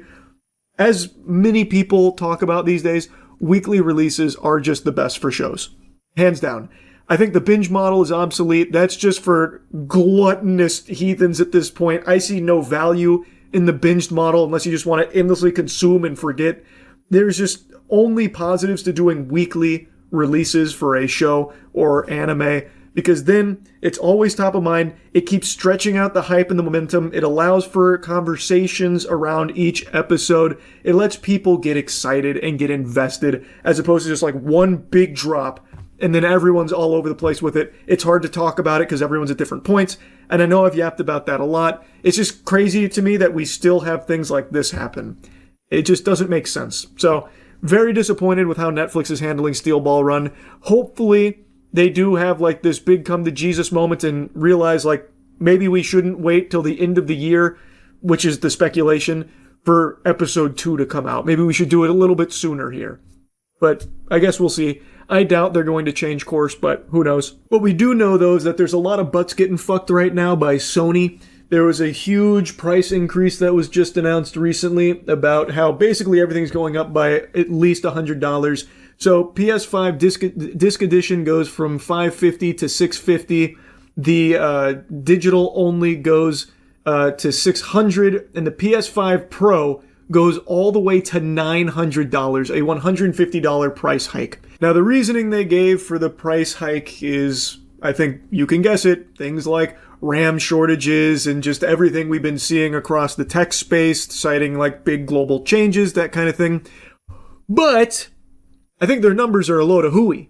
I think this is a pretty steep price hike that I don't think is necessarily solely driven by what we've seen like with RAM and all of that. I think they figured that they could probably get away with it and it probably wouldn't hurt their bottom line. They're also probably right. I think people will still continue to buy PS5s even at $900 for the Pro. Yeah, it sucks. Not a very happy announcement here. You best start believing in face fucking. You're in one. And it won't just be Sony. We're going to be seeing price increases pretty much across the board on tech, I imagine. Even though I did see some glimmers of hope, like some good news, like with the AI, floundering that we've been seeing recently with OpenAI and all that. So maybe there's like signs of life there that, everything won't get absurdly expensive instantly. But I don't know. It's hard to have any level of hopium at this point in that industry. Anyway, though, huge tonal whiplash here. I want to give you something cool, something that I found to be surprisingly good, which is the Backrooms trailer. Most of you know this. I don't like the Backrooms. I haven't liked any of the Backrooms games I played. I haven't enjoyed the Backrooms products. It's just, for some reason, it just doesn't do it for me. Now, you can huff and you can puff, but you won't be changing my mind. It's just not my cup of tea. That being said, everything I've ever seen from Kane Pixels seems cool. Like, if you're a fan of Backrooms, everything he's been doing with the property does seem really hype. And now, after watching this new trailer, I'm pretty excited for the movie myself, even as someone who's been quite the Scrooge on Backrooms. So, I just wanted to make a mention of that. I was very pleasantly surprised by the quality of this trailer, and I really hope the movie slaps. Coming at you with another huge change of direction here, big change of pace. I cannot stop giggling at the Lindsey Graham Disney trip. Lindsey Graham, big fucking goober, absolute fucking weirdo madman. He took he claims it was like, a big business thing, and then he did a little R&R at Disney afterwards, because he was in the area. And so Lindsey Graham, naturally, of course, went to Disney World by himself. No kids. Lindsey Graham, no kids, by the way. Took a solo excursion to Disney, and boy, did he live it up. He probably was, hitting some of these cool little moves, hot dog, trying to get Mickey's attention. He got himself a bubble wand. I think he was spotted with a secret family. No, he was not. Yeah, I gotta show you this picture here. I know we already talked about him earlier, but it is just so fucking wacky. I gotta show you the magic wand. Oh, it was a bubble wand, excuse me. I didn't mean to besmirch the good name of Lindsey Graham's childless Disney excursion. Look how much fun he's having. He's having such a good time. No kids, by the way. Bro, raw dogging his Disney vacation.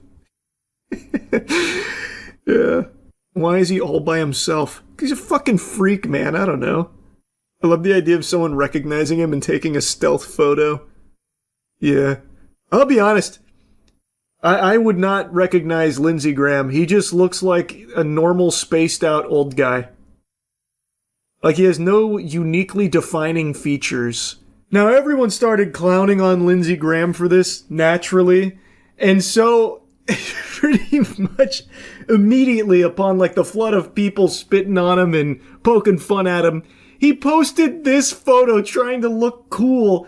Like, look how hard I am. See, look, I'm not gay or anything. I'm bubble wand. Never heard of such a thing. The only wand I know is the wand that spits lead. Look at me shoot these clays. I think I may have laughed harder at him posting that picture than I did at the actual Disney photos of him being spotted there like fucking Sasquatch.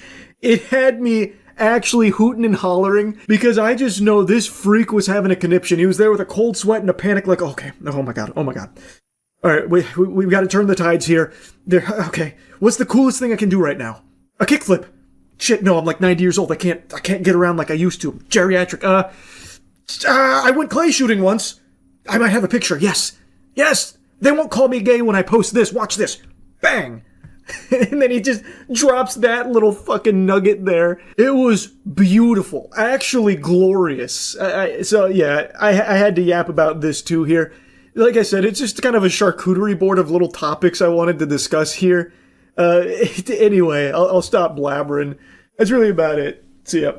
What I just learned about here has to be one of the most insane, vile plans I've ever heard of, and it was actually attempted. Two men were training for what has to be one of the most unhinged ideas ever thought of. Like, the Lord, when he gave humans brains, didn't think they'd be capable of concocting something so fucking absurd. I'm actually struggling to find the words to even set the stage here for what I'm about to show you, so I'll just instead use a hand gesture. It's a big thumbs down moment. This shit is foul. A federal grand jury indicted 2 North Texas men accused of plotting to invade a foreign island, kill the men, and take the women as sex slaves. Prosecutors say one of the men enlisted in the Air Force to get military training he thought he needed. Fox 4's Blake Hansen. I know that intro hits you like a fucking knuckle sandwich because it's so preposterous, but it's actually just the tip of the iceberg here. And they left out a very big key detail. According to the official press release, these 2 lunatics were also planning to take the children as sex slaves as well.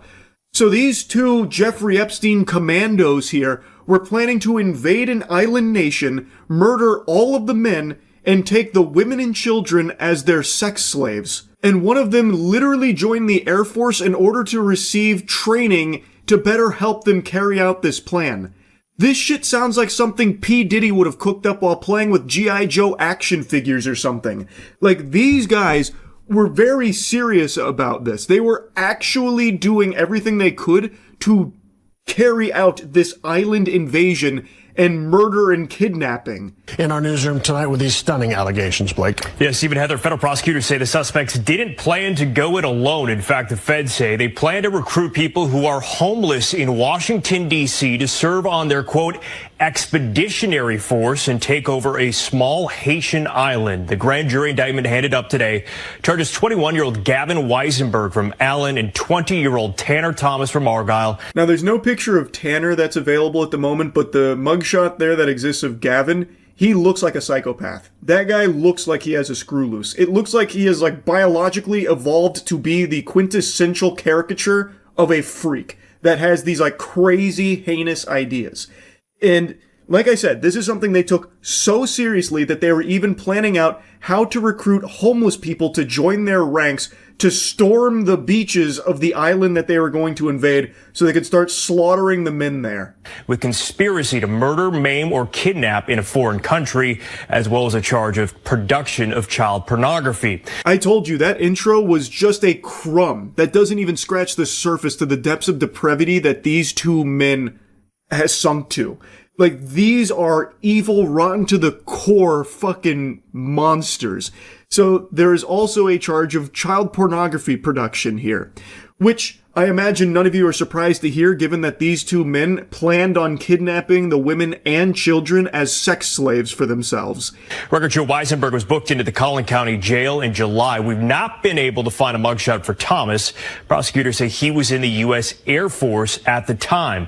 The place they are accused of plotting to invade is called Gonave Island. It is part of the Republic of Haiti. It's not small. In fact, that island has about 87,000 residents. Prosecutors say Weisenberg and Thomas plan to lead that expeditionary force by sailboats to the island, murder the men, take control of the island, and then turn the women into sex slaves. If you did whippets every second of every day for the entirety of your life, I don't think you could kill enough of your brain cells to hatch a plan this unhinged.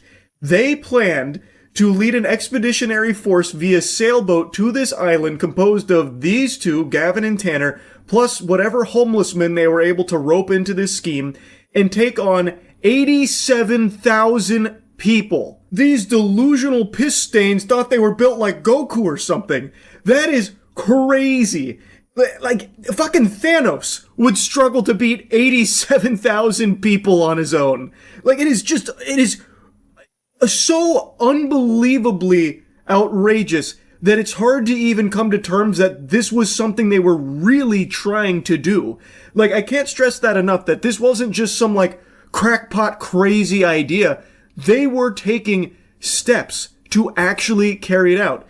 Like, one of them joined the Air Force. And you know how they just mentioned that their plan was to go via sailboat? Well, get a load of this. They had planned all of that, too. They were legitimately dedicating their lives to this invasion. According to prosecutors, the feds say the plan dates back to August of last year. They say Weisenberg enrolled in a Rockwall Fire Academy to learn command and control protocols, but flunked out in February. And they say he then traveled to Thailand to learn how to sail, but didn't enroll in the school due to the cost. Dipshit Gavin may have been unsuccessful in all of his endeavors, but he did try.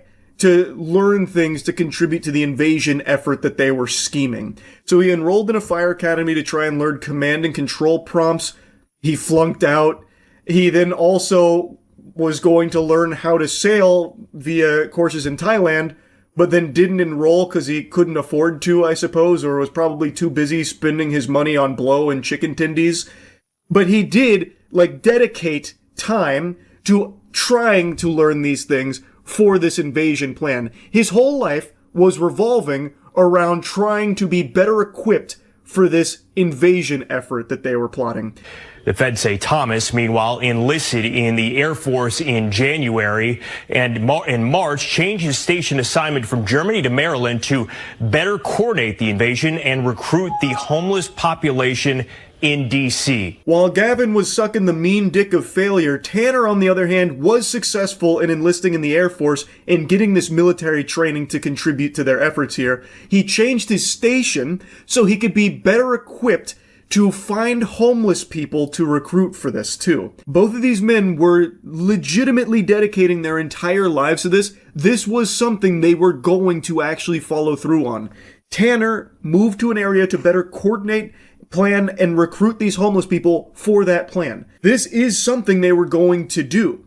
Now, obviously, I'm sure you don't have to be a mathematician, you don't have to be, fucking Poindexter, a wizard with numbers, to know that if they did truly arrive at Gonav with the intent to murder all of the men there, they themselves would have been killed pretty quickly, I imagine, as they would anywhere in the world if they just come, like Yosemite Sam firing from the hip, just killing a bunch of people.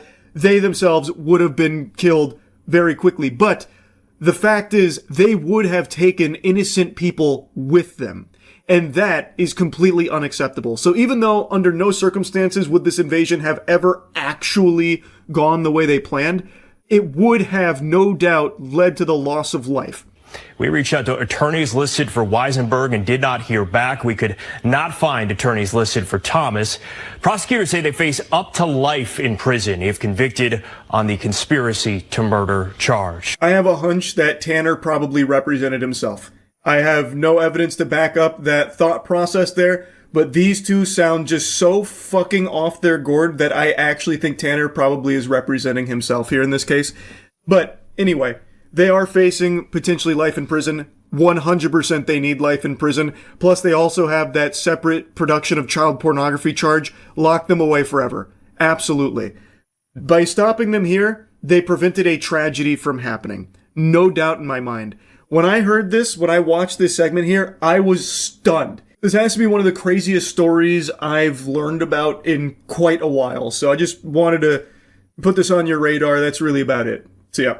Strangers Chapter 2 came out. Did you even know that? Hopefully not. I imagine you didn't, and I apologize for even putting this on your radar. They made a sequel to Strangers Chapter 1, which was abhorrent. I can't even remember if I made a review spitting on it. I don't even know if I even bothered to take the time insulting that movie or not. I might have, might not have. It's all a blur to me now.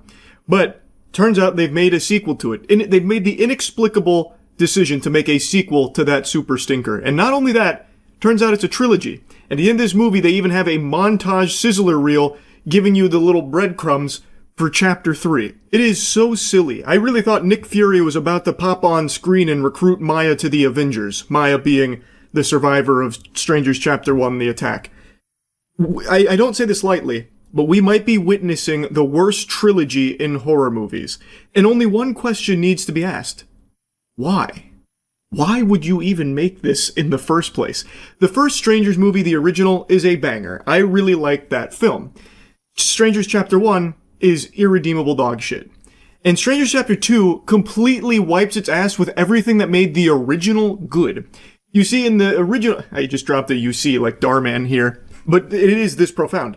In the original Strangers, one of the most horrifying moments is when they are asked, when the main character asks the strangers why they're doing this. Why are you torturing us? Why are you going to kill us? What is the point? What are you doing this for? And they respond saying, because you were home. That's it. You don't get a Naruto flashback to the strangers explaining what led them to this moment, why they turned out this way. You don't get any tiddlywinks of lore about these characters at all. It's this message here. That's all you get. Because you were home. letting the viewer know that these are just unhinged psychopaths that are doing this just because they felt like it, and this couple happened to be there at the time. It is such an effective scene. Strangers Chapter 1 was horrible, but it did at least keep intact the strangers just being like, you know, faceless nobodies doing something because they clearly have a love for it, and they gave their own spin, their fucking remix on Because You Were Home, and butchered it. Stranger Chapter 2, though, completely takes the Strangers concept and flushes it down the shitter. This movie dedicates a pretty substantial chunk of its short runtime to fleshing out one of the Strangers. Well, two of the Strangers, giving you their backstory, which is the antithesis to what these films are supposed to be about in the first place. So, of course, we're going to get into spoilers. This is your warning. Movie sucks. You're not missing anything. I wouldn't recommend it. It's not even like fun bad. It's just kind of a slog. Even though it's only like an hour and a half, it feels longer because it's just not good. And I saw the lead actress here come out and say, like, the best films are often polarizing. And I understand that you can't just come out and just, you know, start pissing on the movie that you're in. You're supposed to promote it, but the best films are polarizing. It's not polarizing. No one likes this movie. And plus, this is not part of, like, the best films. You know, this trilogy isn't going to be talked about in the same breath as, you know, fucking Lord of the Rings or something like that. But anyway, Strangers Chapter 2 picks up pretty much immediately where Chapter 1 leaves off, where Maya has just been the victim of the Strangers' attack. Her fiancé was killed right in front of her, and she just barely survived, and now she's recovering in the hospital. And we immediately meet one of the strangers, unmasked. It's the waitress from the diner, Shelley. And then we get, throughout the film, like 20, 25-ish minutes dedicated to showcasing her childhood. And it turns out she was just born evil. She snaps the neck of a rat. She's obsessed with this boy who is like, has this girl that follows him around, so she gets really jealous and eventually kills that girl being Tamra. Which, if you've seen Chapter 1, first of all, my condolences, what a waste of your time. Lord, help us, I hope you don't see Chapter 2. Hopefully, me explaining this here will paint a good enough picture you won't feel, you know, the need to spend money on this piece of shit. But anyway, that's Tamra, and so she kills Tamra, and now every time the strangers go out and kill, she starts by saying, "Is Tamra there?" in reference to that moment from her childhood. And that boy in the flashbacks is pretty obviously the guy in the scarecrow mask. So we get like 20-25 minutes just showing that she's evil. That's it. But that undoes the whole concept of the strangers just being like these psychopaths you know nothing about, never learn anything about, and they're just doing this because, well, who really knows? They're just doing it because they want to. Here, you're getting so much backstory and shit. They're actually setting this up like it's supposed to be some kind of like Marvel universe here for the strangers. It sucks. I really hated that direction. But not only that, the movie itself is just not good. I will say, though, the best part of it was the beginning where Maya's in the hospital and the strangers are alerted that she survived. Well, they then make it their mission to go out and finish the job. But before doing that, Maya's talking to the sheriff and like the other officer, and they're fucking weirdos. Like, the sheriff is a freak. He's talking to Maya about, like, what she encountered. He's like, maybe your memory's a little foggy. You did almost die, you know. It's pretty clear they're setting him up to be, like, this creepy presence who is clearly involved with the strangers in some shape or form. My guess is one of them is, like, you know, his daughter or his son. So he, like, actively works to cover up their murders, which is a core component to the story that they sprinkle in here and there about how this town has all these murders that get covered up. And, yeah. So he's clearly involved. They make that very obvious from the get-go. But they also set up, like, this whole town might be involved. There could be, anyone could be the strangers. So Maya's being hunted in the hospital. The hospital is fucking ginormous, by the way, like probably the size of the town, it feels like, with the amount of rooms she goes through and hallways she runs down. And somehow the strangers have like fast travel throughout this film. So even when she ends up in like the fucking basement, like in the middle of nowhere, one of the strangers just happens to be there. Like she's just already there. Why would she be there? You knew that she was in one of the hospital beds. Why the fuck would you like fan out to like the basement garage? And that happens a lot where she like ends up in the woods at one point And somehow the strangers, these are giant woods, by the way, but somehow the strangers are always like right on her tail, like only a few yards away, even though they never saw where she went or even knew that she ended up in the woods in the first place like that. Like, it's just crazy to me how they're like this omniscient presence. Like, they are constantly able to find her in the middle of fucking nowhere. It's like they actually have a UAV online or something. Or like in Mario Kart, like rubber banding, where like they can always catch up to you. It's so baffling. But anyway, the best sequence is in the hospital where she's like running away from the strangers. I actually thought they did a good job of like building up some tense moments where the guy with the axe is coming through and she's trying to like outsmart him by hiding. But then it's always undercut by her making like a really stupid decision. So like she completely evades him at one point, and then while he's still like within earshot, she starts to like crawl away and she like blasts a wrench with her knee. So then obviously he hears that, goes over and starts throwing barrels around. Anyway, Maya manages to get out of the hospital. Axe guy butchered like 2 people. And then she ends up in the woods. She ends up in the woods. Somehow the strangers are like able to track her in the woods. Like I mentioned, I guess they could just fucking smell her from miles away or something. So they're tracking her. She eventually winds up on a road where a car is coming, and it's one of the people from the hospital. And she stops, lets her in, and it's her, another woman, and then 2 other dudes are just walking on the road randomly, and this pouring down rain. They're like, oh, it just happens to be our roommates. What are you guys doing? They're like, yeah, fucking, he calls him Dick Stain. Dick Stain forgot the keys or something to the truck, so now we're walking home. It's like, well, hop in, and they turn it into a clown car, so now they're sandwiching Maya in the backseat, and these 2 guys are obviously very creepy, and they're setting them up to be very creepy. So the whole idea is anyone in this car could be one of the strangers. Maya starts freaking out because she thinks she's in danger. The guy next to her has like a smiley face tattoo on his neck, and he's really shifty. It's very clearly trying to nudge the viewer that this is probably the Scarecrow, and I thought it was a red herring, but I'm actually pretty sure it is just the main Scarecrow guy, because at the end of the film, the big reveal, like with the Tamara flashback, is Shelley and that boy draw a smiley face out of Tamara's blood, and this guy just happens to have that same smiley face tattoo on his neck.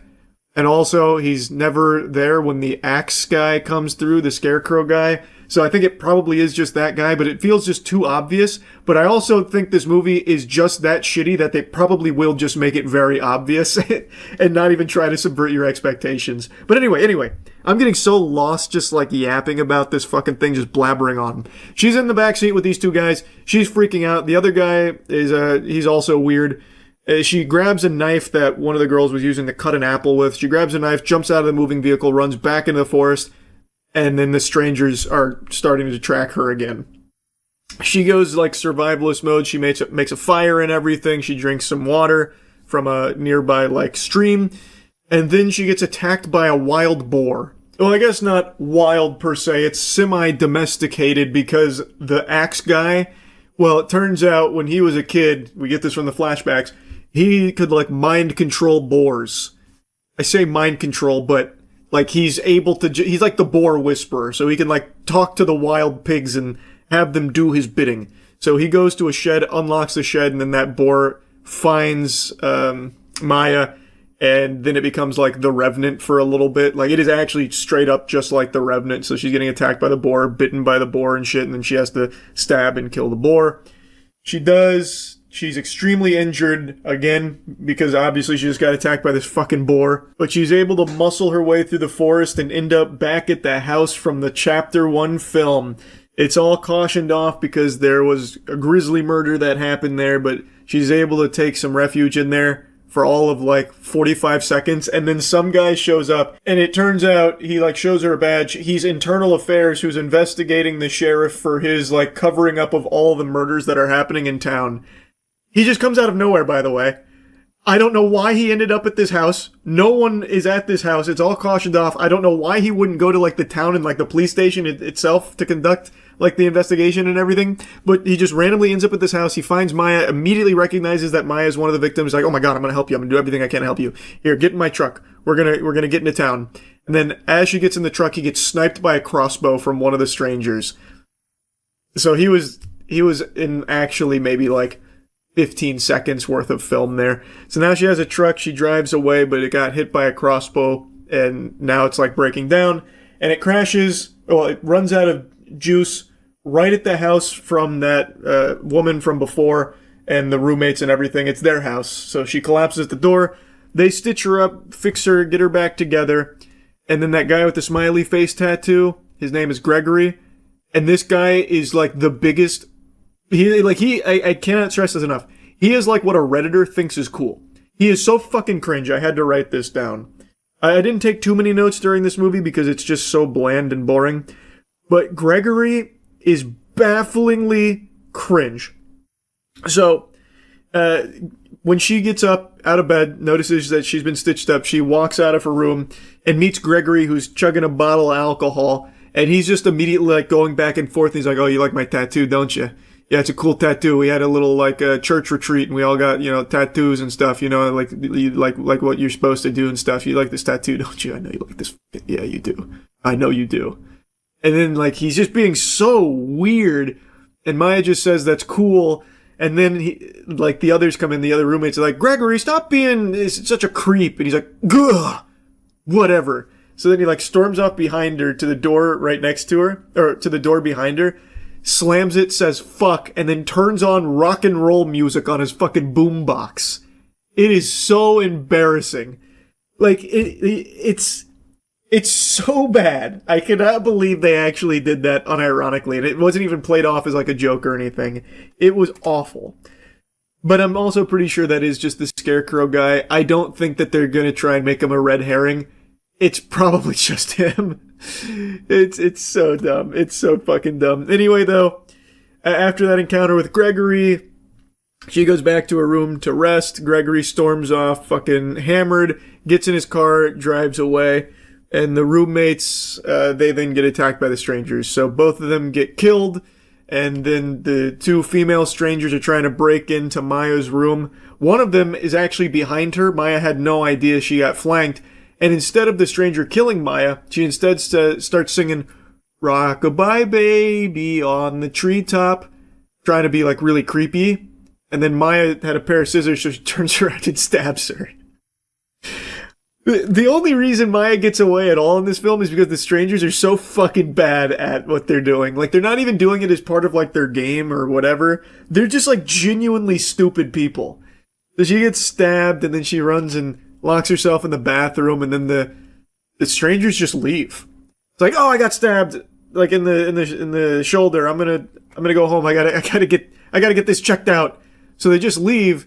So Maya just waits in there for a couple minutes. Diagros leaves, and then an ambulance is there because an ambulance was sent to pick up Maya. And she gets in the ambulance, and it turns out the strangers didn't fully leave. They were waiting to ambush her. So Shelly is in that ambulance, and now they're fighting.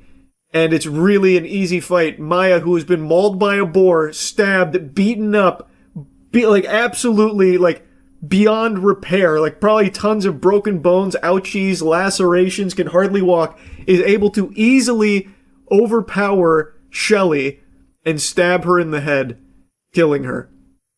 Or so you thought. As Maya's driving away in the ambulance, Shelly gets up and starts strangling her with the seatbelt, so then Maya flips the ambulance, which kills Shelly.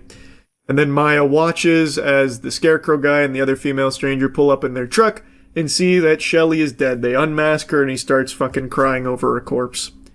And then you get that last flashback I mentioned with that smiley face after killing Tamra. And that's Strangers Chapter 2, setting up for Chapter 3 where she's going to kill the other two strangers. It sucks. Really does. I don't know what they were thinking making this movie. Well, making these movies. I don't know why they made Chapter 1. I understand even less why they made Chapter 2.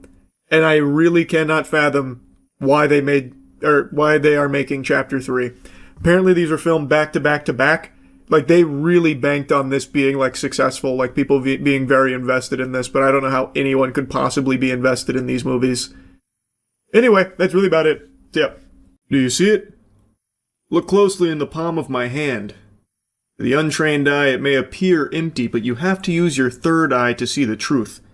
What lays before you in the palm of my hand, my little greasy bare paws, are the Epstein files. Nothing.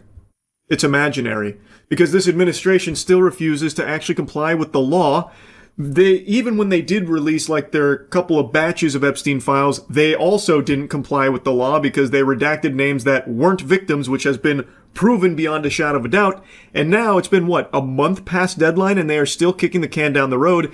And now, like a bucking bronco, they're putting up a real fight, where now the DOJ is basically saying in their most recent filing that no court can order them to release these Epstein files. They can't force the release. They're basically gloating that they're kind of above the law, is the impression I get from reading through this. Now, a lot of it's legalese, so a bit of it's a bit above my pay grade, but from everything I've read from the experts who have went through this filing, this is the DOJ once again refusing to cooperate and is now just kind of outright saying that no one can really force them to do this. It's fucking sickening. What is supposed to be the most transparent administration in American history seems to have a real issue with transparency when it comes to the Epstein files for some fucking reason. Really makes you think, doesn't it? And speaking of thinking, I want to turn my attention to someone who hasn't had a thought in years. Pam Bondi. She farted out a super strong statement on Twitter that's no nonsense. A reminder to all those in Minnesota, no one is above the law. Mic drop moment. Literal chills. Scam Bondi here is alting. She's really laying it all on the table. But, let's be honest here, Pam. That's not exactly true now, is it? Because there are clearly people who are above the law. It's anyone that's associated with Jeffrey Epstein and the client list. Really, Pamela, it kind of makes me wonder if this could be an actual defense strategy people could employ. You know, like just claiming that they're on the Jeffrey Epstein client list. I wonder if that would just give them full immunity. Because I imagine it'd be like activating God mode in a video game, because this administration, they won't pursue shit if that's the case. So saying that you're on the Jeffrey Epstein client list, that's like Harry Potter putting on the invisibility cloak. Or Bilbo Baggins putting on the fucking One Ring. Just vanish out of this administration's eyes. But not only that, not only do you go invisible, they will jump on a live fucking grenade and do everything in their power to protect you. So, I don't know, I feel like that Ford worker that called Trump a pedophile protector was really onto something there, because there's a lot of pedophile protecting going on every single fucking day from this administration. How else can you possibly explain their reluctance to release the Epstein files and how hard they fight to stop it from coming? And since this administration won't do it, then we have to rely on some real heroes amongst us. These fucking clowns, these goddamn freaks that were given the Epstein Phase 1 binders. These online influencers were apparently holding the Epstein files, smiling and giddy, posing like it's the goddamn prom photos with the Epstein files, and since then, crickets. Why don't you guys release the files? You got the binders, right? Since the government won't be transparent, why don't you guys do it? You're supposed to be like fighting for the American people and shit, right? That's what you pretend to do online. You had the Epstein files, apparently. Why don't you just put it out there? It's just food for thought. I don't know. Now, of course, you'd have to be on the crack pipe to think any of those frauds actually got the Epstein files. I bet in those binders was just pictures of Trump's butthole just goatseeing or something. They clearly didn't get anything, and they are clearly just staying silent about all of this. I haven't seen any of them come forward with their binders since then, so I'm led to believe that they didn't actually get anything at all, and this was just a photo shoot. That's all. Nothing else. Now, back to the main topic here with the most recent filing where the DOJ is outright taking a victory lap about how untouchable they are and how they're really just not able to be forced to release the Epstein files. Let's dive into what's happened here, the most recent news. Yesterday, the DOJ moved to block the appointment of an independent monitor or special master to oversee the release of Epstein-related records in the Maxwell case, arguing that no federal court has the authority to compel such disclosures. It's 6 pages, and you can look at it yourself if you want to really get into the nitty-gritty of it, which I honestly do recommend because there are some eyebrow-raising statements in there. In a nutshell, though, they are trying every trick in the book to weasel their way out of actually having to comply with the Epstein Files Transparency Act. They're basically arguing that the forced production of the so-called Epstein files amounts to an improper attempt to reopen a concluded criminal case and to create a form of judicial oversight that Congress itself did not authorize. There's a lot to digest in there in only 6 pages. They really give you a lot to fucking suck on, and they're not exactly subtle about it. There's even mentions of the representatives that have led for the passage of this Epstein Files Transparency Act, where they're calling into question, like, if they even had, like, the gusto to do so. At least that's how it reads to me, where they're questioning the standing that they have in order to even do something like this. In the actual filing, it really seems like they just started pissing on them as like saying they're not big enough to do this. It felt like the actual filing was like, these guys are fucking nobodies and don't have the standing for it. But anyway, they asked the court to appoint a special master or independent monitor to compel DOJ compliance with the act, which the DOJ flatly opposes. To go a bit further, they argue that even if the court were inclined to entertain the request, it could not do so constitutionally. This is in regards to some of the things from the Epstein Transparency Act, and they assert that the representatives here they haven't suffered a concrete, particularized injury, and the Epstein Files Transparency Act does not create an individual right to obtain information, unlike the Freedom of Information Act, nor does the act authorize lawmakers or anyone else to sue the DOJ for alleged non-compliance. When I read that, I let out an involuntary noise of disgust, because that's just being very blatant and open about it. Like, yeah, if we don't comply, you can't do anything about it, dork, you fucking dweebs. Go kick rocks, pussy. If we don't comply, you can't sue us or anything. To harken back to Scam Bondi, it really does feel like there are some people above the law. I'm gonna be honest with you. Despite what your tweet is boldly stating, I do think there are some people above the law, Pam, and they might be right under your nose. Again, I'm kind of jumping around here. I recommend reading the whole thing, but in closing, prosecutors maintain that the act provides no cause of action at all. Where Congress has not explicitly authorized judicial enforcement, federal courts are barred from inventing one. As the DOJ puts it, courts cannot reach out to award remedies where neither the Constitution nor a statute authorize them. In short, the government's filing makes clear that absent new legislation explicitly authorizing court enforcement, the DOJ believes no court can force it to produce the Epstein files, regardless of public pressure or congressional intent. Real quick, to briefly tie this back to good old Scam Bondi, since she wants to bring up Minnesota, there's this big talking point about comply. Well, why does compliance only apply to American citizens? Why doesn't it apply to the DOJ as well, who is not complying with the law? They are also supposed to be governed by the law too.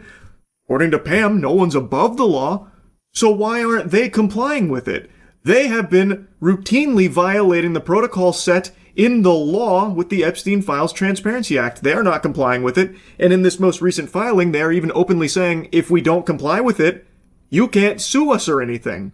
They are even saying in their own statement about non-compliance, why would they even be teasing that notion of non-compliance? Why won't they just comply? Why are the administrative authorities not talking about the DOJ's reluctance to comply with the law? I don't know, it just doesn't make a whole lot of sense to me. Pam, it feels like some people are above the law, doesn't it? I don't know, I'm just getting a whiff of that for some reason. Anyway, that's your most recent Epstein Files update. It's not looking like it's ever actually going to lead to anyone getting arrested in regards to the Epstein client list. Who would have seen that coming? Unthinkable that this administration wouldn't be pursuing action against those evil, fucking heinous villains in the Epstein client list. It's so odd that they wouldn't be transparent in releasing these files. One of the main things Trump ran on was about releasing these Epstein files. So many in his supporter base were very excited to see that happen, and now it's not happening, and they're fighting tooth and nail every step of the way over the last year to prevent this from happening. And now, even though there's an actual act, a law put into place that they're supposed to follow to release them, they're still not doing it, and are now even just saying, yeah, maybe we won't. No courts can really make us do that. And if we don't do that, you can't sue us for it either. I feel like anyone should have a big problem with that. I feel like any sane, sensible person should immediately view this as the biggest possible red fucking flag. And it seems to me that that Ford worker that called Trump a pedophile protector to his face, which elicited a finger and a fuck you from the big man in charge, it really seems like that pedophile protector nomenclature feels accurate for Trump in this administration, based on all available information here for how hard they don't want these Epstein files to come out. It feels like they're doing a lot of pedophile protecting. That's really about it. So yeah, here's a story I didn't expect to be revisiting so soon. The Diana Russini and Mike Vrabel cheating scandal. So a couple weeks ago, I made a video going over what was known at the time that Diana Russini, who is a sports reporter, has been for a long time, was photographed in a romantic getaway with Patriots head coach Mike Vrabel. This naughty sin started blowing up immediately because Diana Russini has been in the industry for a very long time, and she is married to a man named Kevin. Mike Vrabel has been a coach for a while. It is a very prominent coach at the moment, and he is married to a woman named Jennifer. And yet here they are with this potential affair just now broadcast out there for everyone to see. So they started scrambling to try and come up with excuses like, oh, actually we had so many friends there and you guys just didn't catch them on camera. This is totally normal for a sports reporter to be romantically hugging and touching and being in a hot tub alone with the head coach that she's probably reporting on. And make no mistake, Diana Russini's favorite topic is Mike Vrabel. Before she deleted her Twitter account, banishing it to the shadow realm in a panic when people started combing through it, she had more tweets about Mike Vrabel than she did her husband and son combined. She thought about Mike Vrabel more than Garfield thinks about lasagna. She was always posting about him. And anyway, no one really knew how deep this rabbit hole went until the last couple days as more and more pictures emerged. This was an affair that had been going on for approximately 6 years. It gets fucking diabolical. Before getting into the new information though, I want to once again set the stage showing you just how much there was out there. It seemed like she was constantly gloating subtly about being unfaithful to her husband, but she wasn't shy about humiliating her husband, Kevin. In fact, that became like her anime finishing move.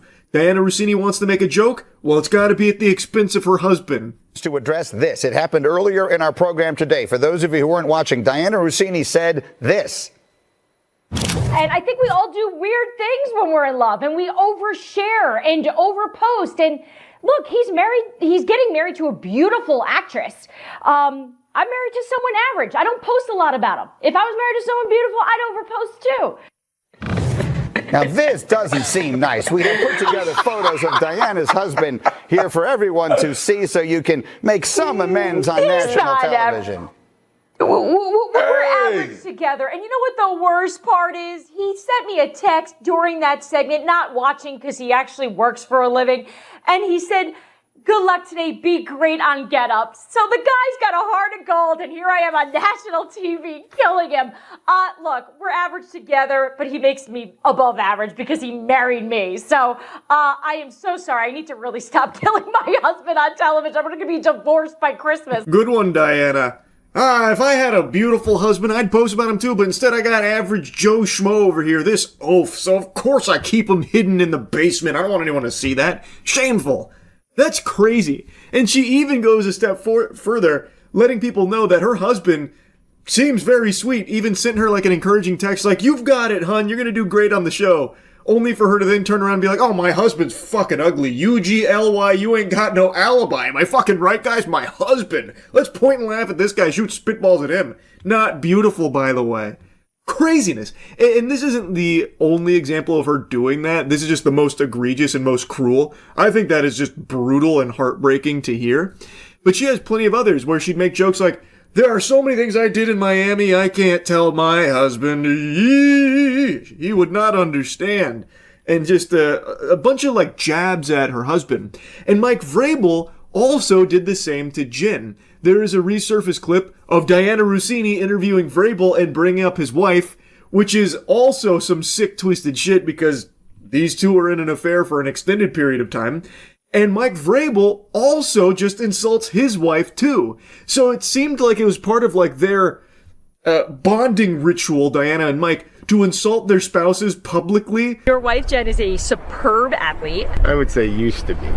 Maybe used to be, but she still got it in her, I'm sure, the way you do. Which sport do you think Jen could beat you at now? Ping pong. Ping pong. Have you ever done it with her? I get too aggressive. Yeah, I can't. And after it's two volleys, I just try to. Real classy stuff there, Mike. What an excellent answer. Your wife is a superb athlete. Oh, well, I wouldn't go that far. I don't know about that. Actually, used to be is more appropriate. That's the correct term. She is no longer. But Diana, speaking of superb athletes, how about you? Gold medalist in the dickus. The cockput. Am I right, Diana? We're fucking. That's what I'm saying. Yeah, you want me to compliment you, don't you, Diana? Here, let me belittle my wife. Let me put her down in front of you, Diana, so you know that I care more about you than my wife, huh? Good stuff, Mike. Really incredible stuff. Point is, Diana Rossini and Mike Vrabel weren't exactly overly shy about farting on their spouses here in the public eye, making them kind of a joke and insulting them. Now, the aftermath of those initial photos and initial information that came out was Diana Rossini's resignation. She resigned from her position at The Athletic. Mike Vrabel also just recently made a statement, but there's been even more new information. It has truly been Pandora's box that's been opened on this topic. There are so many photos of them together dating all the way back to 2020. That is these photos right here. These were taken in March 2020, and they show Diana Rossini and Mike Vrabel getting intimate publicly. That looks to be a smooch coming in there. I'm no private eye, but I can say with a high level of confidence that right there is a kiss. I would eat my left shoe if it turned out to be anything but a romantic exchanging of saliva. So I think it's pretty clear these two had been seeing each other for an extended period of time behind the backs of their significant others. These photos were taken approximately like 6 months before Diana got married to Kevin. And what becomes even more evil is Diana Rossini's son was born in August of 2021. And guess what the son was named? Michael. That's fucking crazy because her son now shares the same name as the man that she's cheating on her husband with. Again, I'm not a detective, but I can follow a stinky smell, and I think these breadcrumbs have got quite the odor. I don't think that's any kind of innocent coincidence, especially when you take a look at further evidence from her tweets like this. Keep looking at my almost 4-day-old son Michael whilst trying to figure out who are the best Michaels to ever play and coach in the NFL. Mike Vrabel was formerly a player in the NFL and is a head coach in the NFL, formerly with the Titans, now with the Patriots. I mean, that tweet is 4 days after her son was born, and she's instantly talking about a potential best coach named Michael. That's kind of weird. And she had been routinely cheating on her husband with a coach named Michael Vrabel. I mean, it doesn't take a genius here to piece this puzzle together. That's fucking disgusting, man. I feel so bad for her husband. Now, anyway, like I mentioned, Mike Vrabel also made a statement loosely addressing everything that was going on here. He didn't get into the weeds of it, but he did give a statement which does contradict what was coming from Diana Rossini's camp that was kind of outright denying all of it. Mike Vrabel's is a little more pointed about what's going on. You know, I've had some difficult conversations with people that I care about, with my family, the organization, the coaches, the players. Those have been positive and productive. We believe in order to be successful on and off the field, you have to make good decisions. That includes me. That starts with me. We never want our actions to negatively affect the team. We never want to be the cause of a distraction. And those are comments and questions that I've answered for the team and with the team. We'll keep those private. So he seems to be much more about saying that he's made some decisions that go against what he believes is, acceptable. It's not up to his standards, but he doesn't actually start talking about cheating on his wife with Diana Rossini, but you can tell that that's what that's in regards to this whole story here. He's not denying it or anything fully, or anything like what Diana Rossini and her team tried to do with like all these excuses that obviously didn't make any sense. So his is a little more directly talking about it and not just shooting it down. And he's talking about how like he's talked with the team and stuff, that kind of thing. He's keeping other things private and he's talking with his family. But yeah, anyway, pretty crazy how much has come out now about these two. I am blown away by the amount of photos that exist of these two together over the years. I don't know how they were able to keep the cheating a secret for this long. It's fucking gross stuff, man. Especially Diana Rossini naming her son Michael, seemingly after Mike Vrabel, the man she is cheating on her husband with for 6 fucking years. That actually had me audibly go, oh, when I saw that. Crazy stuff, man. It really is. Anyway, I just had to give you the follow-up. That's about it. See ya. There's a new body cam that just dropped today that's got a lot of people talking because it features an extremely big Minecraft YouTuber named Popular MMOs. Hey, wake up, man. I don't got all day for you. Wake up. Wake your ass up. Weed and a ton of fireball. Homie is messed up. Just put your arms like you're praying. Look on what? Like you're praying. Yeah, just like palm stuff. No, I'm about to get spaced. You won't believe who it is, Sarge. It's YouTube boy. It's really sad to see someone spiral like this. Yeah, it was a really bad call to try and run away from the cops, especially in the condition he was in. He was way too fucking hammered. He was in a different dimension. He had left the corporeal realm. So when he tried to run away, it was in slow motion. He was looking like a claymation out there at 5 frames per second. So not the best call there for sure. One thing I found really weird about this, and you see it a bit at the end of the Sizzler reel where the officer goes, "It's YouTube boy," sounding like the owl from the How Many Licks Does It Take to Get to the Center of a Tootsie Pop commercial, is that these officers seem to fucking hate the idea of YouTube as a career. Like, it's not something Popular MMOs himself brought up where he was like, dusting his shoulder off. Yeah, I'm a YouTuber. You can let me go now. Yeah, I'm a big deal. Squeezing on his own nipples or anything. He didn't bring it up. They found out, and then they start making fun of him for it and just kind of insulting it. They were just bullying him for YouTubing, like being a YouTuber. I half expected them to take him to a toilet and give him a swirly, or like an atomic wedgie while calling him a dork.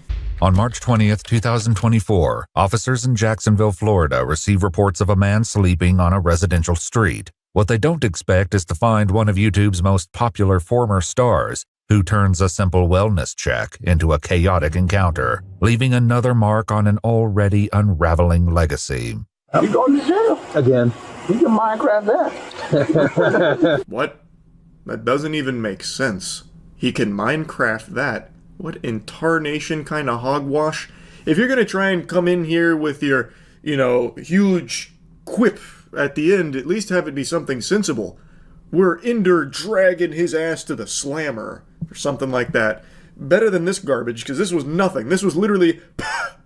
Hi there. I just came home from picking my sister up at the airport, and there's a man kind of laying in the road. Any drink or drugs, weapons involved that you know of? I do not know.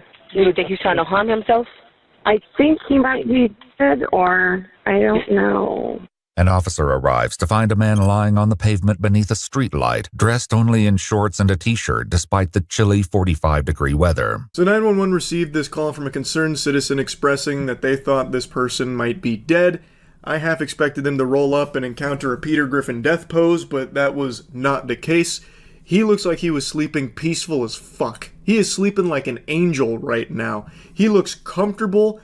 I am actually jealous of how soundly this man is sleeping on the concrete. Hey, buddy. Hey, sheriff's office. Do you live here? Huh? Hey, wake up, man. I don't got all day for you. Wake up. Wake your ass up. You had a bit too much drink tonight, man? You're good? You live here? Where do you live? Let's see what's some of these. I can't hear you, man. I had a lot of seals rolls there, sorry. You had a lot of what? See something else. He is really hammered, obviously. And his voice is really deep and really gravelly right now, so he almost sounds like Jigsaw. If Jigsaw was sculling Fireball. Almost sounds like he's casting some kind of spell sometimes. Alright, well, hurry up, bro, because you're about to be going to jail. I'm going to jail? Yeah, you're sleeping on the ground. Probably at least 20 minutes out. I was just drinking. Friends wanted to come over to make sure I was good, that's all. So how'd you get over here? Just drove. That's all they did. Somebody dropped you off here? Yeah, they dropped me off here, yeah. You need rescue to come check you out? No, I'm actually fine. I'm sorry. Okay, well, can you call Uber or somebody to come get you? Because you're in this condition, you're not even safe to walk. So they were talking to him for like 45 seconds while he was trying to like recombobulate himself back to reality and, you know, get the sleepies out of his eyes and snap back to it. One of the officers like kind of threatens that he's going to go to jail if he doesn't like hurry up. So then he stands up, he explains that he was there drinking with friends, and now the officers are saying, just get an Uber or get a friend to come over and take you home because you're in no shape to walk. Also, you're nowhere near home. It's not even walking distance, even if you're like the fastest fucking power walker in the world. Pat? What's your last name, Mr. Pat? Julian L. Can you spell that for me? Better known as Pat, 35-year-old Patrick Thomas Julianell is the creator behind the massively successful YouTube channel, Popular MMOs. Oh, no, it's dead. Dead? Yeah, that's what it's saying is, like, that little battery alert you're getting, that means it's dead and you need to charge it. Now, one of the officers must have recognized that at the time because then it gets brought up about him being a YouTube star a lot. So the problem is his phone's dead, which is why he doesn't have an Uber or a friend to call. Would also explain why he's walking home and then eventually, you know, passed out on the sidewalk. So what the officers say is that they can charge his phone and he can wait in the car while he, you know, warms up because it's cold out. Like, he's dressed like it's spring break, but it's actually pretty cold. 45 degrees in Florida, that might as well be -5 everywhere else in the world. It's tough down here when it gets below 60. So, like, he's not in proper attire for that. 45-degree weather here, you're layered up in 5 different wool coats, you know what I mean? So the officer offers the car for it, and then that's where things go tits up. I don't really feel like getting arrested. Yeah, you're sleeping on the ground. Yeah, no. Multiple people are calling it in. Their person might be dead. You want to sit inside the car. It's nice and warm. I just don't want to go to jail again. Pat is no stranger to the justice system. On May 16, 2021, he was arrested on charges of domestic battery causing bodily harm, but the case was later dropped. According to multiple news reports at the time, Julianell posted a statement on Twitter shortly after the incident that has since been deleted, claiming the accusations were false. I vaguely remember bits and pieces of that story. I only recall little tiddlywinks of the details there, but it's brought up here because Pat made a mention about not wanting to go to jail again, so I guess EW followed up with what the previous time was, so they mention it here. Place your bag on top of my hood. I just got to pat you down before you go inside my car. Place your phone right there. Okay. Just real quick, just put your hands out. You don't have no weapons or anything. You don't have anything on your bag that should be worried of. Any drugs or anything? Huh? No, it's just cold. Do you mind if I search your bag real quick? Officers allow Pat to warm up in the back of the cruiser while his phone charges in the front seat. The officer gives him some pats for Patrick and then invites him into the back of the vehicle to warm up, but not before asking if he can search his bag, which Pat gives them consent to do. Big blunder here. He got put in the scholar's mate because they find marijuana and alcohol in his bag. The alcohol's not a problem, but the marijuana was. I'm guessing he forgot it was there, or he was just so intoxicated he didn't really know what he was agreeing to, but that's about to change everything. Weed and a ton of Fireball. Homie is messed up.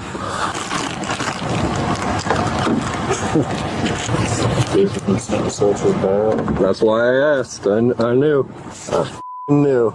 He spelled his own last name wrong. What's his name? Yeah, so they checked his inventory here. They found substances they weren't super happy to find, or maybe they were happy to find. He seems to be like celebrating it. And then one of the officers mentions he spelled his own last name wrong, which he's extremely fucked up. It's not super surprising. It's just really sad.